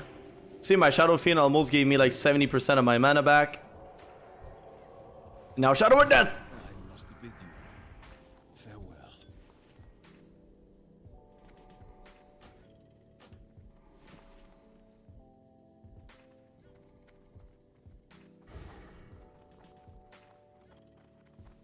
I really hope this group wants to run again because it's a good group.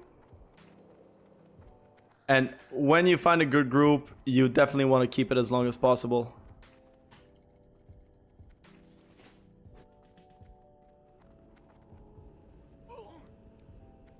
Say, Pyra, I don't know if you're still around, and maybe you missed it when I asked the question, but like, just tell me something about your WoW leveling journey. Where are you at? What are you doing? What level are you? But I'm also curious to hear about like Tank's gonna leave.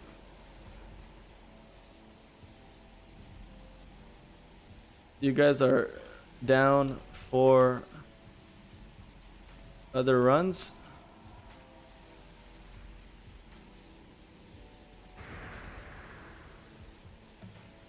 Alright, well, it seems like people are leaving. So I'm just gonna go outside and spam my macro. But also, one question that I'd like to ask, if possible.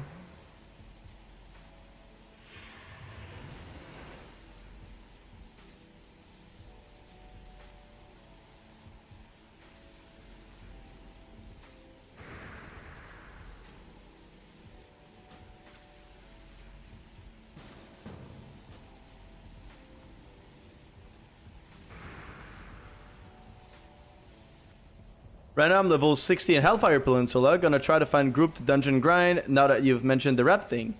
Yes, I would really recommend that. There's an amazing guide online. Let me... okay. I'm just gonna go in the dungeon. And I'm gonna try to find it for you. There's a guide that I'm following basically when I do this. And I'm just going to find it for you. I'm going to my history.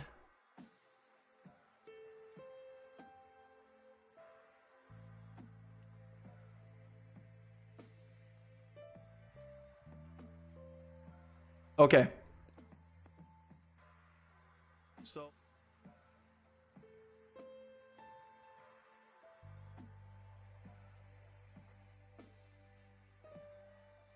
in a grand and complete.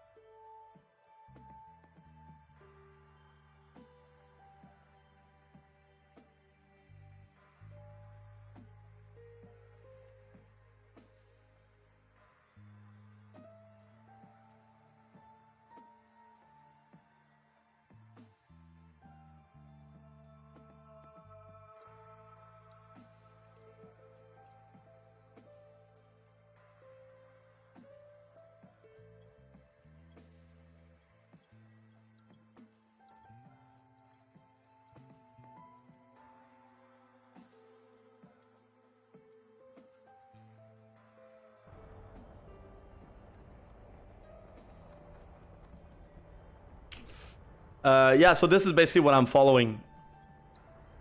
And it's been super helpful. I really liked it. I don't know. I think it's just a great way, and it's and you can do it on literally all of your characters, you know, afterwards.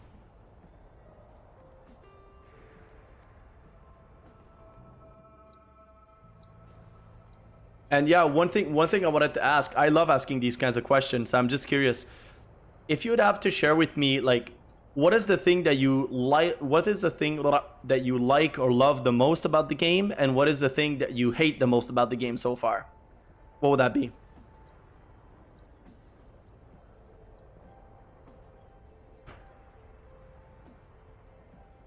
Yeah, I saw that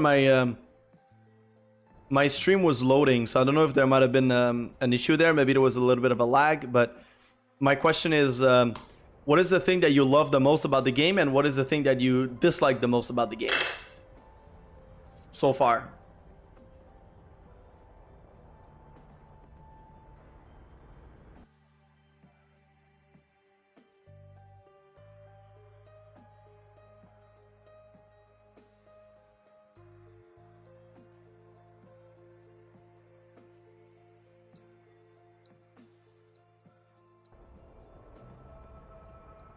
I like the living community aspect and taking a little place in it. Yes. Don't think there's anything I fully hate about the dome. Awesome. That's awesome to know.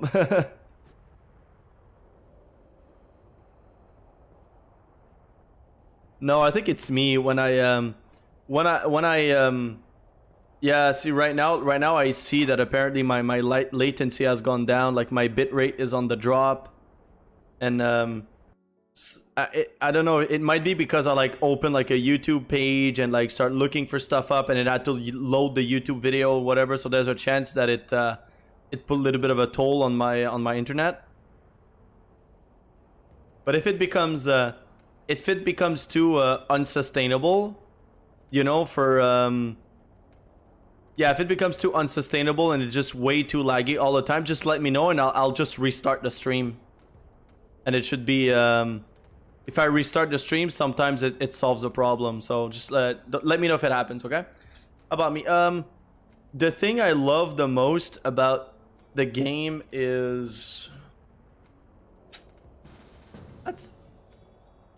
you know, I love asking these kinds of questions to people, but when I get asked these kinds of questions, I realize how hard it is to answer sometimes.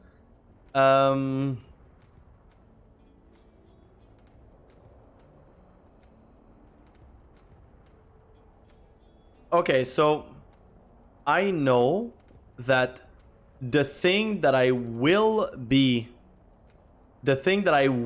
liking the most about this server, and about not this server, about this game, is playing with my friends. I have about like 5 real life friends that are playing on a different server, and I have a cooldown for transfer. I don't know if you know, but you can transfer your character between servers, and but there's a 3 months cooldown, and I transferred this character to a server basically 2 months and a half ago. So I need to wait until the end of June to be able to transfer to their server.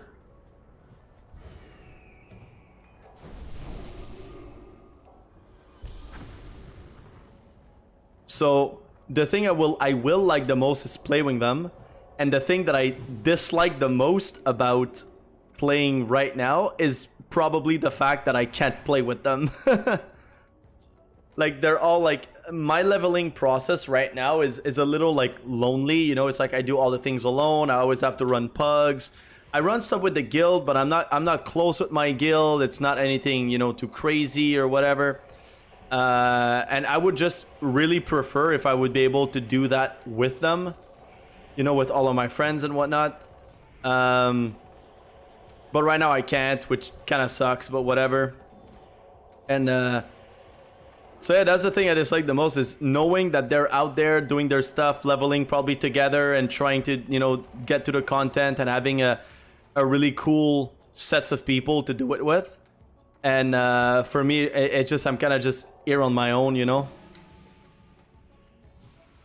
Yeah, it is really cool. I'm really happy to be able to do that. Not a lot of people can can say that they have that. So I'm definitely considering myself one of the lucky ones to be able to do that.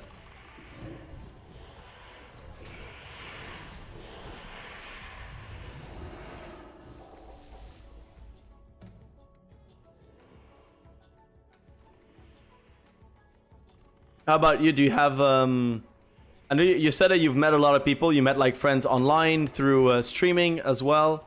But I don't know. Do you have people around you that play? What about your boyfriend? Does he play?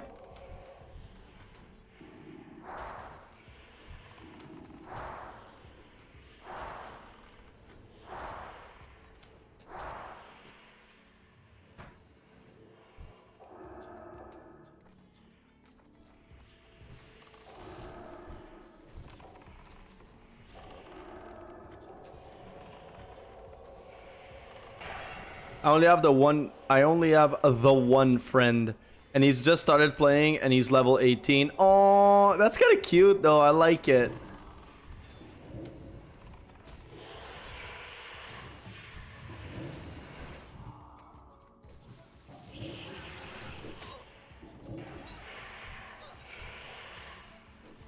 You know, it's so cool, and you have like,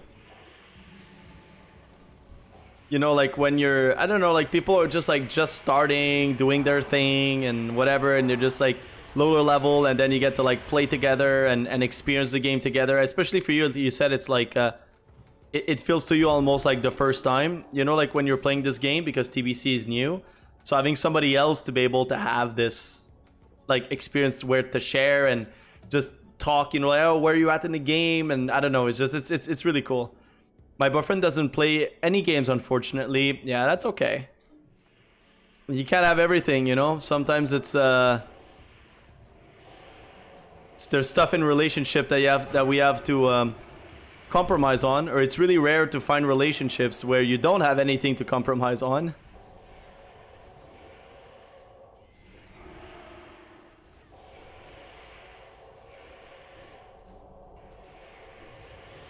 But it's also good. It's always very important. I never really truly believed that before, but my current relationship with my fiance has kind of made me see that more and take it more seriously and like whatever. But you know, like it's also important to have the spaces for you to explore yourself alone, you know, without necessarily having to always do everything with the other person. It's okay for you to have, you know, like your own thing going and like whatever, and it's for you that own thing, your thing is video games, and it's, you know, whatever, then like, you know, go for it.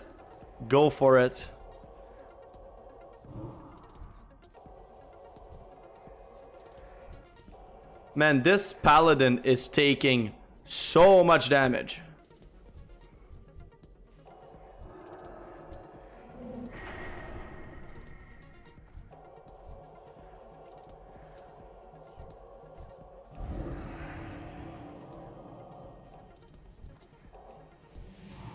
I'm gonna send in my Shadow Fiend because I desperately need mana.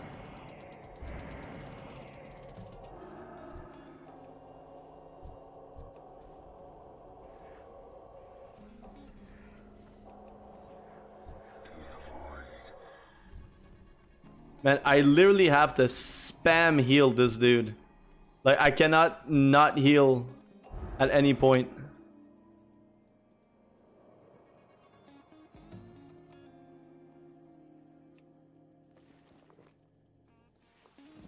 And we're getting a good amount of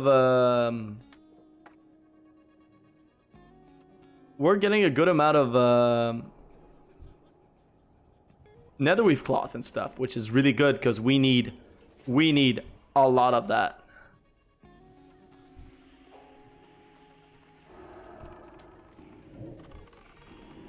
I'm going to dot these guys because I can.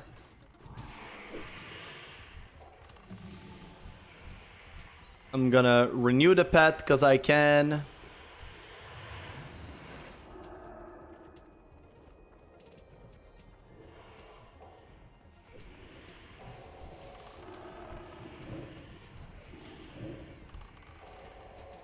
Yeah, this is gonna hurt, I think.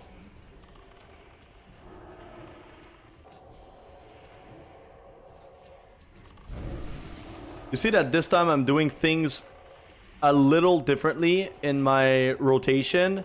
I use shield way more often, and the reason why I use shield way more often is because it's a paladin. So paladin don't have rage, right? They have mana. And because they have mana, it means they're not dependent on being hit in order to generate rage, which means that you can use your shield on paladins a lot more, and they're not going to lose any aggro from it.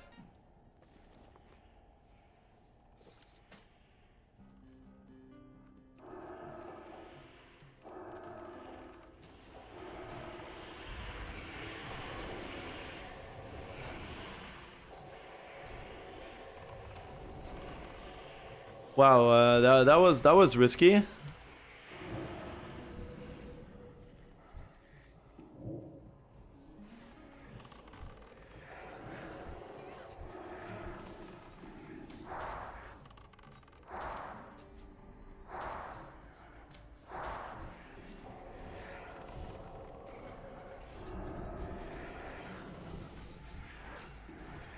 All right, this group is going well. I think he's gonna pull these two. Yep, that's okay. It's okay. We have enough mana. We're just gonna throw renew left and right. Nothing too crazy, because these guys don't do much damage anyway. I'm gonna drink right now. He's probably gonna drink too. Yep. See, his mana was empty, so I knew he was gonna drink. So by me drinking at the same time as him, makes it that we can. He's not gonna pull when I'm not ready, and vice versa. I think this is gonna have to be my last run before going to buy more water. I only have 27 water left, so I have to be very strategic with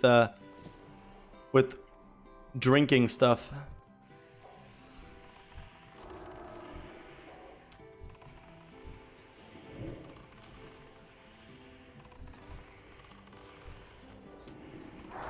I like this group because we have good damage.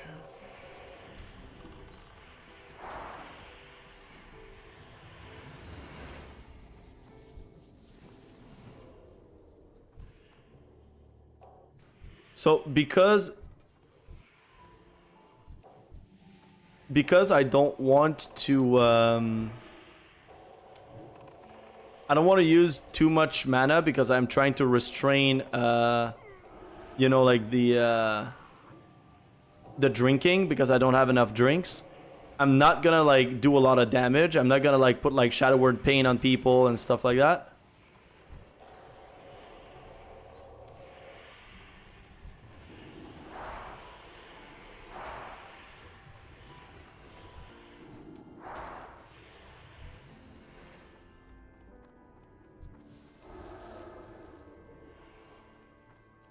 And I'm not gonna drink until I absolutely have to.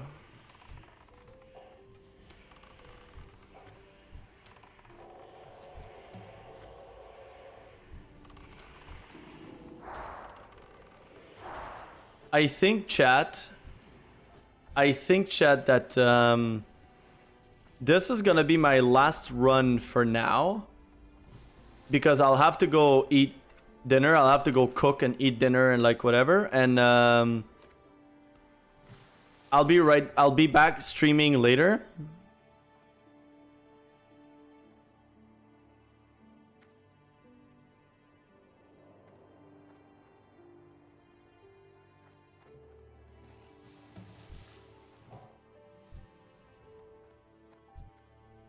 Yeah, I think I'm gonna...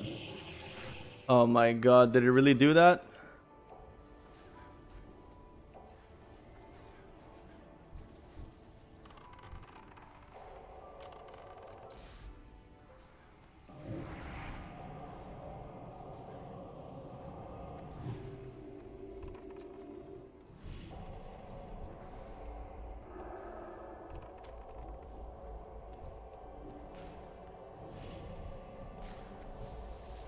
All right, we got a group that knows what they're doing, so that's good.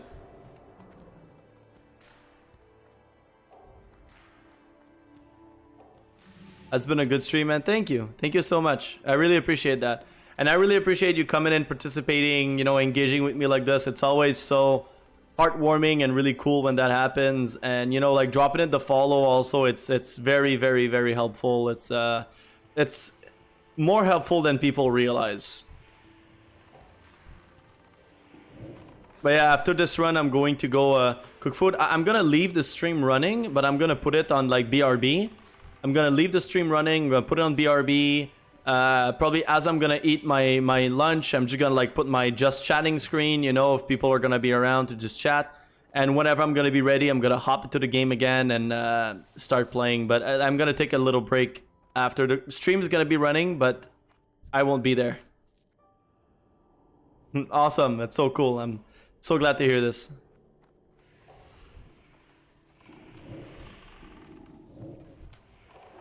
Okay, so these guys mana burn. So we want to try to avoid them as possible. Maybe staying max range. So I'm not going to try to do damage here. I'm really just going to try to max range them.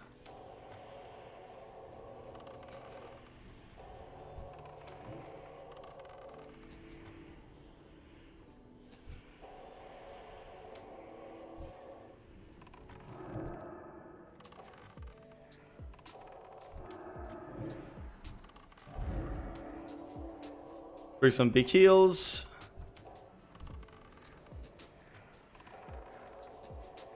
I have a macro with this greater heal, so I have a macro that automatically picks the max rank of my greater heal, right? So now it's rank 6, which I'm gonna be getting new rank in the next level. But I basically just picked the last rank and I put it with inner focus. So inner focus makes it that my next spell is free of mana cost. So I use the most expensive spell that I have, which is either my max rank AoE spec, my AoE ability, or it's my max rank greater heal. So whatever costs like a fuck ton of mana and heals for a shit ton, I make it that whenever I press this, it activates inner focus and it also activates a trinket. And the trinket that it activates for me is this trinket here, which gives me basically 220 healing spell power.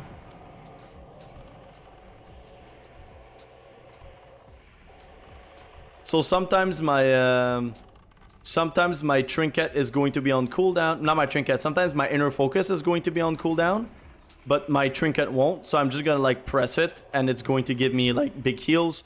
Whenever I have like big heals on, I'm gonna do one big heal of my max rank greater heal, which should be more than enough to top the person off. And so it will top the tank most likely in one big heal. And on top of that, it's gonna give me like a few more seconds of using my trinket. And I'm gonna use that to throw a renew that is gonna be way better, way stronger, because it will have the Oh, I line of sight it. What the hell?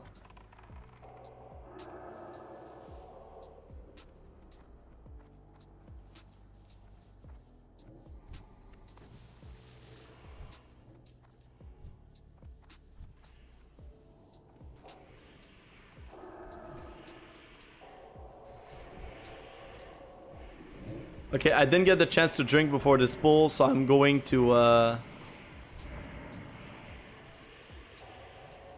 I'm going to throw in my Shadow Fiend, but my Shadow Fiend got absolutely freaking decimated.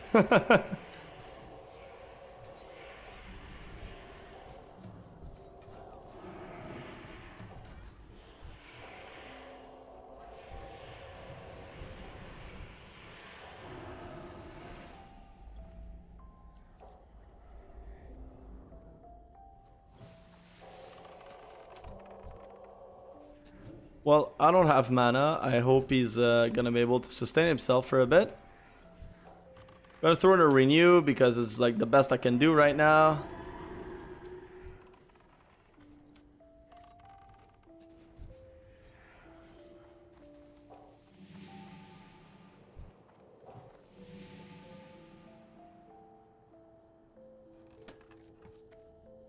Alright, little mace, but that's good. That's good because we want disenchanting.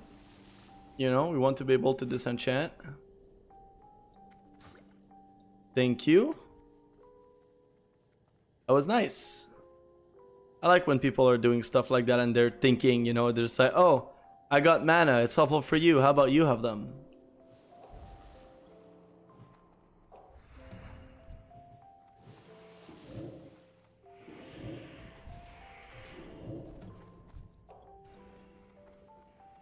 Okay, so I'm gonna try to max rank these guys because they're the one that are mana burning.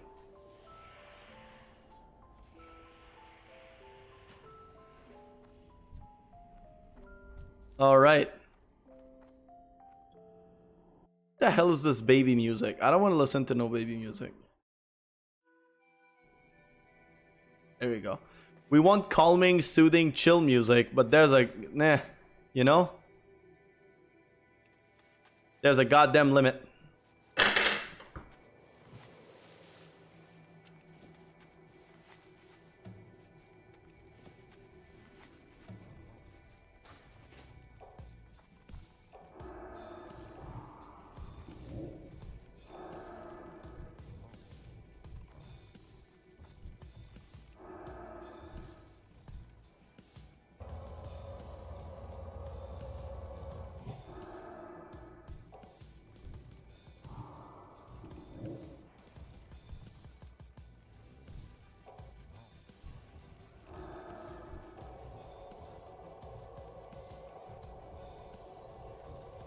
I didn't know if it was possible to do that spell on a tank, but that's deadly.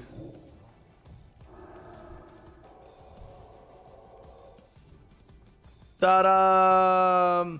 Man, I remember when I did a DK back in the day, I was playing a DK when stuff come out, and I was farming this dungeon forever just to get that sword.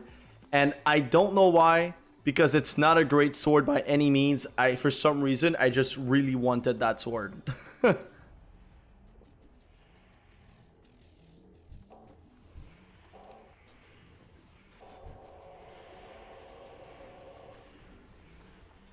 gonna try to stay far away as possible in case there's any of that pack that mana burns. Throwing a renew on the pet whenever I can.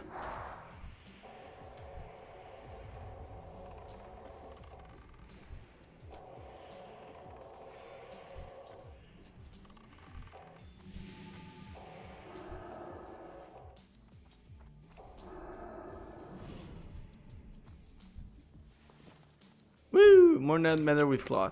Okay, we're gonna drink while he starts pulling, because he has a shield on him and some renew, so he should be able to be self-sustainable for quite a bit before he needs any of my heals. So we're gonna take that as an option to drink to full.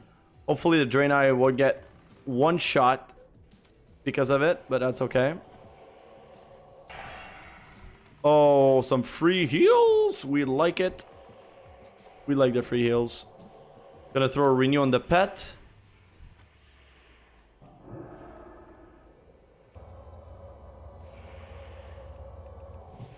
That little immobilizing effect that you notice was my Chastise, which is a Dwarf and Draenei racial.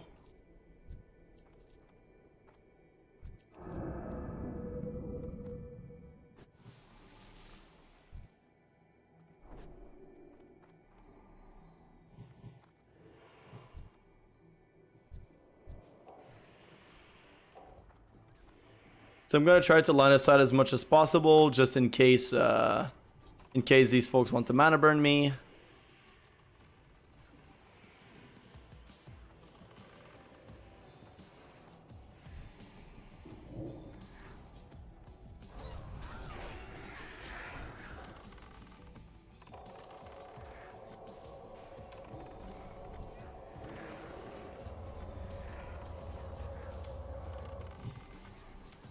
Gonna do a little bit of damage while we can. We can't afford it, you know, at this point. But still, as much as possible, I'm gonna try to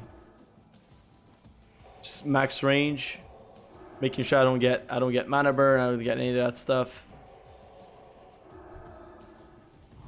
Also means I can't do anything to them, but I'm trying to save mana anyway, right?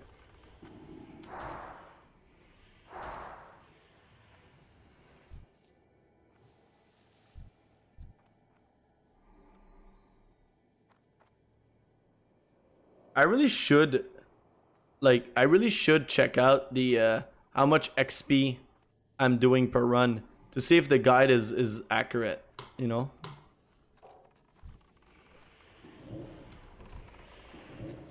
There's only 2 mobs. They won't be requiring a lot of mana, so might as well just renew the tank, Shadow Word Pain, and want them to death. Woo.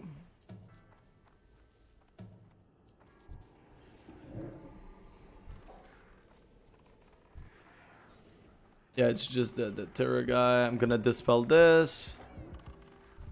Throw a renew on the Jury Knight because it's most likely just cleave damage. He's not really being targeted.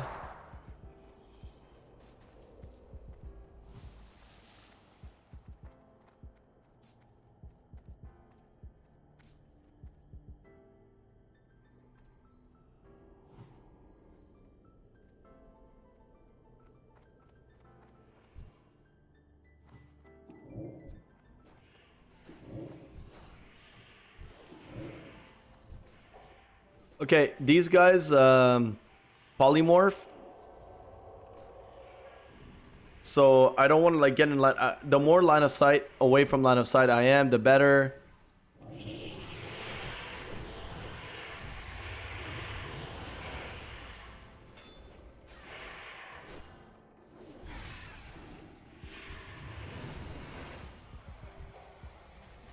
All right.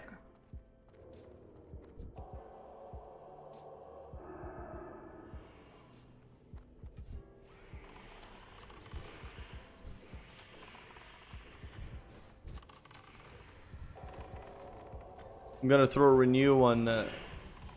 Okay, I'm gonna fade because I got aggro. I can't dispel that, so I'm gonna do it. So far we're good.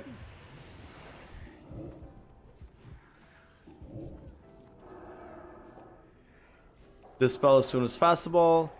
This dot that he puts on people basically is going to easily do like 50% of their HP.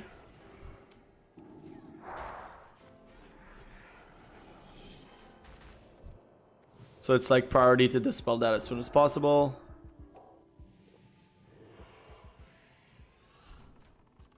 I'm gonna, yeah, I shielded and renewed the tank so I'll be able to self-sustain for a while. Like, probably just enough for me to be able to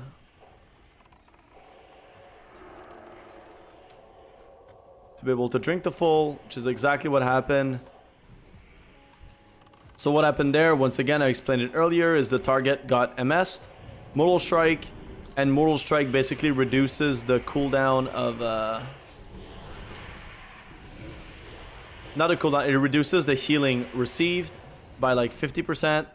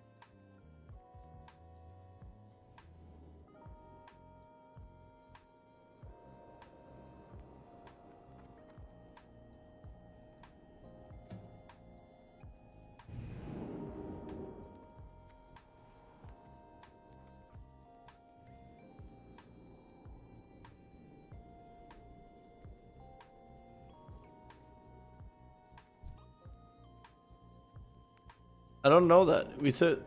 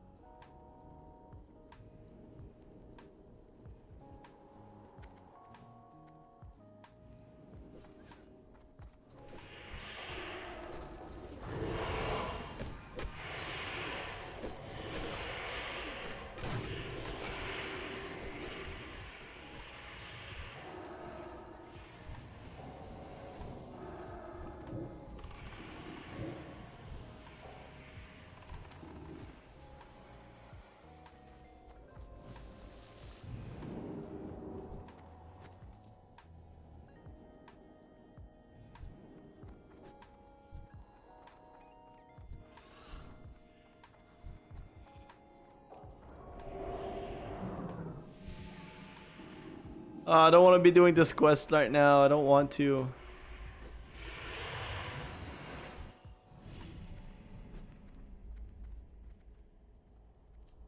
Alright, let me open this. It's starting to get a little dark. So let me put a little more light in my face.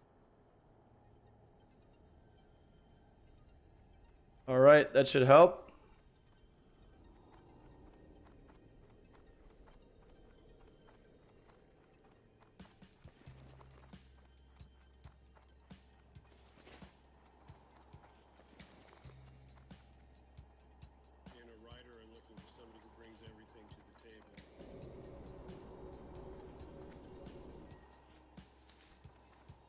Ooh, we like this. We like the lesser planner essence. And particularly who bring their brain to the table, so that they're aware of what they're doing and they're making conscious choices. Yes, more. More. We want more of these.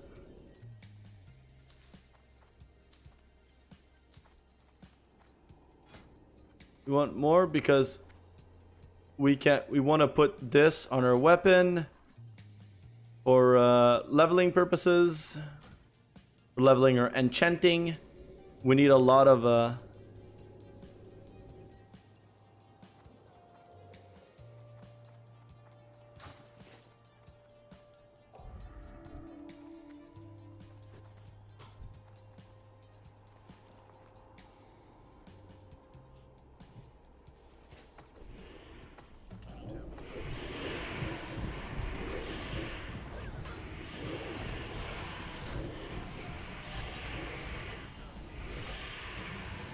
Okay, I'm gonna try to hide from the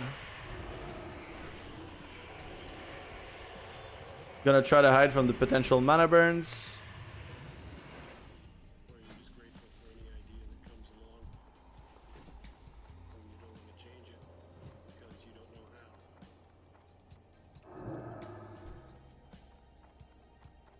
So the other one is in the other room. It's basically 2 terror stuff. Yeah, it's not about the ideas, it's about how you support. I'm going to take advantage of that to do some Bolt of Netherweave.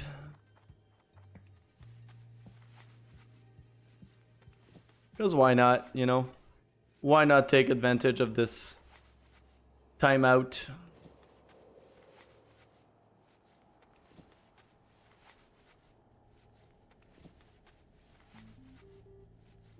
Because I also need a shit ton of these. A shit ton. And when I mean a shit ton, I mean a lot. Because I still have 8 points to learn in tailoring from that pattern. And each robe takes 8 bolt. And 8 bolt takes 6 netherweave cloth. So like, that's a lot of netherweave cloth.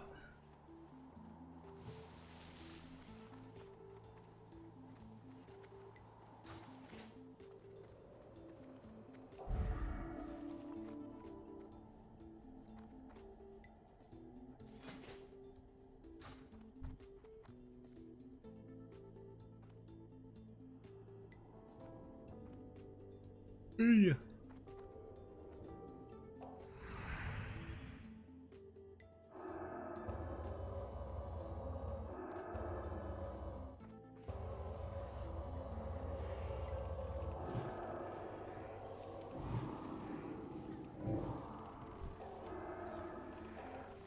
Okay, I'm gonna renew everyone that seems to be taking damage. Shadow Word Death this dude to try to make as much pass damage as possible to make sure that we accelerate the process. Because knowing that after this run I'm gonna be, you know, I'm gonna be out and I'm gonna be like going to cook and take a break and like whatever, then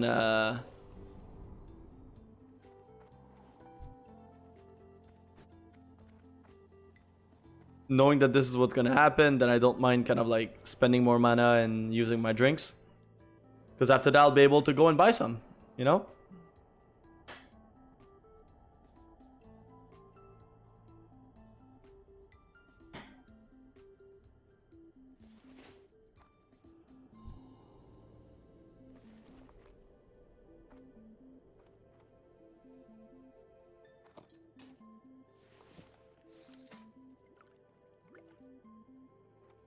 I need to go buy more candles too.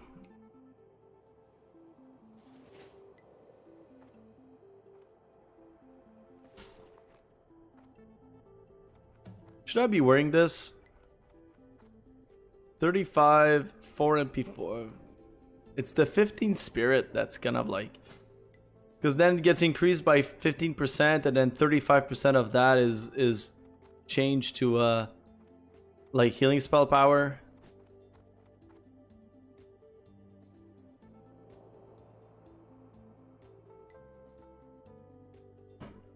So it feels like for priests, at least it feels that way, it feels like spirit might be just overall more... You get more at spirit for MP5. MP5 is technically better because you get more mana per second per MP5. It depends. To a certain extent it's true, to another it's not. So it depends on circumstances, but generally speaking, MP5 is like flat out better. But for priests it's a little different because of the healing spell power benefit that you get from spirit. So MP5 you get 1 stat, which is mana per second regeneration, and spirit you get 2 stats. You get mana regen per second, and you get healing spell power. And healing spell power is by far the #1 stats that you want.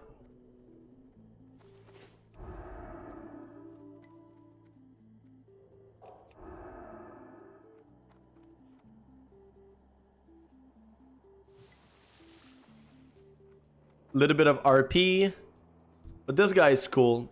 I like this guy. Look at him go. Shadow Lord Xeraxis. He's way cooler. Look at his look at this color scheme. I like the like purple-ish color scheme, whatever. I don't mind it. I love like pink is my favorite color, and I love the color purple, and it's like the aqua is good, but like this is, look at this. Look at this badass. I wish all ethereal had this color.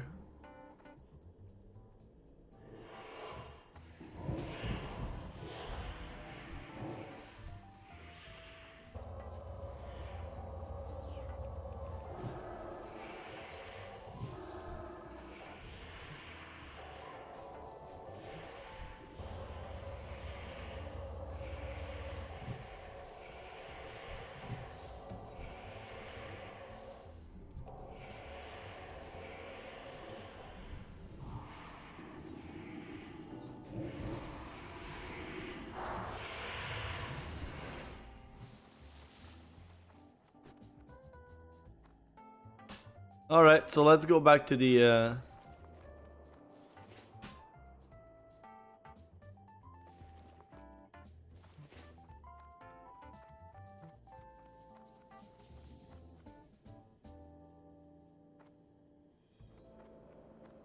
let's go back all the way to the end again.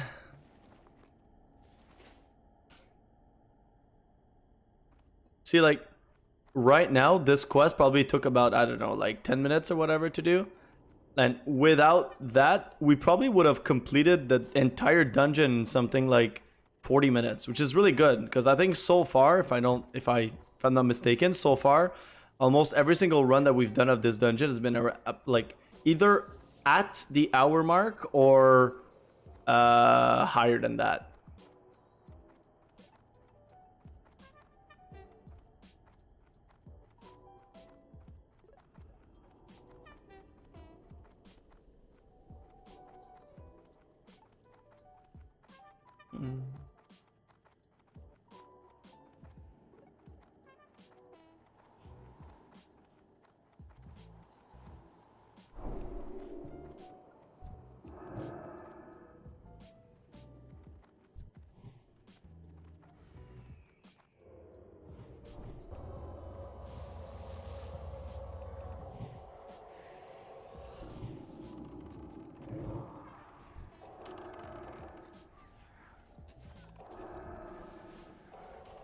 This is the worst place to tank because range have to be in the... Like, we all need to come on top of the stairs to be able to see anything.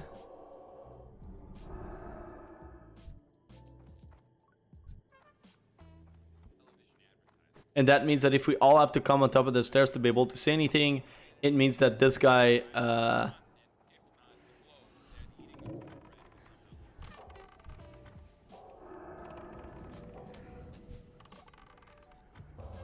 Sorry, losing my words here.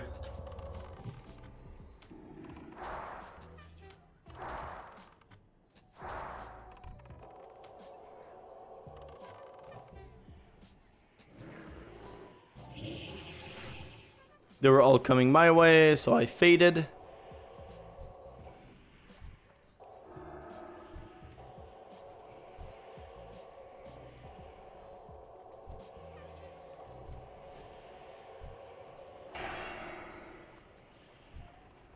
Cool. We love having free heals.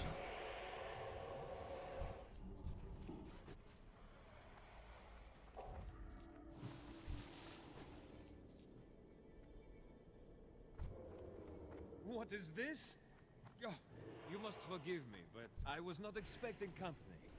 As you can see, we are somewhat preoccupied right now. But no matter, as I am a gracious host, I will tend to you.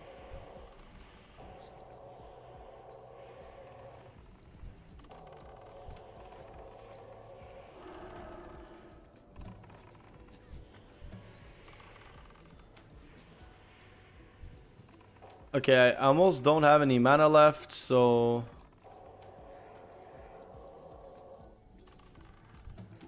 I don't want to use my Shadow Fiend because I want to keep it for last boss.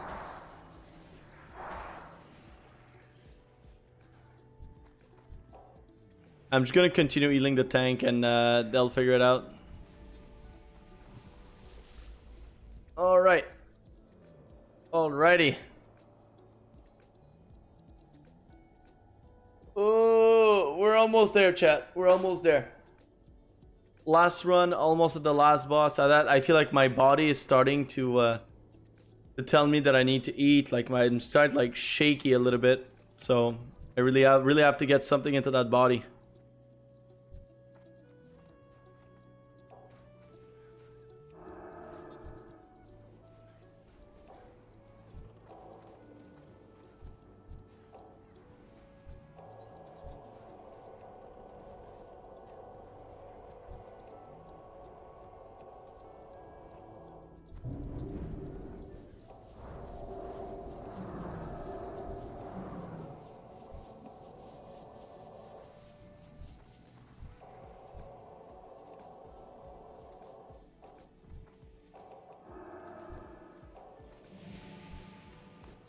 Okay, last boss.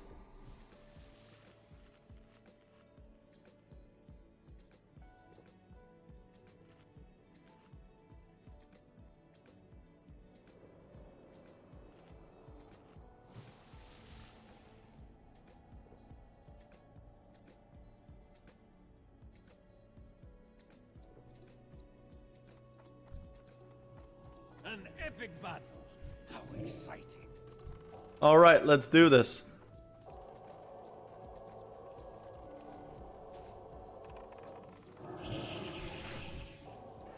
I have such fascinating things to show you.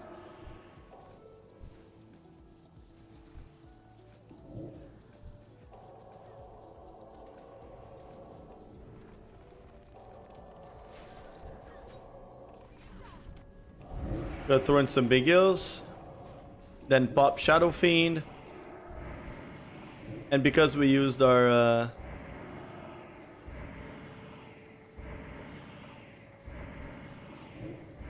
because we use our trinket, I want to make sure to use spells on it that is gonna take its full value. And that was an easy kill. I must bid you farewell.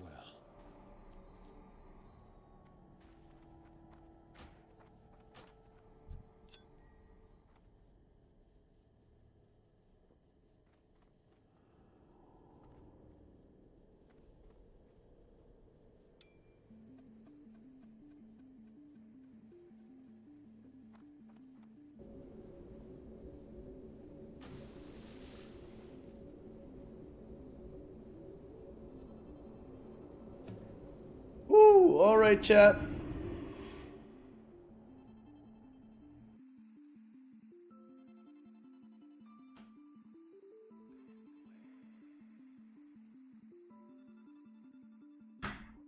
Oof. We have made it. We're here. We're not done yet. We're only almost halfway through. There's still a lot to do, a lot to deal with. We're about halfway. Let me check. Yeah, we're about almost halfway. We're 2,700 out of 6,000 honored. So it might be still, you know, we pretty much did half of the work to get there today. It took about like 5 hours to get there or something. So we're going to take the next 5 hours to be able to get to the other side. But first, I need to eat. I'm starting to get very starving. My body's starting to like shake a little bit, whatever. I need to move around a little bit. So I'm not going to end the stream. I'm not going to end it. I'm just going to put myself on be right back screen. I'm going to put myself on be right back screen, and I'm going to go cook. I'm going to do my things. And whenever I'm going to come back is whenever I'm going to come back. I'm guessing probably about like 30 minute to an hour break-ish, maybe. Probably less than that, hopefully. And if there's anything, you know, you're always welcome to write in the chat. I'll be checking, you know, like on and off of the chat, see how's happening and see if people are interacting. But actually, would it be better if I think it might be better if I just end the stream. I think it's going to be less complicated. I don't want people to come in the chat and see that I'm like offline for an hours and whatever if they want to start interacting. So I'm just going to put an end to the stream chat. I think it's going to make it easier. Less stuff to worry for me as well. And I'm going to go back. Probably expect me to go back live either in 30 minutes or maybe an hour just to make sure. And we'll be continuing the run. We'll be continuing exactly what we've been doing, farming mana tombs and getting to where we need to be for us to get to Revered, or at least honored with the consortium rep. So thank you so much for those who were here. Thank you. Cruel Decisions came in earlier and dropped a follow. I really appreciate that. And Pyro Rex also came in earlier to drop a follow and had a really cool conversation. So thanks for both of you that have popped in and have really cool, amazing discussions and sharing a little about yourself, about your interests about the game. It was really awesome. And I hope to see you folks come back next time as well. But for the moment, thank you for everyone. And I'll be back in about an hour maximum. Thank you so much and see you later. Bye-bye.